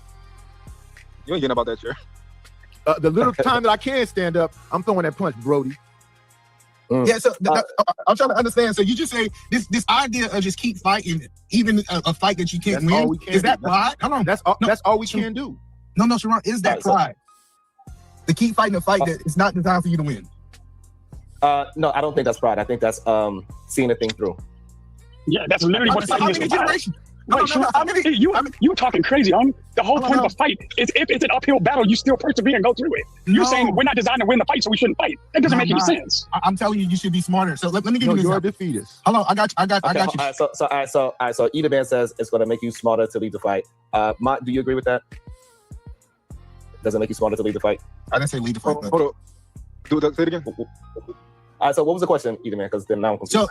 So this is what I was saying. I was stating, why keep fighting a fight the same way that it's designed for us to lose? I'm not saying we should lead the fight. I think we should get a new strategy and understand how to fight. Because if Mutt go in a situation, I know Big Bad Mutt go in a situation, you fight 30 people, it doesn't make sense for him to say, I'm just going to go fight this fight if it's an impossible fight to win. He need to find a strategy to be able to, maybe he need to bring 25 people to be able to have a strategy that's actually a winning outcome. Does that make sense, Sharon? Okay. I don't know if it makes sense yet. Yeah. Also, AR, do you want to jump in on this part of the conversation as well? Because I know you said. Just like the taste out of your mouth. I'd like to see it. Go ahead, Mott. Mott then Knight. You know, I'm with I mean, Eda Man is just saying what he said. Like, I've been acknowledged racism, but I said, get the fuck up and do something. Like, get some money. I think using the system to your advantage is how anything is going to happen. Use the system, play the game, and then eventually, if not you, your kids, your grandkids, your great, like eventually somebody is going to be able to make a move, and they're going to have the grounds to make a move. So that's my perspective. Go ahead, Knight. Literally, the only way you can win a fight is by fighting. You can't win a fight, you don't fight now. Yeah, then you're being if you're not even fighting, you're just being submissive. But also, my thing is this: I like win a fight that you fight with no strategy. So here's my thing. I always talk about this. I know it may be annoying. It's a TV show called Yellowstone. It has a prequel called 1923. It has a pre-prequel called 1883. In that story right there, and when we're talking about this fight that we're having, it doesn't matter what you do, Eda Man. They're going to keep knocking you down because they look at you as a submissive. They don't look at you as a man, period. So when they try to say in 2026, you're not 3/4 of a human being, that's a lie. They just tell you that they look at you as an equal. No matter how smart you are, no matter what strategy you have, no matter what you do, they're going to keep knocking you down. But that doesn't mean you stop fighting. So that's the conversation. It means you change the way you fight. It means you fight with a different strategy. Like, I agree with you. What does it have to do with Yellowstone? Like, the thing is that they're saying that if you fight as an analogy about fighting. No. See, what I'm saying is, say as a black man, if I show up in the courtroom, I understand if I show up by myself, I'm at disadvantage. I'm saying the new strategy is I'm gonna make enough money where I can hire a Jewish lawyer who have connections in that courtroom, so that I. Go ahead, bro. Call him a small head. But the problem is, hold on. All right, so the problem is that plan hasn't worked neither. None of them have. When you go and hire that person, they still working behind your back to put you under the bus because they went to school together. He know the judge, he know the lawyer. So even though you got yourself up to a point where you can hire them and they can work for you, they still not going past the bro code or the race code, and that's something that we need to, I guess, adopt. Possibly, I'm not sure. And however, Sharon, I don't want that strategy of hiring them as lawyers, that strategy of going to them as doctors, that strategy of things that they do is better than our own has not worked. So you said the strategy. What you would want. The best method is actually to have a black judge with a black courtroom and a black lawyer who went to college with that black judge who understands what happened in that case and looks at it unbiasedly. How do you see that? But also, I'm telling you right now, Eda Man. Look at what's going on in the round with the judges. Stop it. Like this. Go ahead, bro. No, I was just gonna switch it for a second. Like when Mott was talking about like strategy and things like that, I was talking about the predatory lending practices. For example, when the housing market crashed, a bunch of people got foreclosed on. People used balloon mortgages and reverse mortgages, but mainly balloon mortgages as a tool. You know what I'm saying, to target, you know what I'm saying, black folks. Now, there are a lot of people that won with balloon mortgages. Those were the people that were flipping, not just living in those places. Do you agree? Sure. Yes, I agree with that. So that's what I'm talking about when it comes to strategy. You can say that, yeah, I was the target. I got hit with a balloon, or you didn't understand, whatever, but you didn't use it for its intended purpose. You could have won the game, but you would have had to flip. And the interest rates wouldn't have been that big. It wouldn't even have been an issue. No, let me help you understand this, right? Wait. Let me address what he said. That's just one example. Cool. Yeah. Explain why you agree with the balloon stuff. No, I agree with what he's saying, that people can leverage balloon-type mortgages to be able to leverage, being able to do rehabs, to be able to make more money into money. But what Auntie's not acknowledging, with a balloon mortgage, they would say, hey, these black lenders, let's call their loan due. Well, they have to be able to do it. And let's give these white lenders 6 more months. I'm very familiar to give them more time to pay it. So even if I'm playing the strategy exactly the way that you do, a balloon mortgage should be called due at any time. And that's a fact. So this idea that racism still doesn't matter, I just got to know the strategy and I got to know the system. I'm trying to explain to you, Auntie, is still deep in the system. If I was to say that it doesn't matter, it's just being dishonest. Oh, okay. So I'm not going to say that it doesn't matter. It's definitely a factor. I'm not going to disagree with you when you say that, of course, it matters and it's a factor, but I still do think there's a way to get around it and use the system to your advantage. That's when strategy comes into play. Yeah, that's the whole point of the super ninja. That's the point I keep saying. Yes, the super ninja is going to go around it. He's going to find it. People like Mutt, he's going to say, I'm going to figure it out. Who that is? Who that in the back we finna pull up? Let me see. What's up, Nightish? Good morning, sir. How you doing this good morning? I've been good. It's good to hear from you, brother. What's going on? Yeah, it's just everything, I was just like, I've been debating up the storm. Well, you been on you on everything, huh? What you on TikTok now, mainly now, because it's TikTok like YouTube now, but it's a little different. Only difference is it's more women content creators than there is men. Oh, so you gotta love that. That's where you want to be around all the ladies. It's independent. No, actually, I like male content creators better, but I'm starting to get along with the women better because the men are more delusional. Wow. That's all. We over here doing the regular, trying to have conversation with the people talking about the same old Ruthless. You know how we do it. Was that talking about the Carmelo Anthony case? Yeah. Let me see. We just started talking about that. It's Carmelo Anthony. What's the 14-year-old who got shot by the Asian dude? We talking about both of them cases. Charles. Yes, yeah. We talking about both of them. Let me see. Let's go. We'll move forward though. Now, but I'm telling you, the average black man don't have a chance that we say, yeah, can he make $60,000, $70,000? Can he put himself in a situation where he has the ability to take care of his family? Yes, but actually taking advantage to advancing to the level we're talking about, he really don't have a chance unless he have a superpower. So that's the point. And That's I don't want to deviate from that. So that's the systemic racism right there. Because if the other person got 6 months, I get a balloon payment I got to pay right now, and I did do a flip, and it is what they're saying is that I want $30,000 right now. If that house don't sell right now, then I'm gonna lose a house. But the other guy gets 6 months to sell a house. So, that's systemic racism. That's the point. But at the same time, that means your strategy has to change. And you need to have the house sold before you even close on it your damn self. Already have your buyer, all of that stuff in line. That's not realistic, brother. People do it all the time, bro. So that's my point, Auntie. They want you to be a magic nigga, or what Edelman said. Not just a little smarter than your average. No. What they want you to be is John Henry. They want you to go up against the steam engine and survive when you get out. But John Henry died going up against the steam machine. And when you say these things that I said earlier, and somehow either man and me are having some differentiation, it's confusing to me. No, the plan is set up for you to fail. But on that same note, even if you fail, the people behind you, the people who watched John Henry win, still turned around and won behind him. That steam engine still ended up failing because they were inspired by the strength of John Henry. And then they like I changed said, the y'all rules. saying to stop fighting. Change the rules. Fight the rules then. No, listen. I'm telling you. Wait. They changed the rules. As soon as they figured out that John They're Henry not failed. going to change the rules, because if they keep the rules the same, they win. And I agree with what Shadow is saying. You don't stop fighting. No, listen, I want y'all to understand what I'm saying. They changed the rules in real time. They say, hey, Sharon, you need a 580 credit score, right? And then guess what? As soon as they get a 580 score, they said, by the way, the rules changed. You need 630. You get a 630. They say, hey, by the way, Sharon, the rules changed again. You need a 750. I'm telling you, like this idea, racism was never removed from it. They just disguised it better.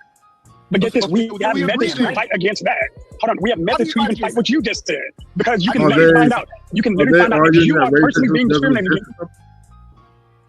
They just argue. If you ask me,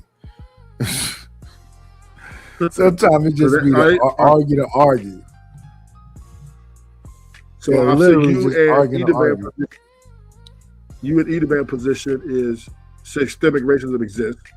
Shadow and other guys are saying, all you gotta do is just fight hard, and you can make your own outcome. Okay, so if we go along with that, let's go along with that premise. Do you believe that's the situation, or is it that it's all set up for you to lose? 1 second, we got a new guest in the building. Let me see. Let's hit him with this. Come on in. Play, it's always a treat when players leave.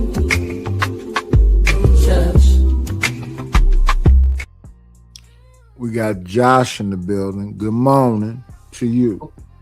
Well, good evening. Well, I guess it's like 1 o'clock in the morning for me. See What's where up? I'm at. It's 11:20 a.m. All right, it's 1:20 a.m., but it's on Sunday morning for me. Well, how you doing, Knight? I'm blessed and highly favored. Good. What's up, Ruthless? How you been? Damn, I was shocked to see you. Well, I mean, why are you shocked? You know, if there's going to be a race conversation, you know I'm coming running. Damn, but it's been a cool minute Coming though. running is a wild combination of words. Well, I'm white, right? Like, we don't have pause. We don't have to pause. Yeah, because they get away with it. Yeah, we got it, pretty much, exactly. If you're black, well, you better say pause, or you gay. Yep. Well, that's how it goes. Damn. So I think racism. I think racism does exist. It will always exist. It would never go away. And I mean, that's just the reality. I mean, Can you elaborate a little bit more about what racism is? Just give me a little bit more details. Describe it for me. I mean, for me, it's when you put your race above another race, and you use that as a determining factor on how you're going to deal with the other race, right? So if you have, it just put your race superior to the other race, and that your race is better no matter what, and they deserve whatever they got, even though the other race might be more qualified, but it doesn't matter. When you say the word put, right, you mean like by action of doing something, whether it's building a system. Right. Okay, yeah, then we wholeheartedly agree. Yeah. So I don't think I came up here to represent the white man's superior system. Yeah. I don't think it's as big as it used to be back in the 60s, though, by no stretch of the imagination. But there are some people, I think they're a minority now, that still hold on to those things, Oh, you don't? By what? Okay. I don't know how to measure like 60-40. I guess I can let that one slide. I mean, it's not accurate, but I'm saying I think it's 60% whites they're not racist. They're just like business as usual. And there's 40% still pushing like. Oh no, I guess I was going to go the other way. It's impossible to avoid it. Every system that you every system that you come across, it's unavoidable. Like it can't be anything other than the case. Could be anything from buying a home to job applications. Yeah, if you put Quantavious Davis on that shit, you might have a little problem. Yeah, I can't. If your name is John Phillips, it'd be a little bit easier for you. Yeah, I can't. But that's just the nature of the beast. Go ahead. That's just the nature of life, though. Okay. I would agree that if we were all just basically around a campfire, right, and we were all equally putting ourselves into the system, except for we're not in that, right? We basically all are around the campfire, right? but only one system is operating, and anybody else, we tell the system doesn't exist out there, right? Like we basically say, oh, we're in an equal opportunity world, when that's actually kind of deceptive. Yeah. Do you agree or disagree with that? I agree with that. Oh, okay. Well, then I guess we wholeheartedly agree. Yeah. Yeah, it just ain't fair. Life just won't be fair for a lot of people, and that's just the way it is, right? It's just the same argument with the women and the men, right? It treads so deeply, right? Every double standards will apply, and it's just what nobody can avoid, right? We are biased. We have people hate people, and a lot of it's due to their disdain against that person's whatever. I mean, it's just a human factor. That's all, human factor.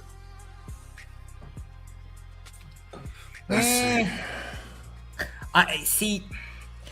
There's only, I guess, the problem of like over summarizing it to its human factor, right? Like if we were all in China and we were all a homogeny, right? I might tend to agree with that, but that's not what at least with the United States is. We're a mixture of cultures, right?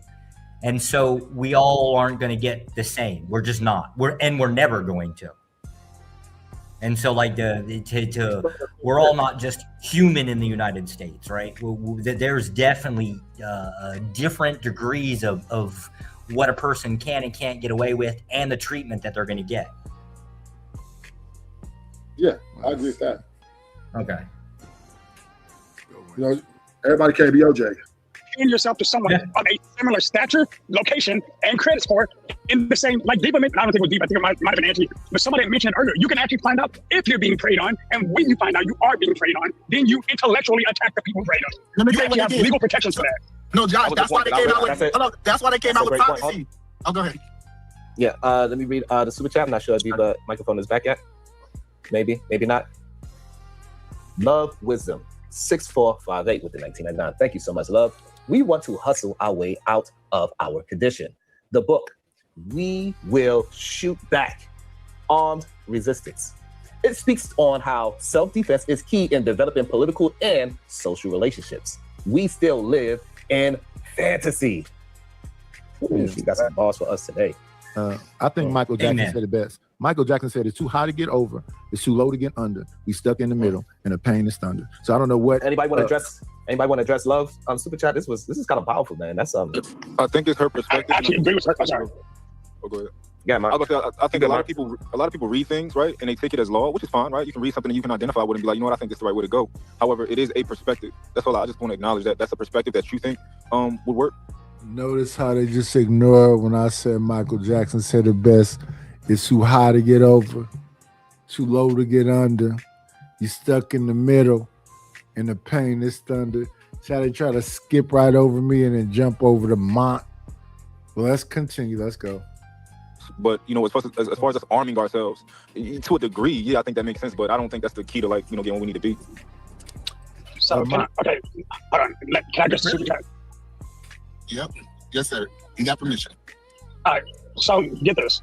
I agree with her in regarding to self-defense, but self-defense isn't only limited to physical self-defense. You can intellectually be able to defend yourself against being preyed on. You can realistically financially protect yourself. Again, I think it was Mon who said it earlier. People who are making irresponsible financial decisions, who are going out clubbing every weekend, spending whatever money they do have in their check that they could use to be able to expand what they're doing. Instead, they're not being defensive ahead of time to protect themselves, to be able to grow. You have to be ready to protect yourself and then prepare to be protected when it comes to it. But if you don't know how to protect yourself, you're not going to. So how do you intellectually protect yourself, Shadow? Live below your means. No, not only live below, learn what you're trying to grow in. Hey, I feel like I have the ability to be able to do this. So then take the time to learn how to do it. That doesn't mean you have to go to school. Hey, you can literally learn from someone else. I need to be able to earn $40 more this week. So I'm gonna start mowing lawns. Do something to be able to grow past the limitation you're setting on yourself. No, I'm trying to understand. Eat a man. Hold on, wait. Let me Shadow have this back and forth. So I'm trying to understand, what in your life do you think the white man can't take from you, Shadow? My ability to fight and keep going. Because to this day, I've yet to be stopped. When I got knocked back, I put my boots back on, I tied them up, and I said, I'm not done, and I kept fighting forward. No, but I want you to realize that that's not even tangible. I mean, he can take everything away from you, but your ability to fight. He can put you in the hole. You can't fight in the hole. Who you gonna fight? If you was in the hole, who you was fighting? I waited till I got out, and then I fought again. Listen, No. Wait, a temporary cripple isn't a permanent disability. What it is, it's a temporary. What a lot of people hit the ground and then they hit rock bottom and say they can't go. I don't want to get back up. But when you're at rock bottom, you can't go any lower. That's why it's called rock bottom. So guess what? There's only one direction to go, and it's up. Wait, Shadow, say it again. Say the same thing one more again. That was a bar. He can't. Yes, I can't, bro. My whole life has been as a fighter. That's the one thing I know. Even when you lose, you can train to get better. You can do something to get better. You can grow past your lower limits, break whatever limit you think you have, and exceed. Stop, find out what's inhibiting you, and take a step further, even if it's something small. Hell, if I made $10 more, then don't matter though. It don't matter though. So how does this correlate to self-defense? Come on in. Playing, it's always a treat when players leave.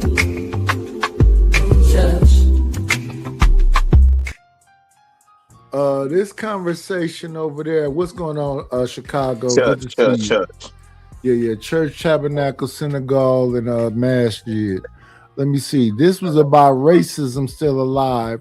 The verdict not guilty. Wild out.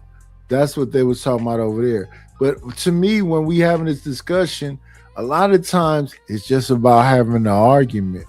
They don't really want a solution. They want to have the argument. They want the argument to keep going. So when it come down to I think his name is Child verdict. When it comes down to the Carmelo thing, Carmelo, I think he need to do some time because he did stab that young man. I don't think he should just be able to walk away. If we just being fair, that's in the interpretation of the law, though. That's if self-defense, it should be able to walk away. Do you think it was self-defense when the two brothers is giants? The Metcalf brothers are two giants. He arguing with one, and then the other one he end up stabbing. I mean, one feel threatened. He has a right to defend himself. They were too close. They were in his proximity of space. Violated space. But this was a reoccurring thing. That's why he had the weapon in his bag, because he was anticipating getting into it, and then he said, what he said to the dude. He said, did he say fuck around and find out? What did he say, Chicago? I forget what he said. He said some crazy shit, and then he stabbed that young man. Yeah, but see, when we get to Tim, what he's getting charged with, you have to know the mindset, right? Did he intendly go there and that's the thing. People? I hate that. It got to be about the mindset. But yeah, he got to sit down for a second. I don't think you can just let him walk away. You got to. I said it tomorrow. Well, I have an absolute problem with a 17-year-old kid probably going to end up getting 25 years in prison for it. Yeah, I don't think he deserved 25. I think he need to sit down for at least 5, though. Yeah, that's where I kind of it's the sentencing guidelines. I don't think is right, because regardless of how we look at it, right? I'm still saying he's a kid. We don't treat adults that way, or we treat adults with those guidelines, right? I don't see treating kids that same way. Because I don't want to come across as like this is just a bad kid, a thug. They just wanted to stab him, a white boy. I don't want to make it seem like that. I think it was a so-called good kid that just was fed up, and this is what he did. But he still has to have consequences because he took that young man's life. So maybe 5 to 10 years, but don't completely fuck his life up and give him. But the interpretation of the interpretation of the law, right, is where I'm at, right? The law says if you can defend yourself, you have a right to defend yourself. And that's granted, right? He's a young adult. And somebody's threatening him, basically multiple people. The law says you can defend yourself, you should walk away. Now, they're trying to say he premeditated. Now, that to me is a reach. And just, I think, people with political power I think he did premeditate the thing, but I still think he deserved. But we're talking about, but he didn't premeditate it delete, right? That's what they're charging him with, right? Premeditated delete. I don't think he premeditated deletion, but I think that's he what I'm saying. premeditated, you know, Yeah, but the possibility of Self-defense. running into this shit. to be fair, Like self-defense. Texas is, no. Texas is a little bit different, right? They start at okay, so they go through the court process, right? They get hit with first degree, right? As the facts come out in the case, right, it can automatically get pulled down to like second degree or something like that, right? But really, the only difference is the tier system. It's the way they go about it, right? But that usually goes a different route because of like the whole concept of we're gonna take it to trial, right? That's where the kid kind of gets railroaded by sentencing, which is that's again where I, go at it, right? The idea of the law, though, let me push back on that one too. If it's the case as to what's defined in law, right? I don't think that's a right stance to hold simply because we can make anything legal or illegal, like say slavery, that was legal at one time, right? We don't ever want to hold that stance as to what the law is because you always want it to adapt to what you want in a society. So we're not in France. Who the fuck is the we? Well, we as in, I guess I'm saying society, right? I think society is a piece of shit and they would love to have slavery back. Well, okay, right, and that would be okay. Yeah. I would say it would be an easier economic concept, right? But if we're all getting together, right, and we're saying what we want to see happen with somebody, are any of us going to say, "Hey, whatever we agree to, we're going to have to fucking accept it," and that's all there is to it, whether we like it or not? They kind of want to say that, yeah.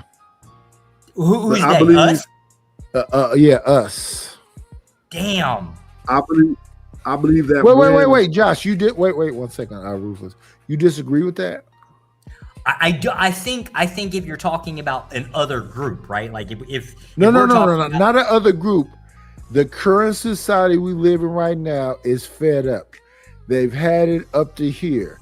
They want consequences. And I got a problem with that too, right? Because we're now moved into the point where we're using children to set a standard. When have they ever valued the idea of children? So I always bring up that damn book by Tom Curry about the man not. George Stanley was 14. They charged him as an adult, and they put him in the fucking electric chair.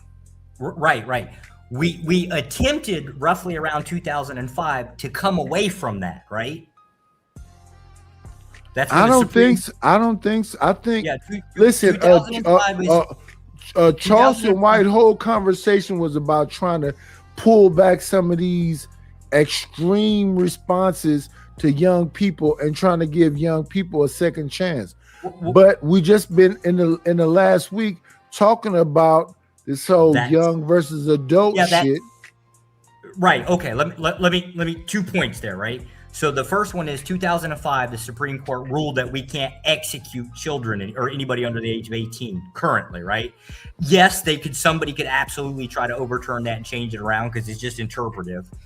But now the second part is when society is talking about consequences, right? We want people to pay, or we want accountability for all people, right? Except for children. But Josh, they're going so far as to say that you should penalize the parents and lock them the fuck up. See, now that's the part I would go on is forget the kid, right? Let him have at it, but let the parents fall on the consequences. That I would feel more comfortable with. I don't feel comfortable with going My at children. kids like come that. from a 2-parent home. We love them to the ultimate whatever, but at the same time, they still are able to make their own decisions, and for sure don't fucking lock me up because they decide to do some goofy shit. Right, and that's Well, what again, they this doing is in all- Chicago is they pushing. My bad, Josh. What's up with you, fam? No, you go, Rilla. You go. for it. Just really quick, what they doing in Chicago is they're promoting a bill that's gonna hold parents accountable for these teen takeovers, man. And I ain't mad at it. Give me a little bit more details. Give me an example. Yeah, so the teen takeovers that's been taking place, and it's not just Chicago, it's Detroit, Atlanta, so on and so forth. And I get it. I remember when I was that age, and whatever, right? But these kids are in residential areas, tearing property up, man. Them jokers was in Hyde Park dancing on people's cars. Right now at night, is remember when we was coming up, it's 10 o'clock. Do you know where your kids are? We call it a sideshow out here. And they stumping on the top of your roof, hyphy dancing. So yeah, I understand what you're saying. And I think them young motherfuckers need to go ahead and sit down for a minute. So a person, listen, even though a lot of people don't like what Rudolph Giuliani and them did, they changed New York from being dystopia to being Disneyland. Shout out to Giuliani. Respectfully, they need a new crime bill. Respectfully, these young motherfuckers need to sit on their pockets for a minute. I don't even think that's going. You can't just do what you want to do. Agreed. And it's not your mom and daddy fault because you such a rotten motherfucker. It's your fault. Yeah, I agree in this case, right? But it's I think there's a little bit more to it, right? Mm-hmm. Back in the 90s, right? Like I guess that was like Rodney King, right? We had some 92. of the same. We had some of the same stuff as we did, right? But now what was a young girl that got shot up in the the Vietnamese store, and they was on top of the fucking roof shooting at people? Oh yeah, the rooftop Koreans. Yeah, I remember the story. Yeah, what's the fuck? I don't remember her name. Yeah, they got two congressional bills out of that. Exactly. Right, there was a lot of stuff going on, right? Like the race stuff was still going on, right? But the difference is, at least from then to now, is we mostly didn't utilize children as this whole lynch mob of trying to go after society for it, right? We kind of leave the kids out of it. Yeah, they fuck up here and there, and we'll deal with it. Right? But that was during the time where they was talking about urban terrorism. Right. Well, that 94 crime bill, Josh, with all due respect, that 94 crime bill was directly aimed at teens, right? Because that's, when we get to talking about gangs and, who was leading these gangs, you have 15-year-olds leading 12-year-olds, 18-year-olds, Right. So that was the super predators. That was, the youth. That's That's Hillary Clinton's statement. And they also said that we wasn't supposed to make it past 18. That's what Gen X whole conversation. Right. These super predators, these what they said, they said an urban terrorist. They had all kind of crazy ass names for us. Let me see if I can nail my point down a little bit, right? The difference being is we didn't have any problems going after adults for our differences, right? Culturally, whatever it is, right? But now we're putting kids on social media and basically doing the lynch mob thing, at least socially. I think we've kind of gone a little too far. I guess that's where my point is, right? I don't really want kids being used for whatever political agenda that we've got. That's further than super predator.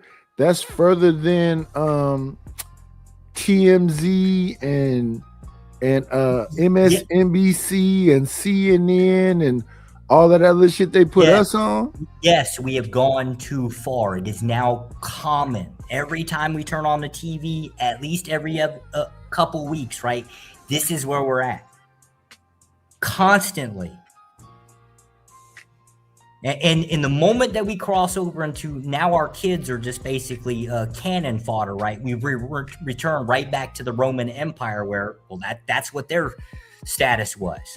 But see, I disagree because, so if we go back to like the 1920s, when the mom would leave and the dad would leave and these kids was in the street, that's what that whole movie, what's that movie with De Niro, James, what's that movie name?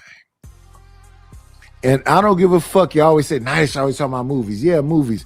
It was James Spade, De Niro. What the fuck was the name of that damn movie? He was Noodles. He ended up getting locked up forever, and James Spade ended up taking his life. I don't know the film. Damn, what's the name of that fucking movie? Yeah, it wasn't how the West was won. Give me the second. I can't think of it either. Yeah. You know what I'm saying? Where it was noodles, there was gangsters in the 20s, there was kids that was abandoned. And they grew up being gangsters. And James Spade took De Niro's life from me. And De Niro died up in a motherfucking opium factory taking opium. What's the fuck is the name of that shit? Once Upon a Time in the West. I think that's the name of it. Once Upon a Time. Somebody put it in the chat. Here, let me just make sure I get my point here, like where it doesn't get misconstrued. I'm not talking about the kid being guilty or innocent or letting him off scot-free. Obviously, he's going to get punished. No, what I'm saying is that a lot of adult people don't really give a shit about their kids, and they abandon the kids, and the kids have to figure out a way to survive. Right. And so, do you blame the kids for the parents' bad behavior? Yeah, that's exactly what they do. Yes. Okay. So ahead, then that's where you're at, the concept of don't punish the kids. I'm not talking about what society, I'm talking about us within the conversation. Are we really willing to say, you know what, the kids can make their bad choices, or the matter of fact, I think the name of that movie is called Once Upon a Time in America. That might be it. Oh, I think I remember that film. It sure sounds, the name sounds familiar. But Josh, in 2026, with all that Gen X knows, and I don't want you to lose your point, I just wanted to propose something. Do you think there are a majority of parents that are abandoning their kids? Yeah. No, not by. I don't think so. Not even by a long shot. No. Right. I believe they are. Yeah, I don't think so. And even though they may be there, a lot of them are kind of like latchkey kids. Now that might, if you frame it in a way where you like somebody from a previous generation, let's just say, I'm not calling. No, I'm talking about this generation. Listen, when gas is $7 a gallon. I don't mean that. Here, let me say it this way. Somebody from your generation, Knight, passing judgment on to like parenting another, I can understand why you would say kids ought to have been raised a different way. I don't know what the difference is, with the it. Difference is this. When I was younger, a grandmother was a respectable person that everybody wanted to help carry her bags. Right. In current time, these grandmamas twerk more than the fucking young girls. Yeah. Let's say 70 years ago we they out in the streets. 70 years ago we agreed that parenting was different. I don't know what that was 70 years ago, right? Just like I wouldn't know how to compare it, right? But if I tend to agree with you that you can right now look online and see some women in their 40s and 50s showing their new BBL off. And this is why gonna have a difficult time having that conversation across the board with different generations, right? We know something was different, right? But you get down to the point of it is yes, we agree some type of culpability has to be pushed off onto the parents, right? I don't want this kid getting 25 years. The difference is this. When I was a teen, I'm a Gen Xer, morality was a thing and it was obvious.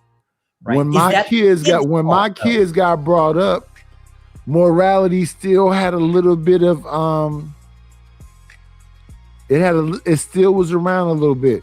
Yeah. Morality is out of the window now. It's not that no more.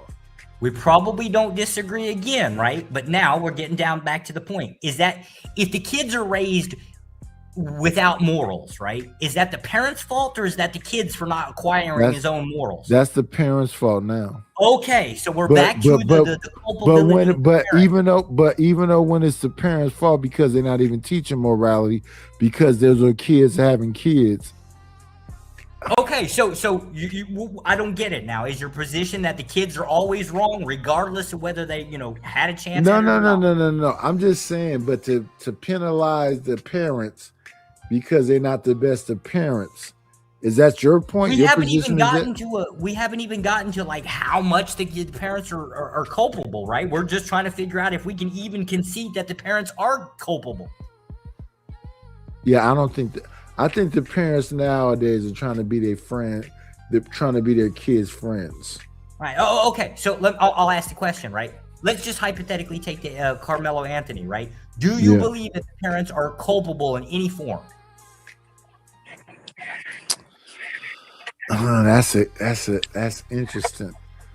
I looked at them, had that press conference, Not and I from really not from a legal perspective, from your moral. When you say a moral perspective, from that Well, perspective, culpable. When you say Carmelo Anthony, culpable for what? The parents will be culpable for what? His actions. I don't know. I'm trying to figure. That's what I'm trying to Well, if figure you're out. saying they will be culpable for his actions, the straight answer, in my opinion, would be yes, in the sense of that's their child, right? I don't know what level of accountability you're gonna hold his parents to, but I don't even find him culpable. You know what I'm saying? So, you know, again, I go ahead. kind of think he was being fucked with, and he just got fed up with it. Right. And then I don't understand and Texas is a stand your ground state, right? Yeah. Yeah. So that's how I take it. But go ahead, Josh. Oh wait. Let me have a little bit of fun because I'm out of box wine. You motherfuckers ain't send me a Cash App, a PayPal, or nothing. So let me do this right here. Somebody time out the golden child, brother Noomsi, for 5 minutes so he can rest in his masculinity. Yeah, dog. Yes. Not brother Noomsi. My dear sweet brother Noomsi. Yeah, somebody time out brother Noomsi. Hey, man, that's for one of the saying greatest Chicago movies. Rilla's name. Give him 5 minutes to rest in his masculinity. Yeah, because I ain't got a brother Noomsi. motherfucking Cash App or a motherfucking PayPal. I'm out of wine and whiskey. I need my want the motherfucking wine, knife. and I need my boom, boom, boom, boom. Please give me the knife. Yeah, that's where the fuck we at right now. God damn it. Give me that $20 ball or something. Let's go ahead, Josh. Let's go ahead and hear you, brother. You're saying that these parents need to be penalized because of their bad parenting? Right. And that's kind of like how you would basically change the parenting narrative. Right?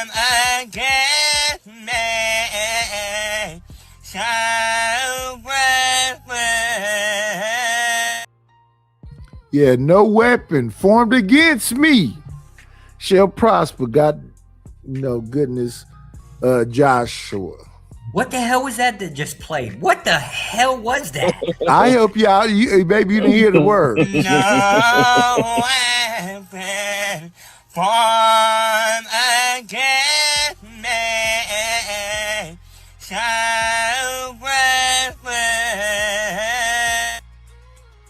No weapon formed against me Shout out to Fred Hammond, shall man. prosper. You heard what he said. I heard it when you said it. I have to admit I didn't hear it when he said respectfully. it. This is my house. I built this shit. Me. Brick by brick. You think you can do this to me? This my house. I built this shit brick by brick. You think you can do this to me? Shout out to Aunt Bunny. Respectfully. Now I'm confused. Aunt Bunny is Eddie Murphy. He did I said close them doors. Ushers, close the doors.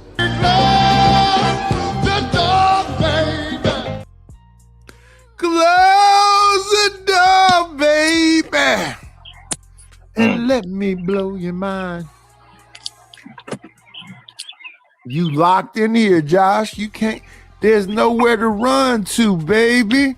Nowhere to hide. Why would I hide? Josh, I think when we begin to legislate parenting, I think it's gonna go down a deeper. I think we're just gonna devolve deeper into mess. I think we've already crossed that line when we start using children.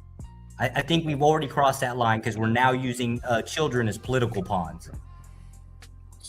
Hey, Chicago, don't worry about it. I got Josh. Here go Josh right here. Sometimes in life, the odds are against you. But if you give it your all, if you do the best you can with what you have, you still might not be able to really do shit. Damn. One-legged dude doing jumps.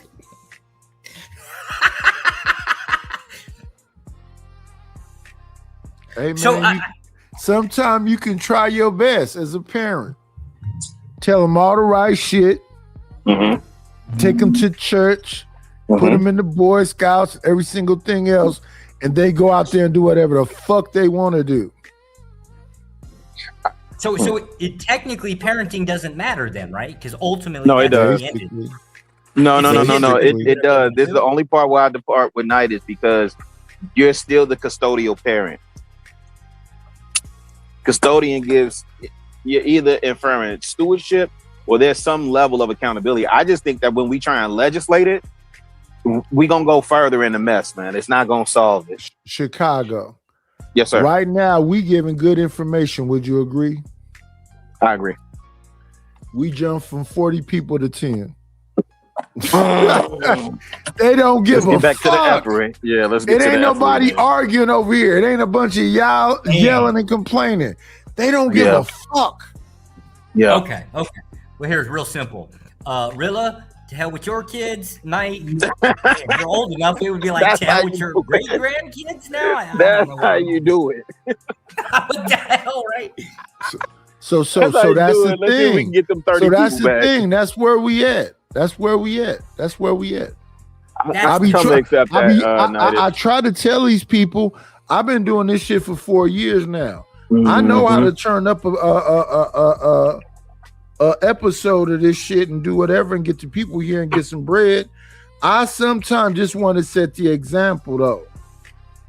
No, I come to accept that. But y'all do definitely need to set something for the box wine. Sometimes I want to set the example and let it be known that no, if I give you the real me and try to talk to you about something that's beneficial, these motherfuckers don't give a fuck. These motherfuckers ain't shit. They don't stand on shit. Yeah, They ain't about shit. And then when I get into I know how to run this motherfucker up from 11 people back to 40, 50, 60 people. All I got to do is say, fuck you, Josh, piece of shit ass white boy, and jump on fucking Chicago. And they be like, ooh, what the fuck is going on with Chicago and Josh? That's how horrible you motherfuckers are. Let's keep it 1,000. They want to see conflicts. They don't like solutions. Yeah, my only problem is Fuck a solution is they thing.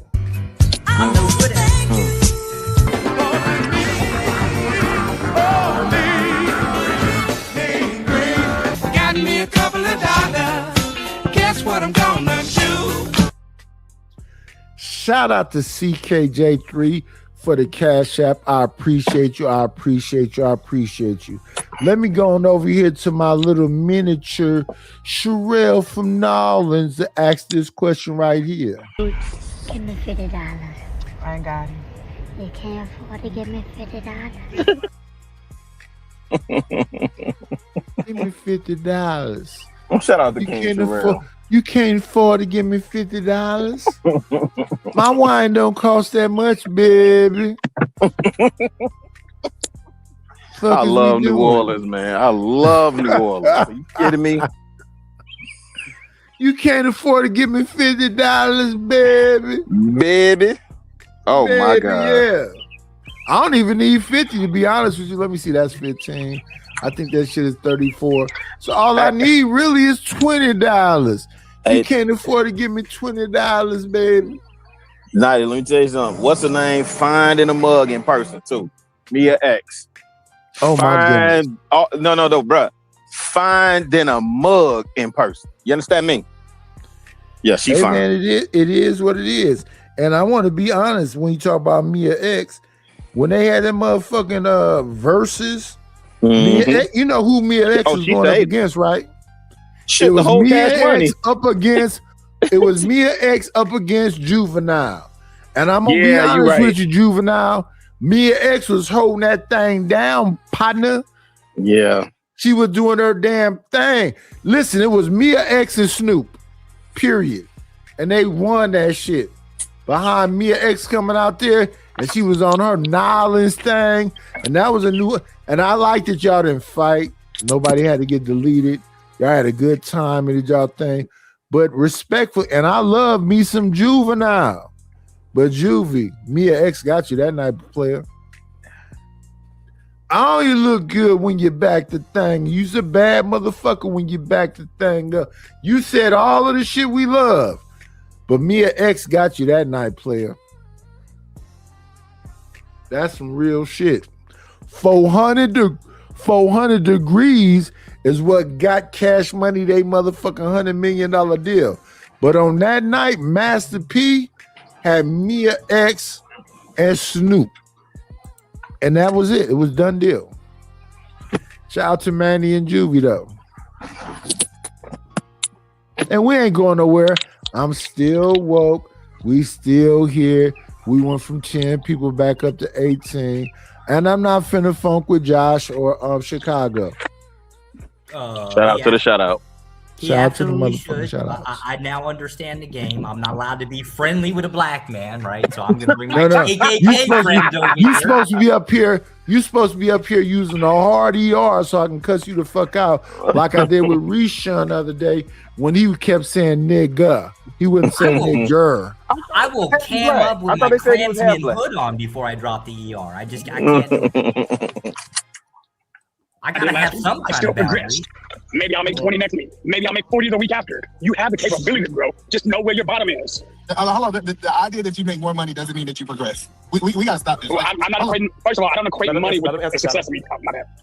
No, if people understand how inflation is, just because you made $10 more than you made last week doesn't mean that you made more money. Like that, it's a crazy argument, right?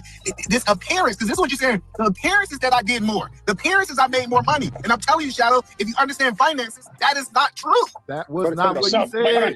No. Let's do the actual math then, because if I made $980 this week and I make $990 next week, did I make more money than the week prior? No. Oh shit, I was on this team. Then clearly you don't understand math, because I literally made $10 more. Wait a minute. Hold on, Shadow. Let him explain so we could get an understanding why that's not more. All right, so it's not more. If last week I made $980 and this week I made $910, but gas cost me $10 more to fill up, I make the exact same amount of money. If you understand inflation, you did not make any more money. That's true. But the issue is this, though, Eda, man. And you're exactly right. So people ask for a livable wage and they double people's pay. And then they raise everything twice the price. So it's the same thing. But the thing is this, you don't lay down. So why are you disagreeing with Shadow when he's saying, whatever the situation is, keep fighting? What's the disagreement? Well, hold on, because let me tell you the disagreement. It's because all of y'all are really laying down. The white man just convinced you that you're fighting. That's the whole point that I keep making. Y'all are literally laying down. Okay. Y'all have no control of nothing in your life. And you gonna tell me you fighting. Yeah, we gotta get Hold on. Let me say something. Okay, hold on. Shadow want to jump in on that. Do you believe what Eda man said, that you believe you are fighting, but actually you are laying down? Nope, because I can actually see where my work has gained. I like how he tried to twist it. It was pretty. It's a real pretty sentence. Oh, just because you made $10 extra, the economy made you spend that extra $10. He missed the fact that I also, the $10 that I made this week went into something that meant that I don't have to spend $30 next week. So now that he's trying to make it make sense, because we'll talk about the economy, so we'll make a larger number so he can't try to win his ass out of it. So I went in, I decided not only did I make $970, fuck that. I did $970 this week. I decided to Uber and make another $500. Ain't enough money, ain't enough inflation in a week to make that change. Now tell me how the fuck I didn't say still, E. Tell me what my growth is now. Acknowledge what I said. Hold on, E. He did acknowledge it, I believe. But we're going to get back to, I want to see how the other brothers feel about laying down, even though they feel like they're fighting. Do you believe what Eda man said, that you believe that you are fighting a good fight, but actually you are laying down? Hell no, I don't believe what Eda man talking about. Why not? I understand inflation, but for you to say that, essentially it sounds like you're saying there's no point in making more money. Yes, it is a point in making more money, even with inflation. Eda man, you should make more money. You should strive to make more money. You know what's interesting, right? If you're a black man, you get some money, you go and move to a better place and you take your kids there, right? And the crazy thing is, it's only gonna be white girls there for your kids to grow up around, and they're gonna end up making white people eventually, right? And I think that if actually more black people move to nice areas, then they wouldn't be making more white people, because your kids would have black people to date. You know? I was just thinking about that. Hold on, let me explain my fight, because I think y'all don't understand what I'm saying, right? Go ahead. Before you explain, let me get Knight in there as well. Knight, do you believe that your fight, you are not actually fighting, but you are laying down? Do you believe what Eda man said with that? No, because let's say bread double in price. If I'm in with my significant other, can she bake bread? It's way cheaper if she make the bread for us from scratch. It's way cheaper if we get a garden. It's way cheaper if I have a relationship with Shadow and he raising cows and pigs and chickens, and I buy my cows and pigs. The thing that we're doing is we're not collectivizing. We're not working together. I'm gonna if I can get him to give me some venison and whatever else, and I give me a deep freezer, and if I work the way we used to work, Shout out if to I Willie go back to Dynamite. the old things, no, I won't be. The only thing that would be an issue is the things that I can't produce myself. So if gas get up to $7, that would be the expensive thing. But if I can make $10 more, and I got somebody that got a farmer's market, and they selling me fresh fruit for cheap price. I got somebody that's, like I say, somebody got a farm, they got chicken or whatever else, and that's a set price. I'm Gucci. And that's the thing. When prices are low, do you understand that you can get them barrels and fill up your barrels when gas is under $2? Yes. All you need is 10 barrels. Fill up them 10 barrels when gas is under $2. So when it start creeping up, as it creeps up, you can keep replenishing that. Yeah, but And we I gotta don't understand why- collectivize. You know? I love it. Well, what I said a minute ago, we got to get our shit together. Yes. I already said it. I don't understand why these Shout niggas out don't to be Willie listening to me. Dynamite. Yeah. The fuck is we confused about? Hey, hold listen, it says support the situation. It's money. It's money. It's It's love. love. Yes, What sir. the fuck ain't y'all Yes, getting about sir. what I'm saying? Can you plant? Can you listen?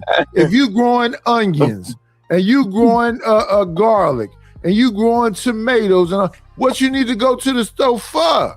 Right. Right. In that situation, you barter.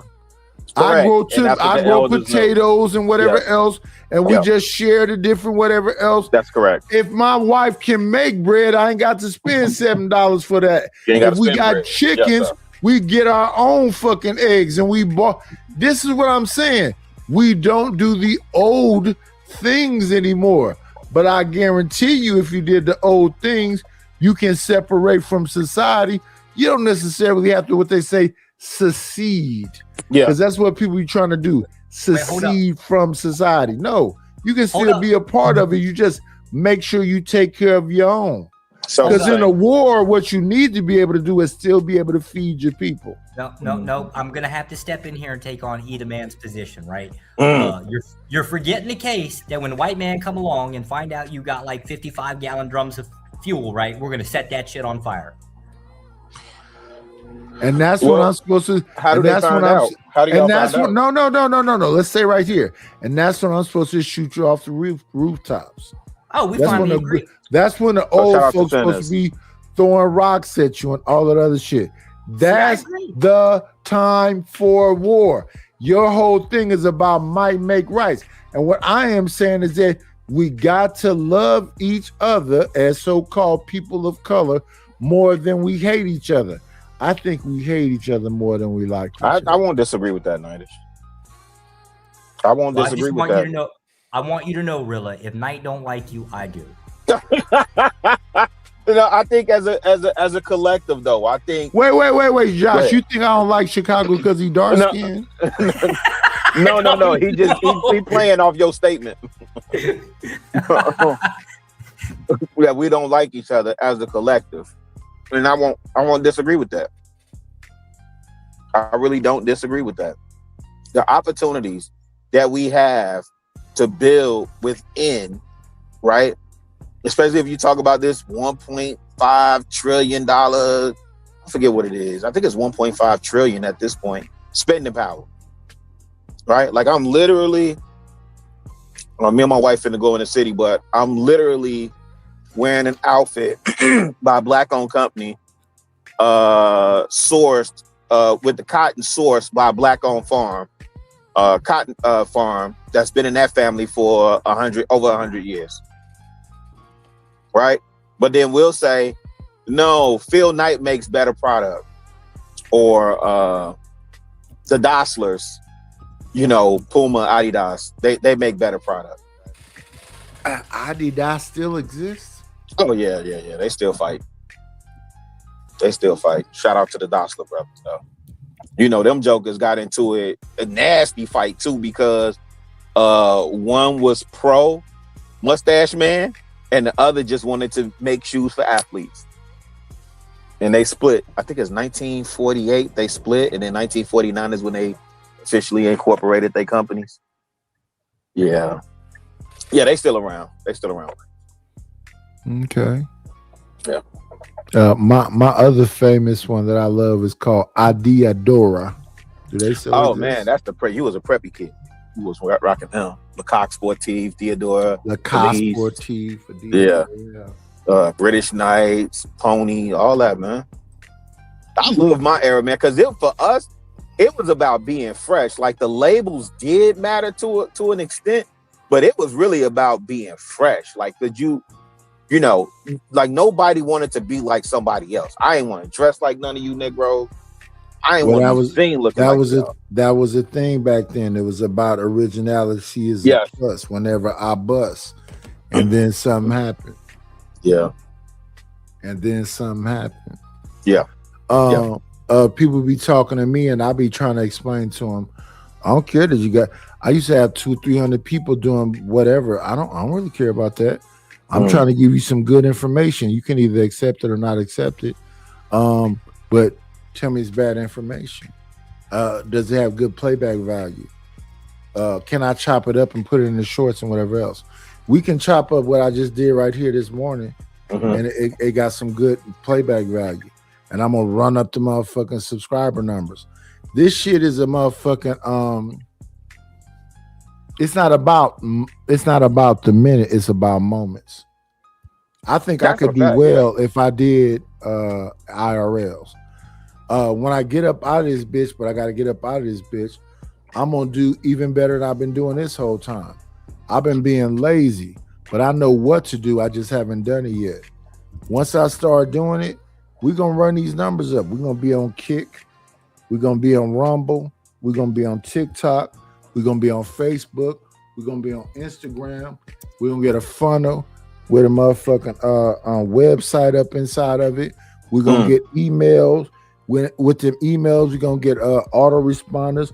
We're gonna have our motherfucking affiliate clips. We're gonna have a motherfucking no. I know what to do this shit. And I'm an old ass man. But I'm gonna show you instead of telling you. Like these wavy ass numbers that be going on. There's no way you listen to the night and you didn't learn some shit. That's a fact.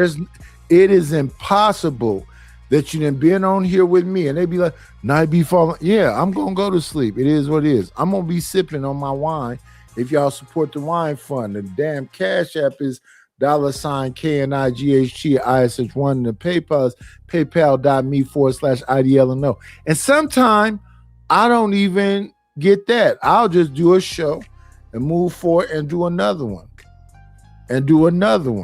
and make some more beats and make some more thumbnails and have some more conversations. But are you saying that you can't learn nothing from Josh? You don't think Josh has good information? Are you saying that when Chicago Rilla come into the chat or come into the conversation or get up on the panel, you can't learn nothing from Chicago? I'd have to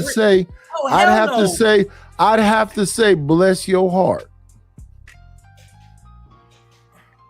Rilla hood rat. You hang around in dark alleys. Shout out to the shout out. And here's the thing. Listen, I want y'all to understand, just like Diddy said, we ain't going nowhere. We can't be stopped. Going nowhere. We ain't going nowhere. Somebody said to me the other day, I ain't going nowhere, pussy. I'm still here. And I came here to get something, and I'm gonna get it. Hide your wife, hide your kids. Shout out to the shout out. Knight, I got an idea how we can grift a little bit, right? Make some money, right? We can tie Rilla down to a chair, right? And I can force feed him potato salad with raisins. No, we gotta tie Flow State down to a chair. Damn. And what you say, feeding rice? What did you say? No, he said potato salad with the raisins. No. We got to do that to Flow State. We got to tie Flow State down to something to put a honey bun on his mattress. Oh, not the honey bun. No. Yeah, that's who we need to get. God, we definitely got to get Flow State and What put a comes honey after the bun honey bun, down. I'm a little afraid of. No, sir. Let me see. No. We got some people in the chat. Let me see. I ain't never seen no money from Jones or for more. Jones or for more, send me $2. Let's see I who know I can Jones. pressure. I know You know what I'm Jones. saying? Here's a new person. Who the fuck are you? Douglas That is me. Elrich. Look at No, look no, at no. the That's Josh. look at the avatar. I know he showed up in somebody else's chat. I was like, wait, who? Shout out to Let's see. shout out to all my white nationals. Adam White Christian Warblock nationals. Peacemaker. All these strange names. We want to see some gains from y'all. What I need 10 people to send me $2. Let me see all the different names in here. What is this name? Another new one. Chaka Carter. Is that what that say? Yeah, I've seen Carter somewhere. I've seen that name somewhere. I can't remember where though. I was just trying Josh, to say you how active, I fix man. You my all over the place. facial expression. Oh yeah. Yeah. Josh, what do you make of the president? And I know you think of him as a tool per se, but what do you make of the job that he's doing to advance the agenda of Project 2025? Is he accomplishing the objective? Yeah, I don't think he's doing it intentionally. I think it's just the byproduct of who he appointed in executive offices. Right? You don't think that was intentionally? I want to say, are you talking about Trump? Yeah. Yeah. I think let me say this. I think Trump ain't shit unless he make the aliens show their face. Damn, not the aliens. If the I ain't mad aliens at don't that. invade and be in somebody's houses, I think Trump ain't shit. I ain't mad at that. You really wanted extraterrestrials in that release? Really? For damn sure. You know how bad know they exist. scare people if we all of a sudden said, No. That motherfucker can't say that motherfucker can't say an alien walked in the White House and the motherfuckers ain't invading the planet. Fuck that. I want Wait a to minute, see he said that? I want to see Mars attacks in real life. What the fuck? No, he ain't said that, right? It was just Shout our out to Jack expectation. Nicholson. I think that was Jack Nicholson in that movie. He was. I was just watching Starship Troopers Yeah. last night. I watch it every now and again to get perspective on what's going on. We misguided and undecided, man, out here. What up, Scam Likely? I have never What up, seen Scam? the cash. I've never seen the cash app from Scam Likely. Word. In fact, Scam, I only need $20. Give me some more wine. Scam. That's my man. I need, listen, Scam, I need you to send that 20 ball so I can give me some more wine and I go on somebody else's panel and go to sleep. What's funny Let me is see, Scam been a long advocate in opposition to corporal punishment. And I seen the other day, I thought he was gonna pull up on that panel. They was having a deep discussion about corporal punishment. I was like, dang, where's Scam? This would have been good for him. Scam ain't standing on shit. Let me see. Let me see something right here. Scam Likely. I think I got something for Scam Likely. Yeah, dog. Let me see. Josh, you familiar with Scam, ain't you? Yeah, I know Okay, Scam from yeah. TMPR. Yeah. Here we go. I know most. I got Scam right here. Here you go. Scam right here. Let me see. Oh, damn. You ain't right. Oh, hold on. Let me see what he did. That's funny. Hey, Is that Scam, from I Popeye? want you to know if you pull No, up. that's and the take Looney Tunes buzzard. Okay. That was from Popeye. What? Scam, I'm thinking I about want Alice you the to Goon. Yeah, Alice the Goon and all that. Yeah. This is the Looney Tunes buzzard. Yeah, The reason why I pulled that up is because one night we was on Fight Club. Fatty decided he wanted to be funny and he went and got the Looney Tunes buzzard for Scam Likely. And I said, that's a good one because Scam do kind of look like that. Oh my God. Looney Tunes buzzard a little bit. Scam, pull up, man. Don't let Nighters get away with that, bro. Since I've been pulling up that motherfucking Looney Tunes buzzard. Let me see. Let's get it up out of here though. Shout out to Scam. Let's remove it and let's get back to Sharon Bracey's conversation about racism. That's the thing. He keeps thinking about the white man is God, and since the white man rose up to Texas and he gonna keep you down, you shouldn't fight. No, you should keep on fighting. Okay, so y'all didn't understand. Hold on, I want you to yes. Josh, do you believe that the people believe that they're fighting, but they are actually laying down? No, everybody's laying down in our What's up, the taste of your mouth? Everybody. I'd like to see it. And clearly, Josh, the black Josh said, "Your ass is laying down too." Go ahead, either man Williams, you can rebuttal. All right, so I think y'all don't understand what I'm saying. What did Shadow really say? Shadow said, let me tell you how he's laying down. Shadow ain't go and create something beside the white man system to make money. We will be having a different. He said, I chose to lay down, submit to Uber, the white man system. I'm going to submit to, listen, I'm going to be a part of the white system, and I'm going to do exactly what the white man want me to do, make the white man money. He's going to make more money off my effort than me. And then he's going to say, I didn't lay down. I was standing up. I was fighting, Sharon. Like, that's the point. Just because you loud don't make you right. Yeah, it's okay. Please let me respond afterwards, because I know how to beat that. So the point that I'm telling him is he literally submitted by driving Uber to the white man system. He think that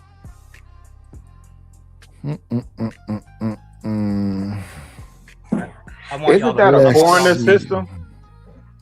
What? Uber. Wouldn't that be considered like foreigner? Come on in. Playing, it's always a treat. Yeah. When players What? leave. Huh? Yeah. Come on. And more dust. Oh my gosh. Here we go. Yeah. Here we go. No, I ain't gonna be up here long. What's up, hey, fam? Rilla? Yes, sir. Rilla. Yeah. If it's just some cavemen talking about just beating on kids because they mad, that's different. But if people really having a conversation, send me a text. I'll pull up. Okay. Yeah, I thought they was having a substantive discussion. And I'll bring I'll bring heavy artillery. I'll bring Jay Speed on too if he available. Yeah, dog. Yeah, I thought they were having a substantive discussion. I didn't know if he was in the clouds. Well, it's gonna pull up, but yeah. What channel was it? Some dust most panels I just don't even go to no more though. Dang, was it Shalon channel? I can't remember whose channel it was. Only really 3 channels I bounce around. I don't think it was Trey's though. It may have been. Dang. Yeah, because all they're gonna do is try to talk over me and kick me off anyway. If you say anything that makes sense or makes people think, then they kick you off and get back to the goofy stuff. Wait a minute, you're not saying that you make me want to leave the one I'm with, start a new relationship with you. You're not saying that, are you? Nah, y'all know how it is. They won't accept you a Scam Likely. Now, Rilla, there's a price to pay for actually giving a damn. What's the price? Even their sleepless nights. Because, like, I can tell, some people who really give a damn for free, and it still comes with a cost. I know you give a damn for free, and then it costs you to give a damn. Yeah. I've come to terms that I can live with that. Like where I give a damn, I can live with it. Comes with a cost. But if it gets to a point where you can't live with it coming with the cost, that's when it's time to take a break, take a step back. Wow. And I think that's mad niggerish. Wow. Somebody send the $20 for me to get some more wine so I can cut somebody out on their channel and fall asleep. The fuck? I think. Wait. Say it again, Scam, because I like the way you said it with that conviction. No. Just repeat what you just said, please. I don't remember how I said it. Okay. Exactly. But yeah, giving a damn comes with a cost. And at a point Mhm. where it's starting to cost you and it's affecting you, that's time to take a step back. Because then it's hurting you. And you're just trying to have real conversation or help some real people, you know. But there are a few dust-free zones. Not that many. Bolo TV, if you're religious, solid dude. Dust-free. Mo Love, dust-free. What's his name? I definitely gonna Strata. fall asleep. I'm definitely gonna fall asleep on them two. On Bolo Strata and is Mo Love. dust free. Okay. Yeah, pull up on. You ain't been over Strata's channel? I ain't been over there in a minute. I do like Strata though. Shout out to the Mm. light skin with dreads, looking like a light skinned predator. I didn't know Strata is had solid. his own channel. No, he Strata does. is Yeah, solid. we have Strata's panel for real. discussions. Yeah. And this is, you can clown over there a little bit, but the environment You doesn't run it warrant. tight. Okay. Okay. Yeah, the environment doesn't warrant dust. Okay.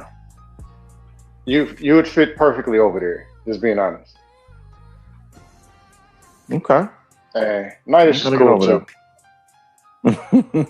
Oh no, this Uh, this is clearly a fuckery panel. I No, wouldn't you even used compare- to run a. I wouldn't even compare myself to Bolo and Strata. Shout out to them. No, you keep your dust on low level because it used to be a moderate dust panel, and then you said you don't want to make all. I remember one day you said when you were running a full out dust panel, you'd bring in like $3,000 a month. When Yeah. you got sick of all the garbage, the money went down, but you're still cool with the money going down. Yeah, I was okay with it. But was definitely okay matter of fact, I'll say it as it is. Their married and supposedly super political hero, alleged, he's trying to save the community, black men running these panels, making the money and keeping people stupid. If they're willing to mortgage the people they say rock with them for money when times are good, what do you think they're going to do when times get bad? When a hurricane blows the roof off the house? They're going to be in a back alley getting fisted by homos. God, dog. There are people willing to do and say anything for $4. Anything. So what do you think they'll be willing to do when the money ain't right? Am I wrong? That's a fair assessment. No, he want a yes or no. You're right, sir. Some people Because allegedly they all make six, seven figures. definitely sell their soul for a cinnamon roll. Well, we see Oh, that. well, the Twinkies, we already know about the Twinkies. Hey, Nightish, you know that when I waved the Twinkies around, that was a classic. Yeah, dog. That was a classic. Granville even admitted way later, he's like, hey, man, you got us with the Twinkies. Shout out to Second in Commandville. God, dog. I ain't seen him in a minute. I ain't I seen mean, him in a minute. either. Oh, he Granville was over cool. there. He over there risky. He must be in the Discord though. I don't see him on panels like that. Yeah, he's in the Discord. Oh, okay, yeah. Yeah, I only go a few places here and there. And shout I've been shout out to my Agreed. Nolans brother. Y'all don't ever go over there to the risky Discord. It's too much, man.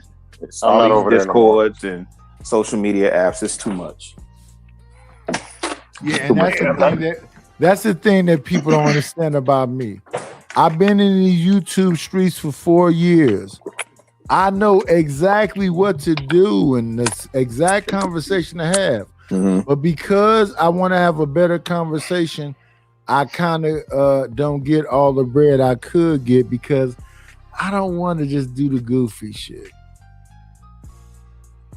I really don't. So as he just said a moment ago, and let's give a shout out to what's my boy name? They say he almost lost his marriage fucking around these YouTube streets. Let me go find out right quick. Who? Let me see. Give me 1 second, y'all. You talking about gosh, Dread in Vegas? That sent that money to Raw B?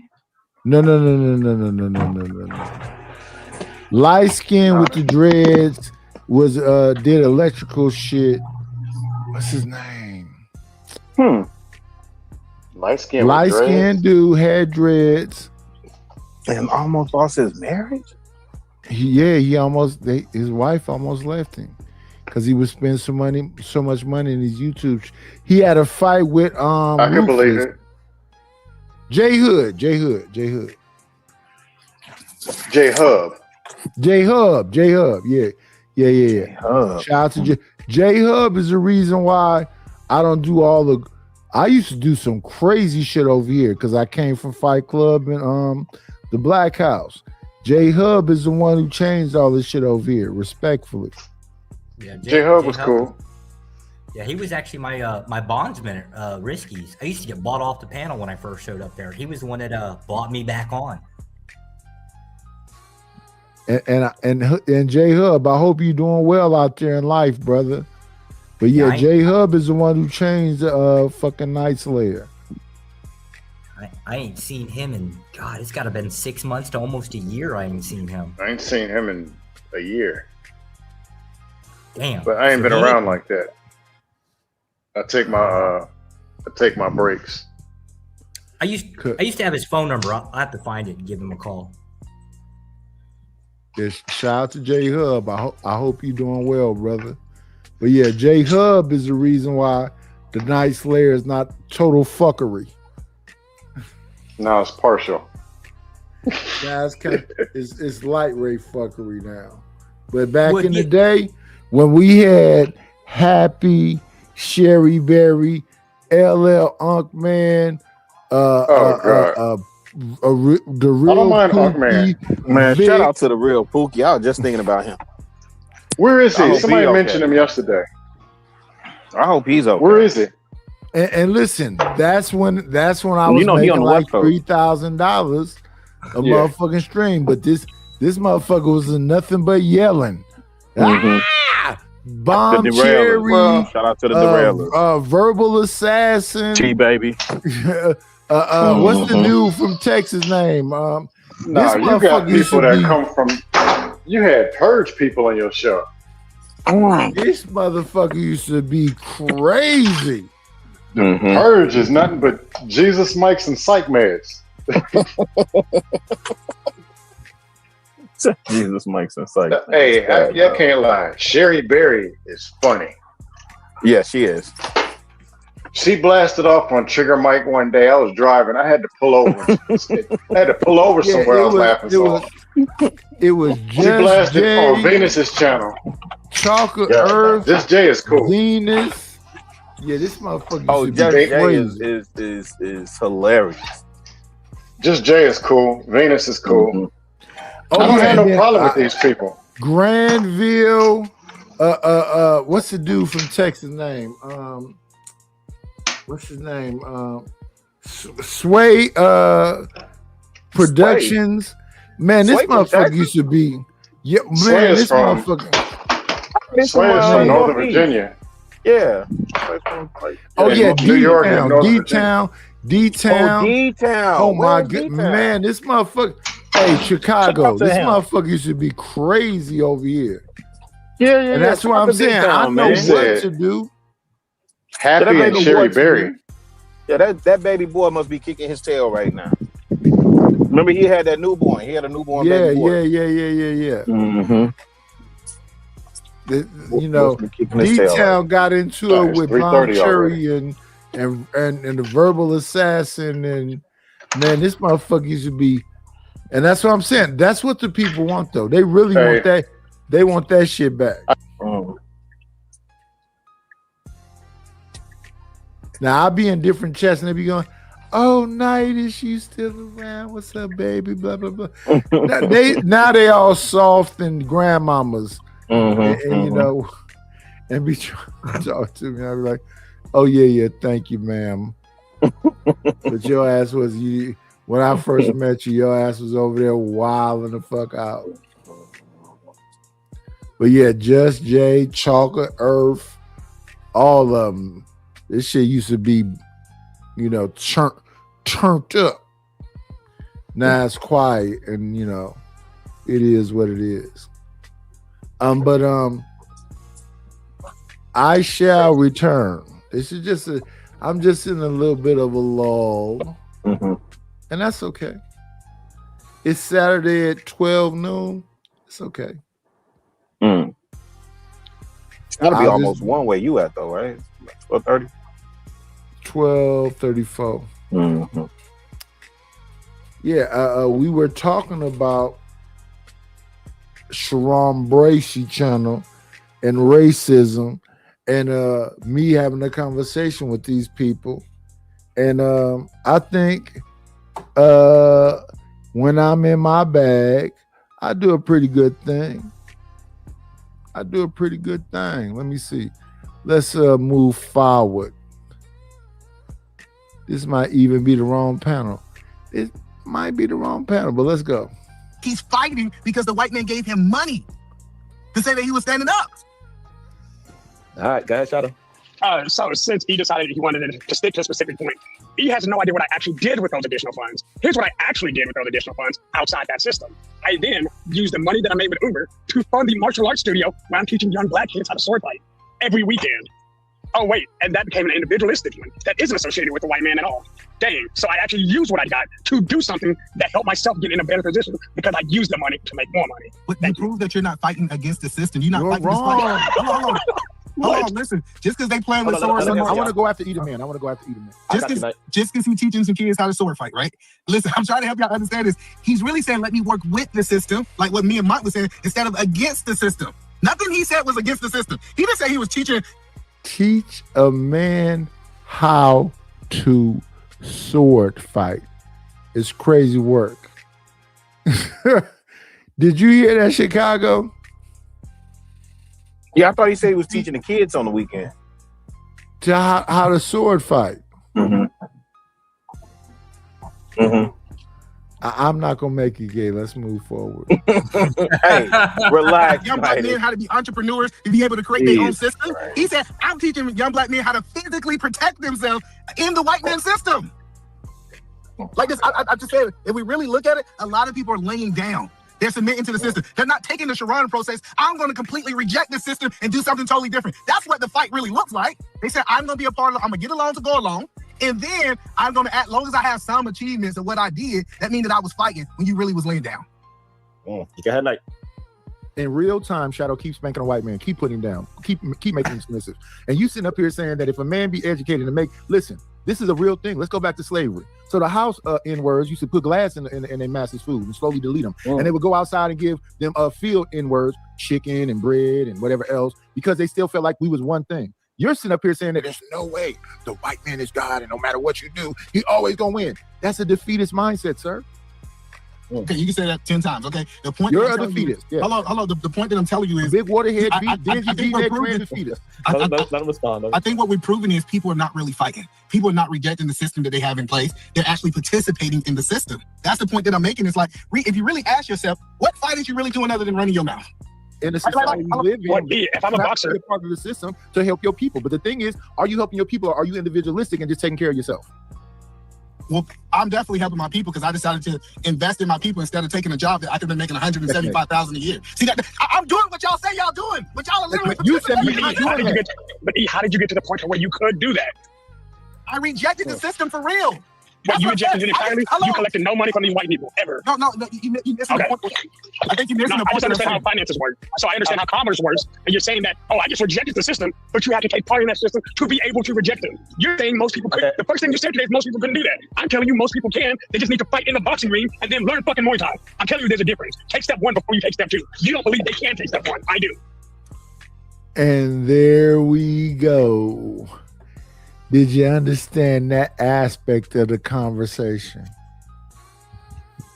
He's teaching them jujitsu and how to use whatever so they can be competitive. And Edom Man was up there talking about the way he contributes is that he gives people access to learn how to do jujitsu and whatever else. So cool. When we listen to Josh says he loves when we do what Edom Man is talking about versus what a Shadow is talking about. Shadow Titan is saying that he takes his money and he teaches people how to be competitive in the world because everything is against them. And I do not think that what Edom Man is saying is the same as what Shadow was saying. I don't believe what Edom Man is saying or Shadow is saying is the same as what I'm saying. Because what I'm saying is that I'm talking about black first. And I didn't hear Shadow saying that he's talking about black first. Yeah, they can be competitive for their individualistic self, but are you teaching them competitive for their individualistic self and black? So if you don't say, so the thing is this, I have a black mindset, even though I'm light complected, and it's all about the black mindset. So I'm supposed to educate my kids before they ever get to the school to understand that they black men. I had the same thing when it comes to competitive sports. Are you teaching them that and at the same time saying that they black men? If I don't hear you literally say black man and competitive, black man and educated, black man and whatever else, then you just teaching them how to be competitive and all this other shit. That's all I'm saying. I want to be quick to point out, Shadow also buys me off panel, right? Keep in mind, and I don't know if you could see it, right? But on that panel, my tag that he threw me off it said white supremacist, right? Like he got me out of there before I could even get a word out. Shadow actually does fight back quite often. Keep in mind, me and Shadow get along really well, right? But if I come up there with some fuckery, right, he throws me right down real fast. So Shadow does everything he kind of says he does, right? And he still gets shit on for it. Because it's kind of a blur. Yeah. He don't say, I'm doing this for black power. Yeah. Or black whatever. He just be doing it because he got a couple dollars. Let me see. Where we at? We at 5:22 minutes. Y'all know my thing is if we get to 6 hours and y'all don't extend the show, I'm gonna end this bitch. But I'm not finna even do that today. I understand that y'all don't like Josh. Y'all don't like Chicago-Rilla. And these are some real ones. They make a show something. So what I'm gonna do for y'all respectfully is ask Chicago-Rilla and Josh to give their last words. And I'm not gonna even let it get to the 6 hour point. I'm gonna go somewhere and maybe beat off at some porn or something. Yeah,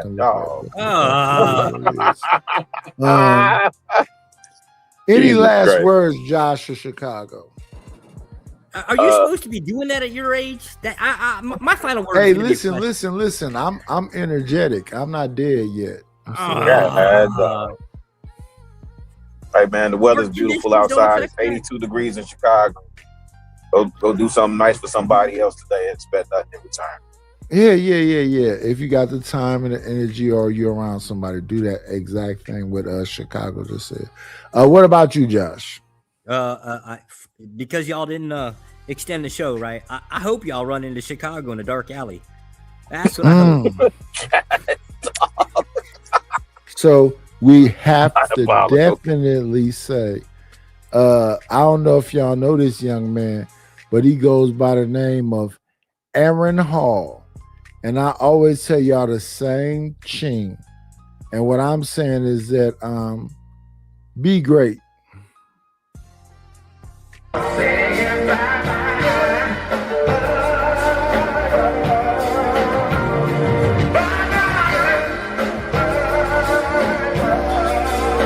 We'll shut this motherfucker down! That's all, folks.